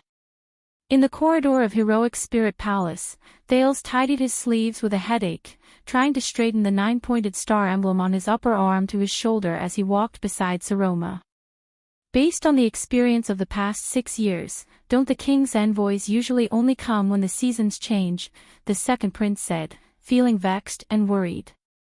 And they usually come to check on you, to check on your situation. Saroma nodded absent-mindedly. She looked at the flustered Thales, sighed, and rolled her eyes. She extended her hand to help him straighten the emblem on his shoulder and said in annoyance, to make sure that a certain unlucky prince is still in his pet cage. Oh. Thales frowned and snorted expressionlessly. Thank you for the reminder. Behind him, Count Lisban coughed softly. The regent quietly extended his hand and pressed on Thales' shoulder. As well as monitoring, reminding, and warning Dragon Cloud City that we are the greatest threat in King Chapman's eyes. Lisban pushed him 2 steps away without a trace and said solemnly, even when the Waltons lost their throne and the people of Dragon Cloud City were in a state of panic, this never changed. Especially when the future of Jade Star and the Waltons is in Dragon Cloud City. Thales raised his eyebrows and looked at Lisban, who had unknowingly walked between him and Saroma. When it came to dealing with Thales, Count Lisban's attitude had always been full of alienation and vigilance. There was even hostility that was difficult to ignore. However, when it came to Black Sand Region and King Chapman, this vassal and assistant that Nuvan trusted the most when he was alive showed rare trust and kindness towards a common enemy. He even reminded Thales from time to time that they were on the same side. Thales remembered what Putre had once told him. If I remember correctly, Rockney and his allies from the city of faraway prayers are waving their flags and shouting war cries, denouncing the king's disrespect for tradition throughout the entire territory. That seems to be the top priority for Chapman to worry about, and not 2 powerless brats. Saroma rolled her eyes at him. So this is the interesting part. Lisban did not seem to understand Thales' sarcasm. He swept his gaze over the 2 teenagers. Guess why they are here? Thales exhaled. Win over Dragon Cloud City, fight for support for Lampard's pitifully poor reputation in the country, and fight against Rockney and the other opposers. Saroma's expression darkened. But she immediately took a deep breath and tried her best to put on a solemn and indifferent expression, just like she did for the past 6 years. Then they have the wrong idea. Dragon Cloud City is the most unlikely force to stand with him. We all know what happened 6 years ago. No one can forget. Thales recalled that night and could not help but smack his lips. He sighed and said, so this is what I am worried about. Lisban snorted coldly. His gaze was filled with vigilance. We will find out. The next moment, they turned a corner. Nicholas and Justin, who had been waiting in front of them for a long time, nodded at them and pushed open a door that both Thales and Saroma were very familiar with. The Prince of Constellation walked behind the Archduchess and the Regent under the protection of his personal guards behind him and on both sides. He stepped into the oval stone hall, which had a solemn atmosphere. The Hall of Heroes had changed a lot compared to 6 years ago. The biggest difference was that the heavy, rectangular table that represented the king and the 9 archdukes had been removed. It seemed to have disappeared from history along with the reign of the born king. There was only one simple and heavy chair made of cedar wood in the hall, which was located on the 3rd flight of steps. The famous Soul Slayer pike was still lying quietly on the rack on the fireplace at the back of the hall. Thales consciously stopped in front of the steps under the chair. Nicholas and Lisban, on the other hand, went up 1 step before they turned around to face the hall. Only the Archduchess lifted her skirt with a serious expression and walked up the steps step by step towards the chair. The prince watched with complicated emotions as Saroma skillfully and anxiously sat on the chair that was almost as wide as 4 or 5 people. It was the chair that belonged to the suzerain of Dragon Cloud City. She first carefully placed her arms on the armrests on both sides like a kitten that had stepped into an unfamiliar territory. Then, she took a deep breath, straightened her back and puffed out her chest. With a forced arrogance and aloofness, she raised her head and looked at the hall. Like a lion cub that had just learned how to walk, she let out an immature roar at the pride of lions. But judging from the girl's expression, it was probably not very comfortable to sit on it. It's been 6 years. She's still not used to it. Because of me, she sat on this seat. Because of me, she had no choice. Saroma seemed to sense something. The girl turned her head stiffly to look at Thales. There was an uneasiness in her eyes that only the prince could understand. For a moment, Thales did not dare to look at the chair and its owner. He turned his head slightly and stared at the floor tiles with a gloomy expression. The next moment, the herald's sonorous and melodious voice rang in the hall. The Viscount of the City of Halting Light from Black Sand region, the king's special envoy and goosekeeper, and the second assistant advisor of the Imperial Conference, La Canvida. The atmosphere in the Hall of Heroes instantly became tense. Nicholas intentionally or unintentionally flung the hilt of the sword on his back to his right shoulder. Lee Span, on the other hand, put his hands behind his back out of habit. The guards on both sides puffed out their chests and raised their heads. They pursed their lips tightly. Even the veteran personal guards who had served as White Blade guards subconsciously adjusted their breathing and put on the most serious and fierce expressions. They knew who the newcomers were. As the sound of 2 footsteps drew closer, a man and a woman appeared at the entrance of the Hall of Heroes. Thales narrowed his eyes. It had been 6 years since they last met. Canvida, King Chapman's #1 strategist, the tall Viscount who once escorted the prince to Dragon Cloud City with 2,000 soldiers, appeared to have matured a lot. Compared to his military attire back then, he was currently dressed in plain clothes, but his footsteps were still agile. Coupled with his polite smile that seemed to be examining him, Thales could not help but feel that he was more difficult to deal with than before. But the person who attracted the most attention was not him. Canvida's companion walked past the herald, but stopped. "What's wrong?" It was a female warrior with a buzz cut, fully equipped with light armor. Her presence was in no way weaker than Canvida's. The long sword hanging from her waist had a familiar white hilt. The female warrior turned her sharp gaze and stared straight at the herald at the entrance. "Don't you have the habit of registering female guests?" At the far end of the hall, the few people around Saroma looked at the entrance curiously. The herald stared back at the female warrior warily, but he did not show any signs of weakness.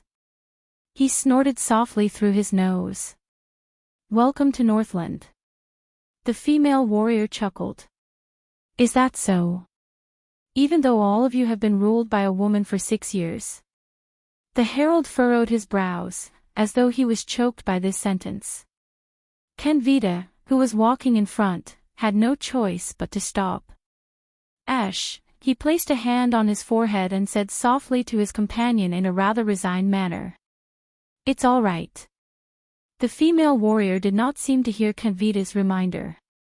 She continued to stare at the disdainful herald. "I'll do it myself." The next second, the round-faced female warrior turned around and faced the entire hall.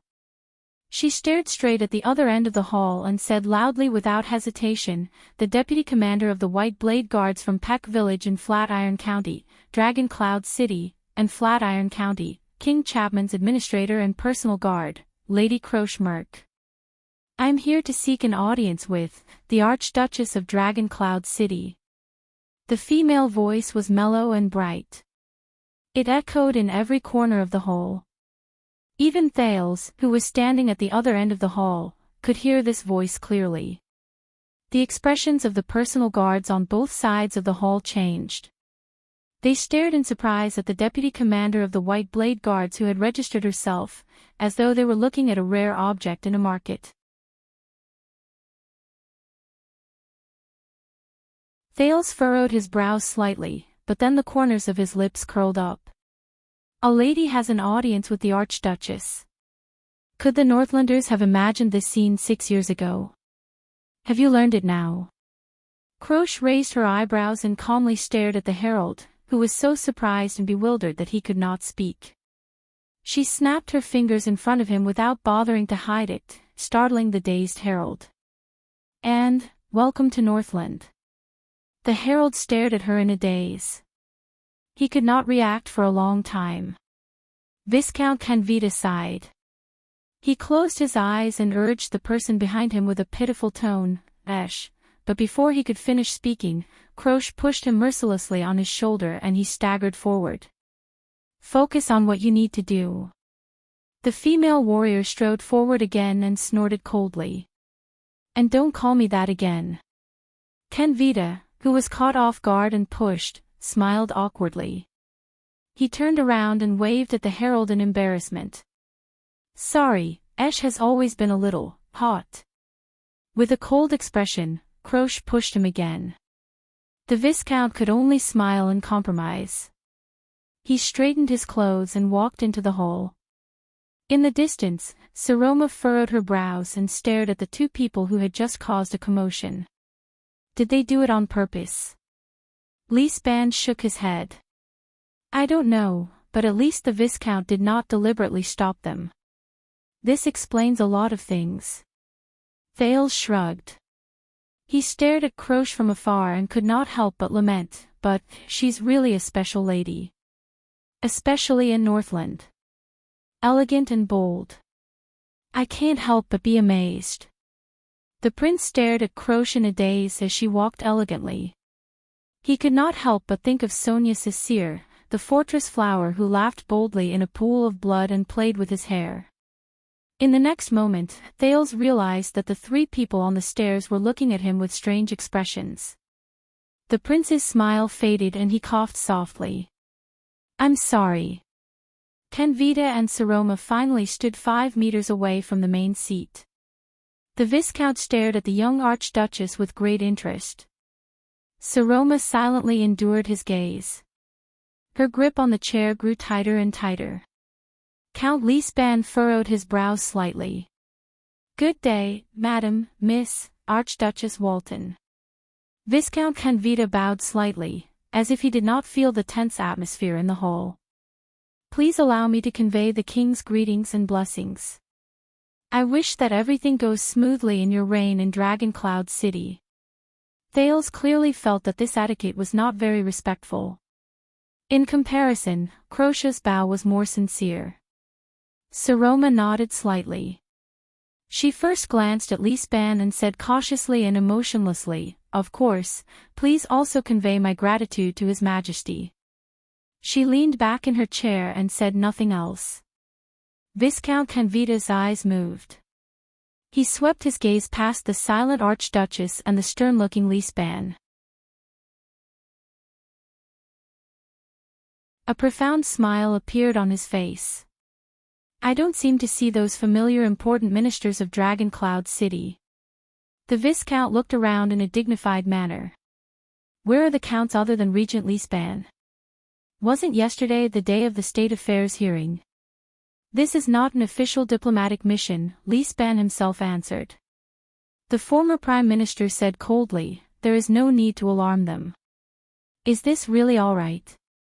Kenvita put on a slightly surprised expression. I heard that they were still discussing the Archduchess' marriage yesterday. I heard that Count Hurst and Count Nazir are both good candidates for the Archduchess' husband. Yet, when the king's special envoy came, they left them behind. Thales' breathing instantly froze. You're really well informed. Only the direct vassals of Dragon Cloud City would know so accurately. Count Lisban quickly followed up after a barely noticeable moment of astonishment. His tone was unfriendly. Could it be that you've bribed another rat in the Hall of Heroes? Kenvita laughed. How would I dare?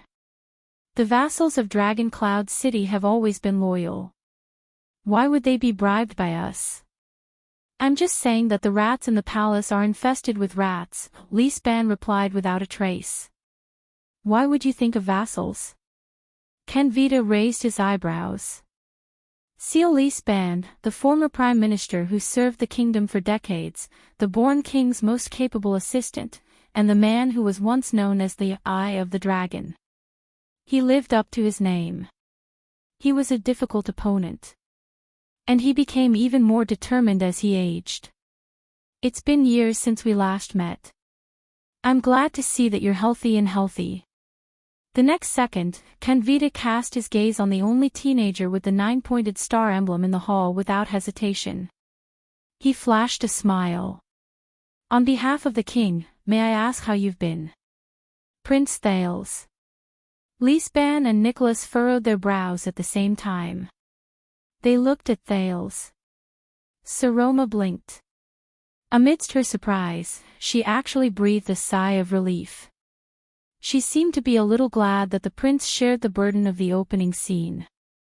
Thales furrowed his brows. He endured the stares from everyone present, especially from Lisban. With a face full of suspicion, he stared back at the smiling Canvita. Damn it. This guy, he makes it sound like I'm very familiar with Lampard. Even though I'm indeed very familiar with him.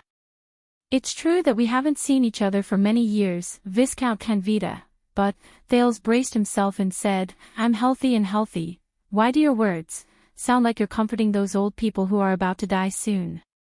The aloof Saroma snickered. Canvita's polite and complacent smile froze on his face. Beside him, Croce did not bother to hide it. She seemed to be mocking Canvita. Coincidentally, Count Lisban, who usually did not smile much, actually laughed coldly in cooperation with him at that moment. You're still as eloquent as before. Canvita looked around at the hostile gazes around him and had no choice but to put away his smile. He said stiffly, His Majesty misses you very much, Your Highness. He often mentioned that you still owe each other a glass of wine. Thales sighed in his heart again. Lisban's gaze swept towards him again. You know, 18 years ago, my uncle Herman died from a glass of poisoned wine. The prince scratched his head. Owe each other a glass of wine. Are you sure these are the king's exact words? Canvita shut his mouth. Looks like His Majesty is right. This journey of ours will be very interesting. At this moment, Count Lisban laughed. Cut the useless nonsense and provocations, and get straight to the point. As the Night Falcon of Black Sand region, Viscount Canvita, who has risen to fame in recent years, why have you come? The regent's laughter rang through the entire hall. Night Falcon. Can't you Northlanders come up with a slightly more imaginative nickname? Thales could not help but ridicule in his heart when he remembered that Duke Arun's nickname was Iron Eagle. Lisban tilted his head and sized up Canvita. King Chapman wouldn't have sent you just to sow discord when he is in a terrible predicament because of Rocknee's alliance against the king, right? There was an indescribable majesty in the count's voice.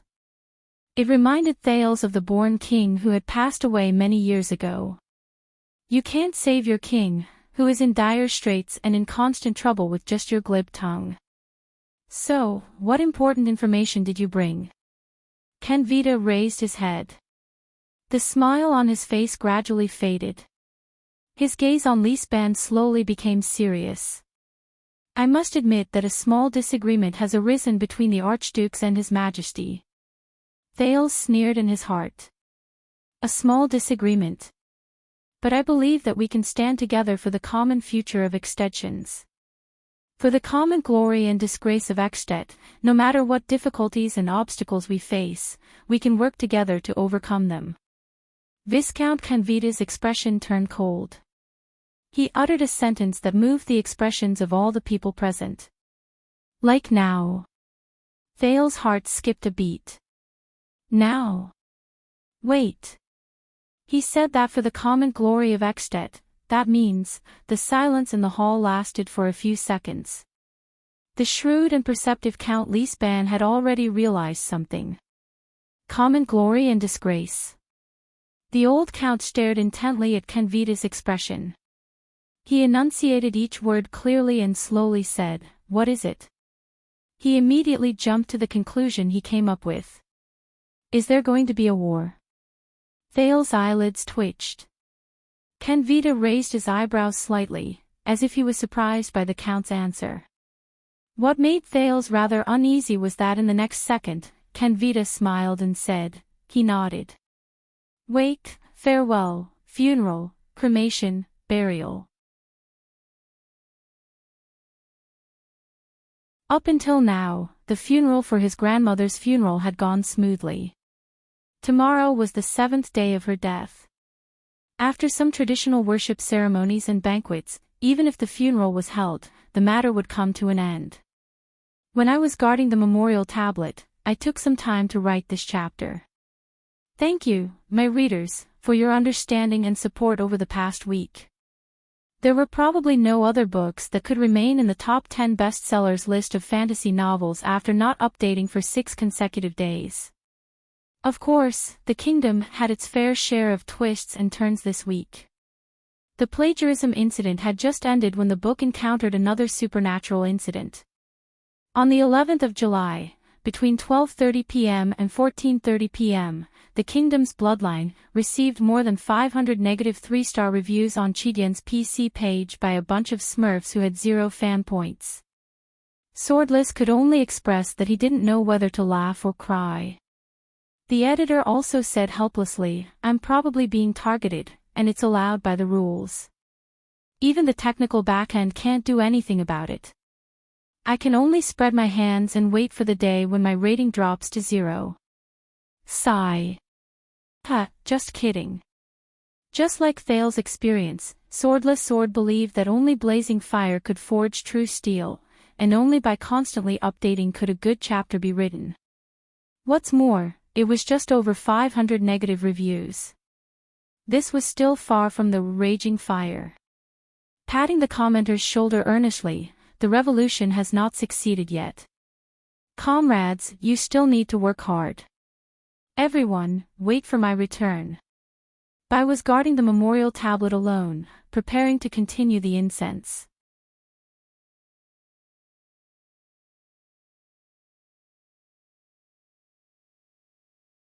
Chapter 290.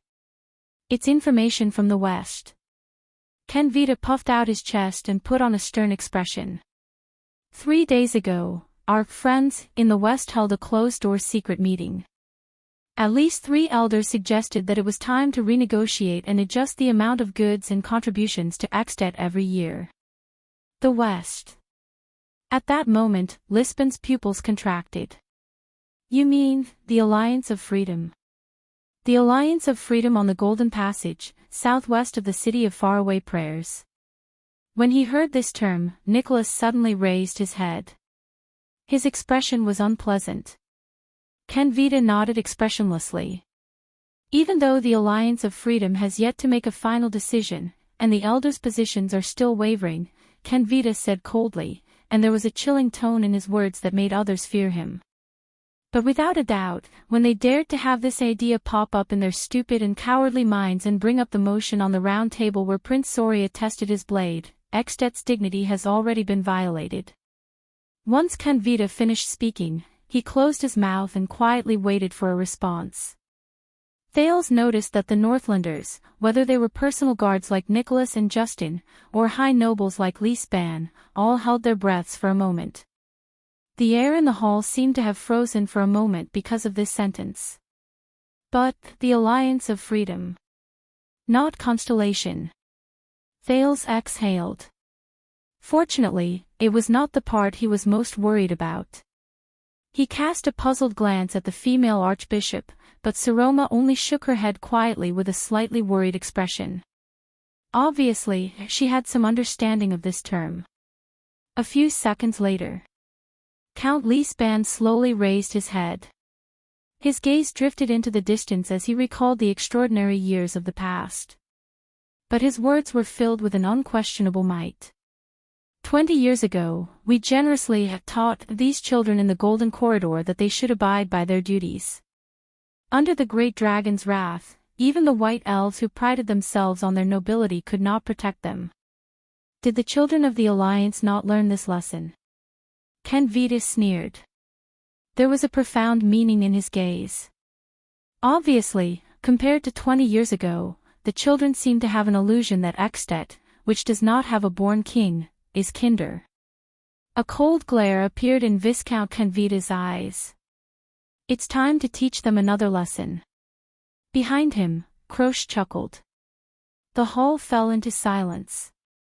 What was going on? Extet and the Alliance of Freedom. Without batting an eyelid, Thales recalled the geographical knowledge he learned from the Northland nobles' courses over the past 6 years. Of course, it was centered around Ekstet.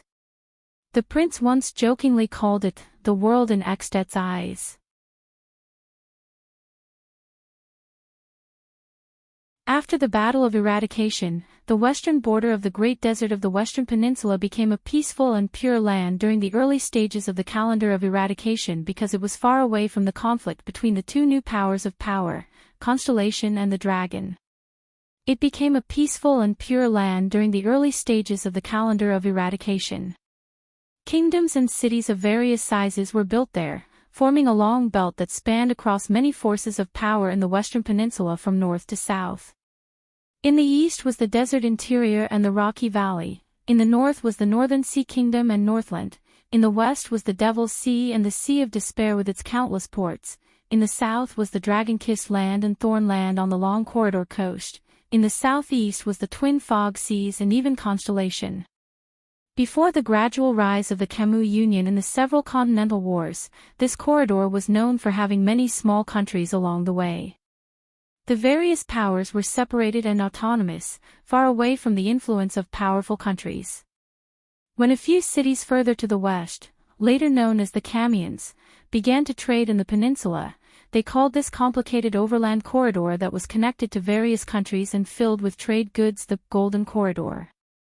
The Alliance of Freedom that Canvita and Leaspan mentioned was located at the northeastern end of the Golden Corridor.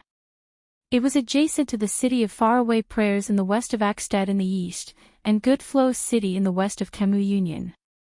If one was a little more daring, they could even reach Constellation's western desert hill by going southeast through a stretch of desert. For a relatively long period of time, this land, which was the end of the Golden Corridor, was in chaos.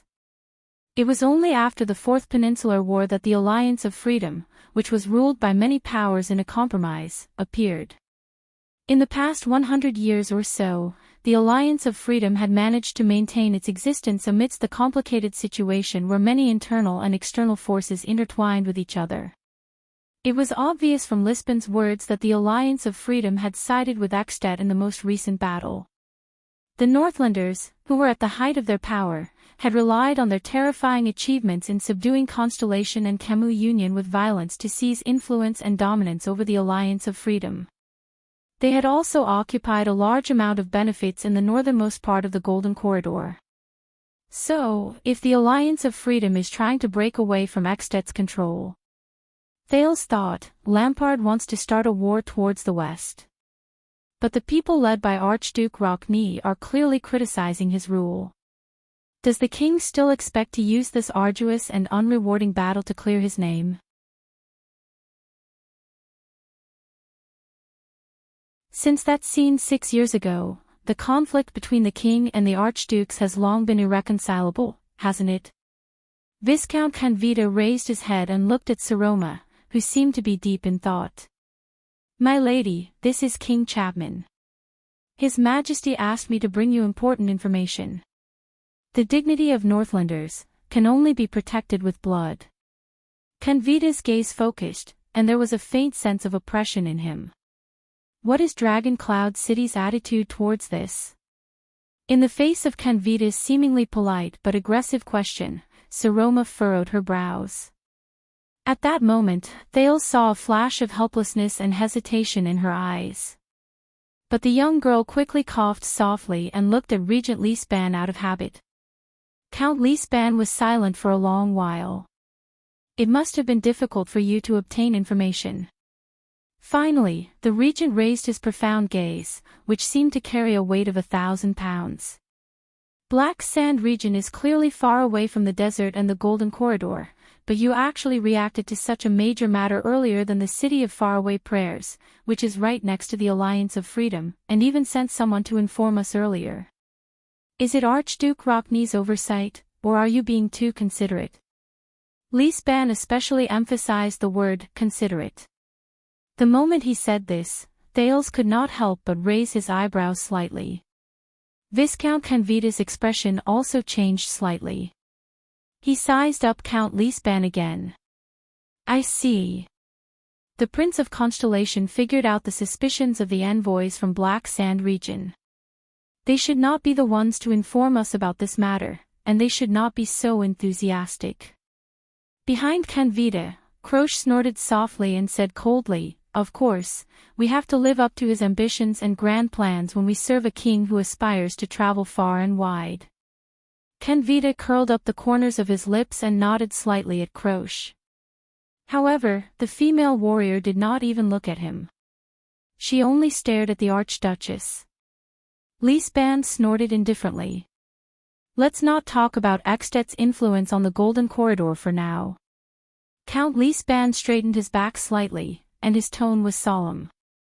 "The Alliance of Freedom is connected to abundant commercial goods and huge profits. It is also adjacent to the city of faraway prayers. Once it breaks away from our control, the one who will suffer the most and worry the most should be Archduke Rockne, am I right? You are really generous to trouble yourselves for his sake."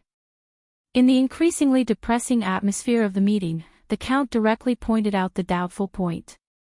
Canvita smiled faintly. "The Rockne family and the city of faraway prayers' losses are Eksted's losses, however," Lisband interrupted him loudly. "Even if Archduke Rockne is tirelessly and clearly denouncing King Chapman's rule,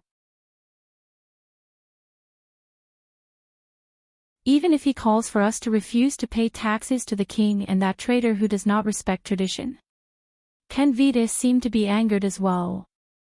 His originally smiling expression turned cold. "Extensions are inseparable. We are bound together for good or ill. This is the future that His Majesty the King hopes for and works hard for. Of course, we hope that Archduke Rockne can understand his painstaking efforts, and we hope that you can understand as well." Ha! This is indeed an interesting piece of news. Count Lisband looked like he was prepared to shoulder all the pressure from the Archduchess so that the overwhelmed Archduchess could relax. The Kinslayer is actually a patriot. The moment Count Lisband uttered that nickname without hesitation, Canvita and Croce's expressions turned cold at the same time. Thales sighed inwardly. Kinslayer. This is probably a stain and shadow that Lampard will never be able to get rid of for the rest of his life. Thales recalled Chapman Lampard's expression in the firelight. Compared to other people's opinions, the bigger shadow should be in his own heart. This could be said to be the brand that King Nuvan left for Lampard, a brand that would accompany him for the rest of his life. Believe me, King Chapman has always placed Eksted's dignity and interests in his heart. Canvita's expression was ice-cold. "I cannot tell you how much His Majesty wanted to gather all of Eksted's military forces and tear down the Alliance of Freedom city walls to serve as their tombstones the moment he received the news," but Lisband snorted angrily without holding back. "Put those pretty words away." The old regent's tone was very calm, but it seemed to contain a pressure that made it hard for people to breathe. When Archduke Rockne of the city of faraway prayers leads the heroes of the city and appeals to the entire country to get ready to revolt against the king's unjust actions, the Alliance of Freedom to the west of the city of faraway prayers inexplicably became internally unstable and caused trouble for Rockne. Thales could not help but furrow his eyebrows at Lisband's straightforward attitude. But the prince could not figure out Canvita's intentions. This is a fight between the king and Rockne, but why did he deliberately inform Dragon Cloud City? Does King Chapman still expect Dragon Cloud City to stand on his side? Rockne has to choose, right? Lisband removed his hands from his back and crossed them in front of his chest. He took a step forward and stared at Canvita, who was at the foot of the stairs. In the name of justice, if he wants to solve his immediate worries and protect his prestige as the Archduke of the city of faraway prayers, he must give up on protesting and opposing Chapman. He must even work with the king. Only then will he be free to deal with the internal strife of the Alliance of Freedom and seize back the interests that belong to the city of faraway prayers. Canvita was silent for a few seconds. "I do not understand what you mean, Your Grace." Lisband snorted coldly. "We are all Northlanders. Let's not play the constellations politics of the empire. Constellations. Politics of the empire. Thales could not help but raise his eyebrows. The prince swore that he saw the corners of Saroma's lips curl upwards. Tell me, Lisban said sternly, if Rockney does not make a choice that meets your expectations, how will King Chapman react? Kenvita stared at Lisban for a few seconds. In the end, the envoy of Black Sand region laughed. I believe that His Majesty still has to respect the joint ruling pledge. After all, the Alliance of Freedom is the closest to the City of Faraway Prayers. So, when it comes to handling matters related to the Alliance, he respects Archduke Rockney's attitude. He also respects the interests and autonomy of the City of Faraway Prayers even more. Condemning those children is one thing, but recklessly meddling in the Archduke's internal affairs is undoubtedly unwise. Hey! Lisban shouted sarcastically. At this moment, our king actually remembered the joint ruling pledge and remembered that this is the internal affairs of the archdukes. Kenvita did not answer. He only bowed slightly, and the regent shut his mouth. The hall regained its strange silence. Thales saw Nicholas furrowing his eyebrows tightly, while Saroma seemed to be deep in thought. Strange. In this strange audience, Thales quickly found a few suspicious points that he could not figure out. Black Sand region mentioned the Alliance of Freedom, but according to Lisban, this was just one part of the game between King Chapman, Archduke Rockney, and the other opposers. But what does this have to do with Dragon Cloud City? Why did Lampard send someone to inform Saroma about this? More importantly, what does this have to do with me and Thales Jadestar? If what Gilbert said about there are no meaningless words in diplomacy and testing our footsteps and strength is true, Thales frowned. He had too little information. A few seconds later, Count Lisban's expression changed. He raised his gaze. I know why you came to Dragon Cloud City. The Count became solemn. And what happened yesterday? Lisban narrowed his eyes. You've sent Dragon Cloud City into the eye of the storm. What? Sent Dragon Cloud City into the eye of the storm. Thales was slightly stunned. He could not keep up with their train of thought. Obviously, he was not the only one who did not understand Lisban's words. Saroma widened her eyes.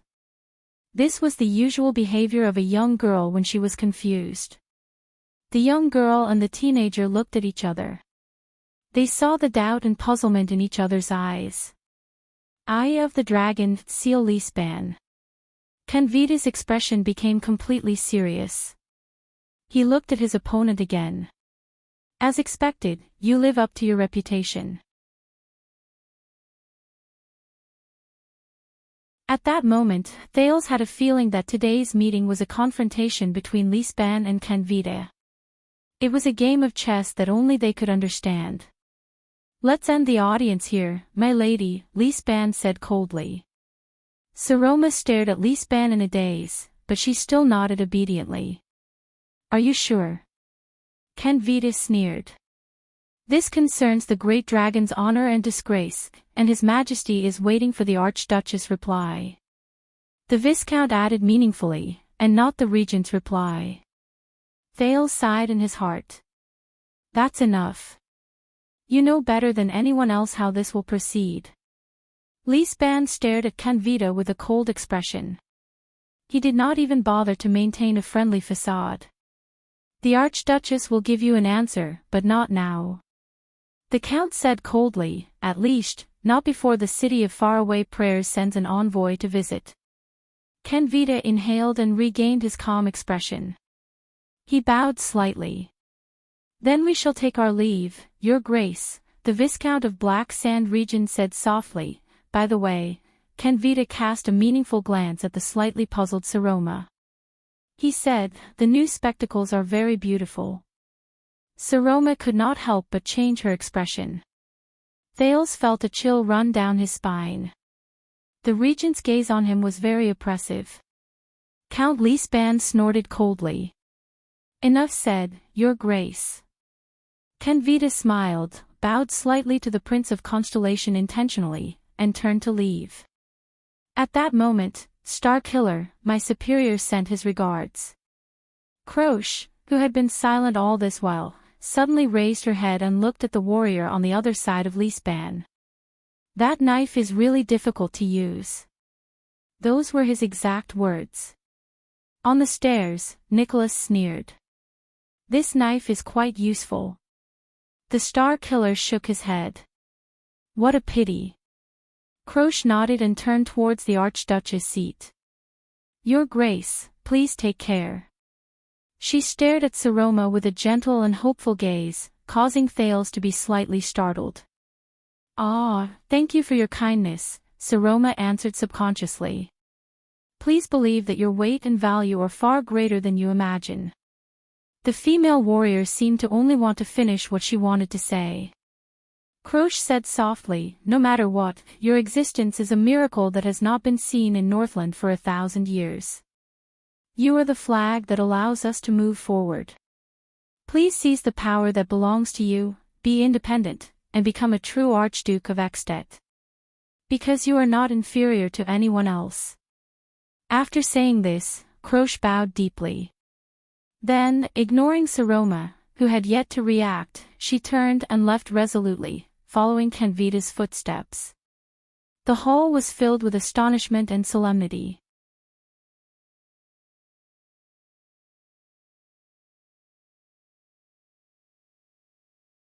Chapter 291. Even though Thales was baffled by the baffling meeting with Lisban, and the confrontation between Lisban and Kenvita under the table was also filled with suspicious points, the second prince did not intend to be troubled by this for too long. If there was anything he learned from that thrilling night 6 years ago, it would be, so you came to me? In the Blood Court, Putre, whose afternoon stroll was interrupted, stared at the smiling prince in dissatisfaction as he paced back and forth. Yes. Thales leisurely imitated Putre's pace. His right hand tapped his saber rhythmically. Ralph and Waya followed behind them. And I look forward to your answer that I'm satisfied with. Putre snorted coldly. You expect a slow-witted, stubborn, and sarcastic old man who has just arrived in Dragon Cloud City 2 days ago to analyze such a complicated and difficult diplomatic and internal affairs situation. The Lord flicked his pipe with a nonchalant expression. Perhaps you should ask Gilbert, and I really can't do anything about it, a slow-witted, stubborn, and sarcastic old man. Thales took a deep breath. All right. The prince turned around and walked backward in front of Putre. He raised his hands and faced Putre. I will not mention for now how that grumpy old man managed to find the kingdom's secret intelligence department and Nicholas during the most desperate moment 6 years ago. First, he miraculously rescued me from the secret room and Lampard's hands. Then, he decisively supported us in breaking into Heroic Spirit Palace, and cleverly sent the prince into the Hall of Heroes. In the end, he miraculously saved Dragon Cloud City's glory. Wyatt chimed in cooperatively behind him. Even Ralph nodded and hummed. Thales gave them a thumbs up. Putre flashed an unpleasant smile. Not for now. Thales ignored Putre's smile and continued, I'll just say that on the first day I arrived in Dragon Cloud City, that grumpy old man told me in a baffling manner, vividly, and in great detail what kind of shocking secret happened in the highly secretive Hall of Heroes during the council hearing in Dragon Cloud City on the day of Dragon Cloud City's affairs, which is difficult to get close to. Do you know how furious Lisban's expression was when Kenvita revealed the contents of the hearing? Putre raised his eyebrows. I have more friends, that's all. And most importantly. As Thales retreated, he raised his right index finger and pointed at Putre. Amidst the treacherous and complicated situation in Dragon Cloud City, you, who have been missing for 6 years, suddenly appeared. Thales leaned forward and narrowed his eyes. Are you going to tell me that this is a coincidence? That you're just here to introduce a teacher and give him a pair of glasses? Aha! Putre coughed awkwardly. Speaking of that pair of spectacles, you know, it was specially made for the Archduchess. Thales furrowed his brows. Why, Madeira, guard the perimeter. Let no one hear us, he interrupted, wisely putting an end to Putre's attempts to change the subject. The slightly puzzled duo received their orders and left. Thales turned around again and looked at Putre sternly. Putre looked at the prince, feeling a faint uneasiness in his heart. You know, I didn't pursue the matter that day. Thales' expression changed slightly. But Waya reminded me more than once. After I was trapped in Dragon Cloud City, you disappeared without a word.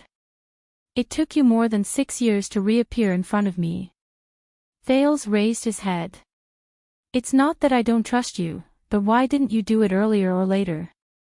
Why did you do it now, more than 6 years later? Putre's expression froze. Waya inherited his father's sensitivity.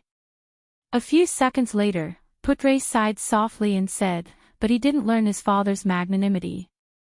Thales ignored him and continued to speak. 6 years ago, when I was just recognized as a prince.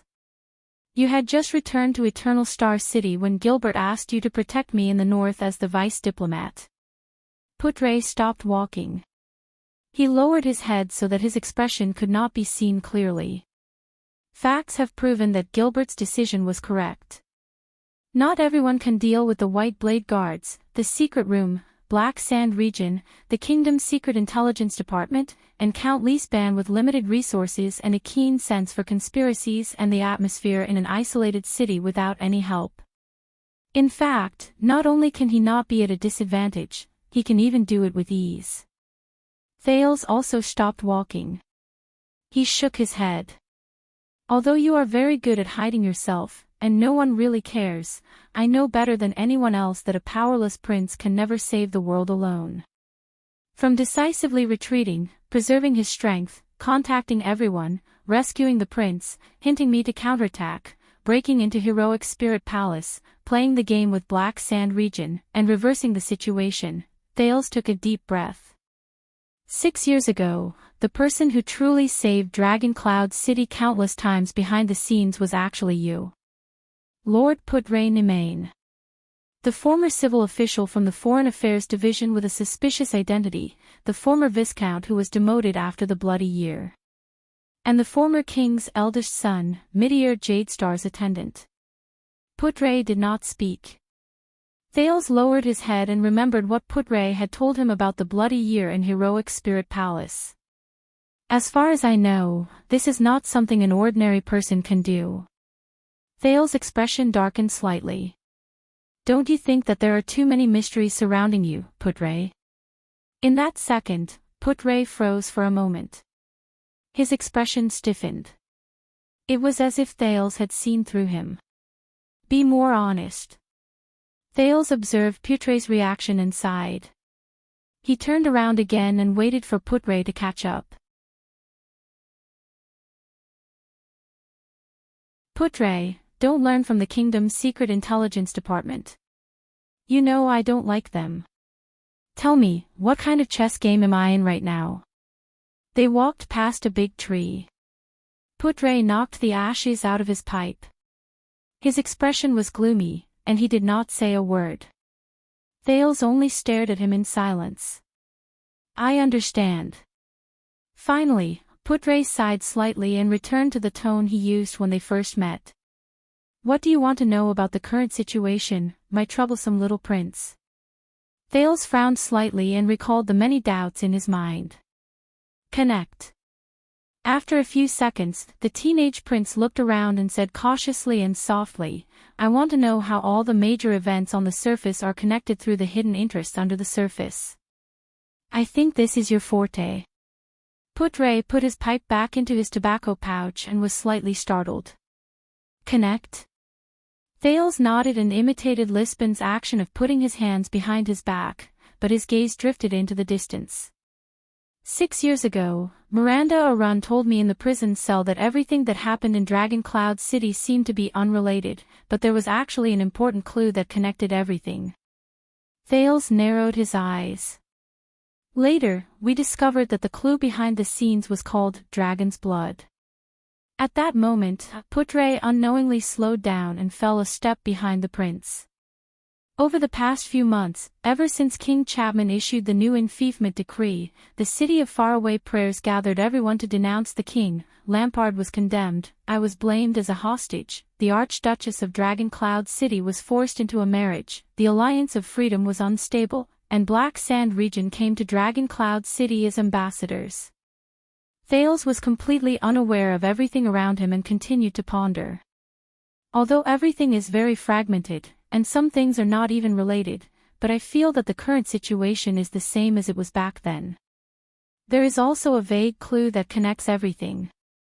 I want to seize it, instead of passively dealing with the troubles that come knocking on my door. Putre's gaze froze for a moment.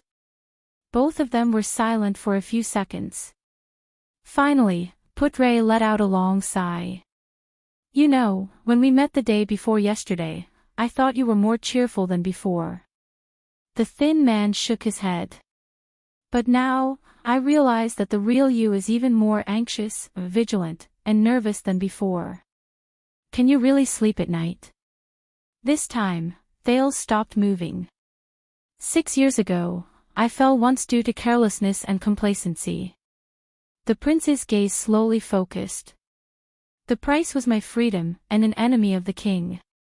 That feeling, the feeling of helplessness and fear where you can only drift with the wind, not knowing where to go in the next second. Thales stared fixedly at the stone slab under his feet, which had cracked due to age, and said flatly, I don't want to experience it a second time. At that moment, for the first time, Putre felt that the 14-year-old teenager beside him was a prince named Jadestar. The Lord shook his head gently and whispered, You've changed. Thales snapped out of his daze and smiled faintly. Everyone changes. Either more or less. Putre stared at him for a long time. Finally, when Thales thought that a few centuries had passed, Putre started walking again. This time, the Lord's expression was no longer languid and sarcastic. It became serious and nervous. For many years, the Alliance of Freedom has been dependent on the city of faraway prayers for survival. Here it comes. Thales quickly caught up with him and pricked up his ears. As the great dragon's vassals, they provide Extet with benefits from the Golden Passage. Extet also maintains its control over the Golden Passage and the western side of the peninsula through them, keeping Camus Union in check from afar. Putre scratched his chin and said seriously, You know, it's just like our relationship with Sarah Dukedom. Constellation controls Dragonkish land, which means that they control the southeastern end of the Golden Passage and the coast of the Long Corridor. They even affect Thornlands, I know. Saroma's teachers taught me that Extet and the Alliance of Freedom had a fight 20 years ago. Thales coughed and waved his hand, cutting off the former bard's desire to talk and perform. Let's get straight to the point. Putre glanced at him in dissatisfaction. He seemed to be very displeased with the fact that the little prince who was obsessed with listening to stories had now become a young man who interrupted him. However, he still continued, about what you said, about the fight. 20 years ago, the governor of the Alliance of Freedom found a new ally. He thought that King Nuvan was busy with the dangerous situation at the Glacier defense line and had some disagreements with the city of faraway prayers, so he had no time to care about the West. So, for the first time, he had the idea of independence. Thales was slightly startled. A new ally. Putre nodded. White Mountain, he said cautiously. These arrogant white elves rarely interfered in human affairs. They were not very powerful, but they should not be underestimated. They supported the Alliance of Freedom in seeking independence, the Lord said as he walked. Of course, some people suspected that the Camians were also involved. Extet and Vine City, which is located in the south of Camus Union, were united by marriage. This made several northern Camus Union states very uneasy. Thales was slightly startled. He thought of Marquis Shiles, who was always smiling. And the result? The result? Putre snorted softly. There was a hint of mockery in his tone. The overconfident governor of the alliance seized the tribute goods sent to Ekstedt without authorization. He also wrote a tactful but firm letter, requesting that they reevaluate their friendship. Even though the city of faraway prayers and Dragon Cloud City were in conflict, as the supreme ruler of the kingdom of the Great Dragon, King Nuvan did not gloat over their misfortune, nor did he reply to the letter to wrangle. Putre put on a stern face. He did not hesitate to blow the enlistment order. The army of Dragon Cloud City traveled a long distance and met up with the soldiers from the city of faraway prayers and Defense City. They then marched towards the Alliance of Freedom. Thales quietly listened to the past of the Alliance of Freedom and Ekstedt.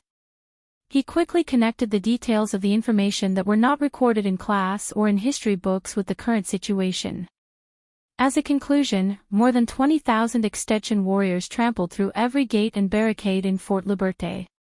Prince Soria's troops even fought their way into White Mountain and threatened the White Elves' Archon Court. They stained the Good Flow River red with the blood of their enemies' skulls. When Putre said this, he felt a little sentimental for some reason, as though he had seen it with his own eyes. It was said that after 2 years, the nobles in Good Flow City did not dare to drink the river water that flowed from the upper reaches of the Alliance of Freedom. The price of the famous freshwater seafood in the Good Flow River basin also plummeted. That year, King Nuvan reaffirmed the kingdom of the Great Dragon's absolute dominance at the end of the Golden Passage. He intimidated the small countries and city-states that had become complacent in the peace. He used blood to tell the Alliance of Freedom that there was no such thing as mutual friendship between the Great Dragon and the ants. Nuvan. Thales muttered to himself. He thought of the old king with unparalleled might and his tragic end. It's him again. King Nuvan's 30 years of rule that shook the Western Peninsula was not without reason. Putre sighed softly. Not every king lived up to his oath to stand at the forefront of the kingdom. After that, the Rockney family in the city of faraway prayers changed their attitude towards Dragon Cloud City. Even the Camions became more well-behaved. Good Flow City even humbled themselves. The Marquis of the city personally came to Northland to apologize with a smile. Thales thought of something. 20 years ago, as the king, the Archduke of Dragon Cloud City sent troops to support the interests of the city of faraway prayers in the name of all of Ekstedt. The prince punched his palm. So, when the Alliance of Freedom became unstable again, Lisbon said that Rockney had to choose. Thales recalled Regent Lisbon's words in the hall. If the city of faraway prayers wanted to receive the support of the entire kingdom led by the king, Archduke Rockney would have to choose to compromise with the king and give up on gathering the nobles to denounce King Chapman. The thin lord snorted softly. Indeed, this is a good method.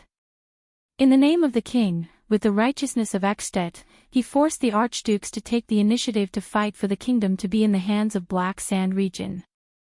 Putre nodded.